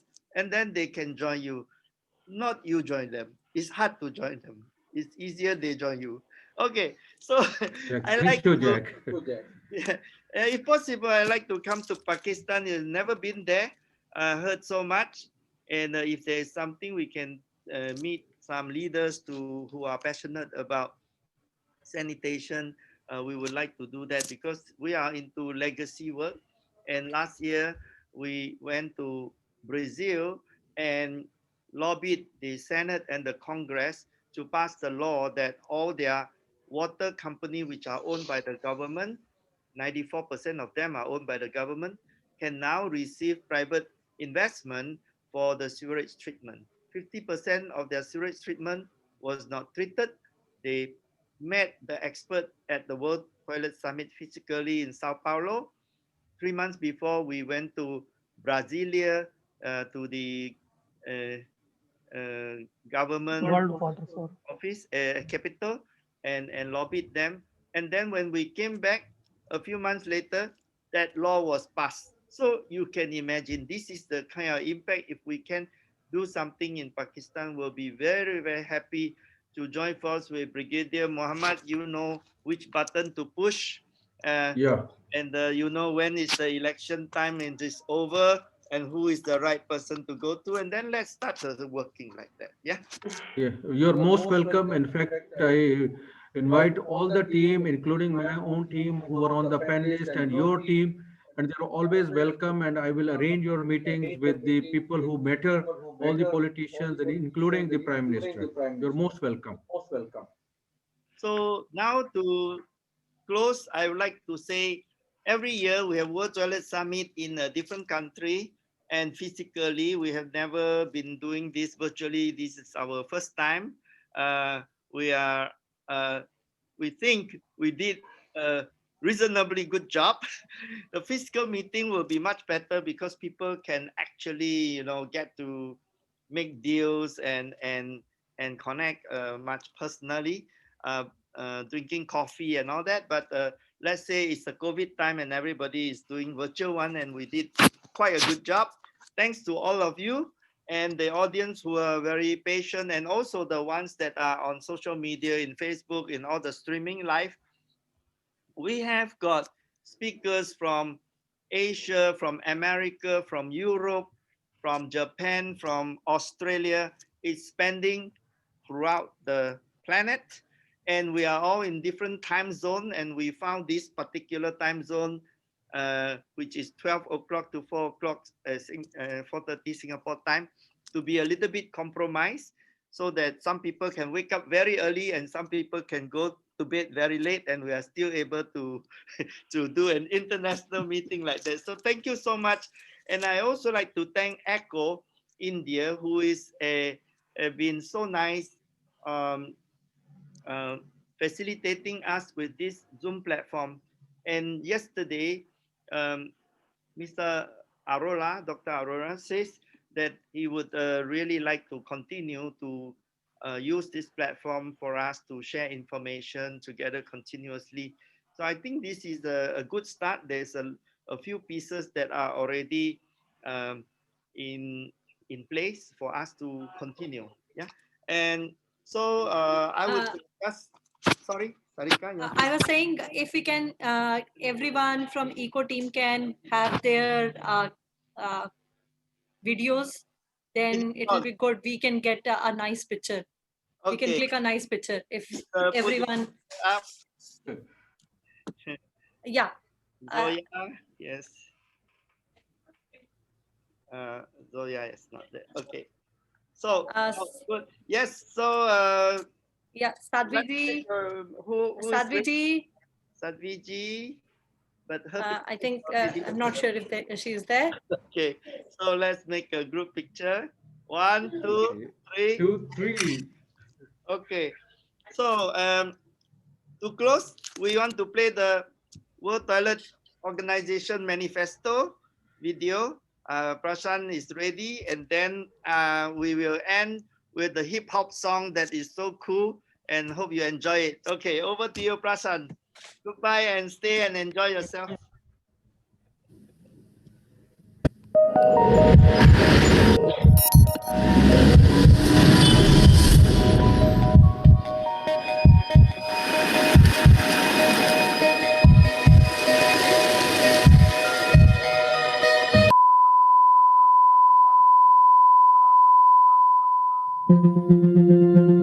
The greatest wealth an individual or a country can have is health. The more healthy individuals are, the more prosperous the country is. Many things go into keeping a country's citizens safe and healthy. The basic building block is good sanitation and good hygiene. This is the purpose on which the World Toilet Organization was founded. The World Toilet Organization, or WTO, has worked as a non-profit organization committed to improving toilet and sanitation conditions worldwide. Since its inception, WTO has brought together with great success governments, academia, civil society, and the private sector to explore innovative and sustainable solutions to end the global sanitation crisis. WTO led the effort to have the United Nations recognize November the 19th as the World Toilet Day. Every year, the World Toilet Day is marked by events planned by UN entities and organizations to raise awareness and inspire action. WTO is the voice of sanitation. We need you to join the chorus.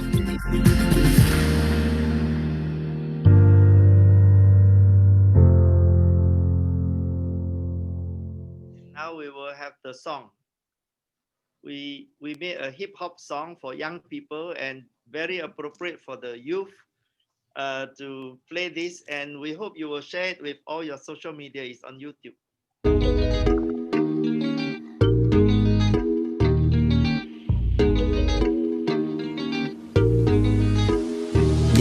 Yeah.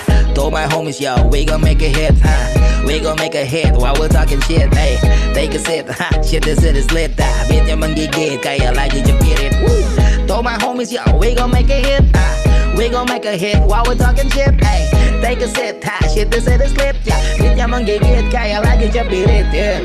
Talk about it, talk about it, yeah. Talk about it, talk about it, yeah. Talk about it, talk about it, yeah. This gon' be the only song you hear me talk about shit. Like literally, no cap. I'm about to talk about shit, caca and all that. Life improvements with proper sanitation, then you got this. Call it a movement, power movement, ay obvious. All jokes aside, man, like we all do it. Kadang gampang, kadang keras, kadang sulit. And on some other days, we can't seem to quit. Imagine those without a proper toilet, lebih rumit. Told my homies, yo, we gon' make a hit, we gon' make a hit while we're talking shit, hey. Take a sip, shit, this shit is lit, bitch, yung manggigit, kaya lagi yung pirit, woo.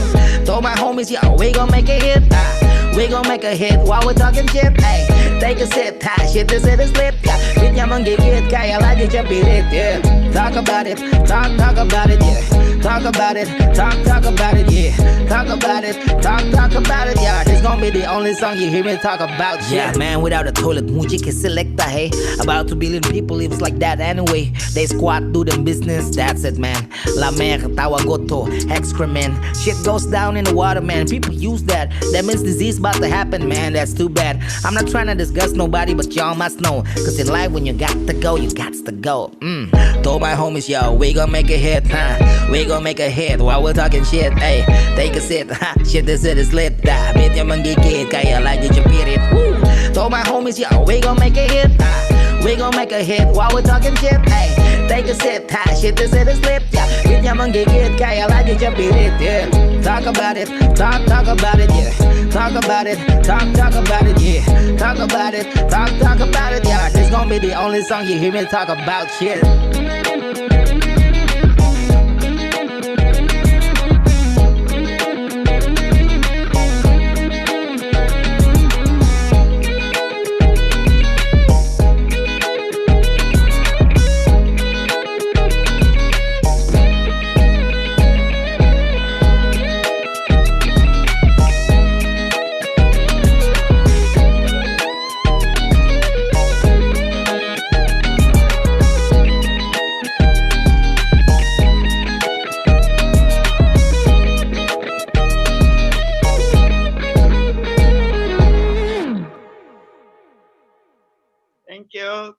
Thank you, everyone.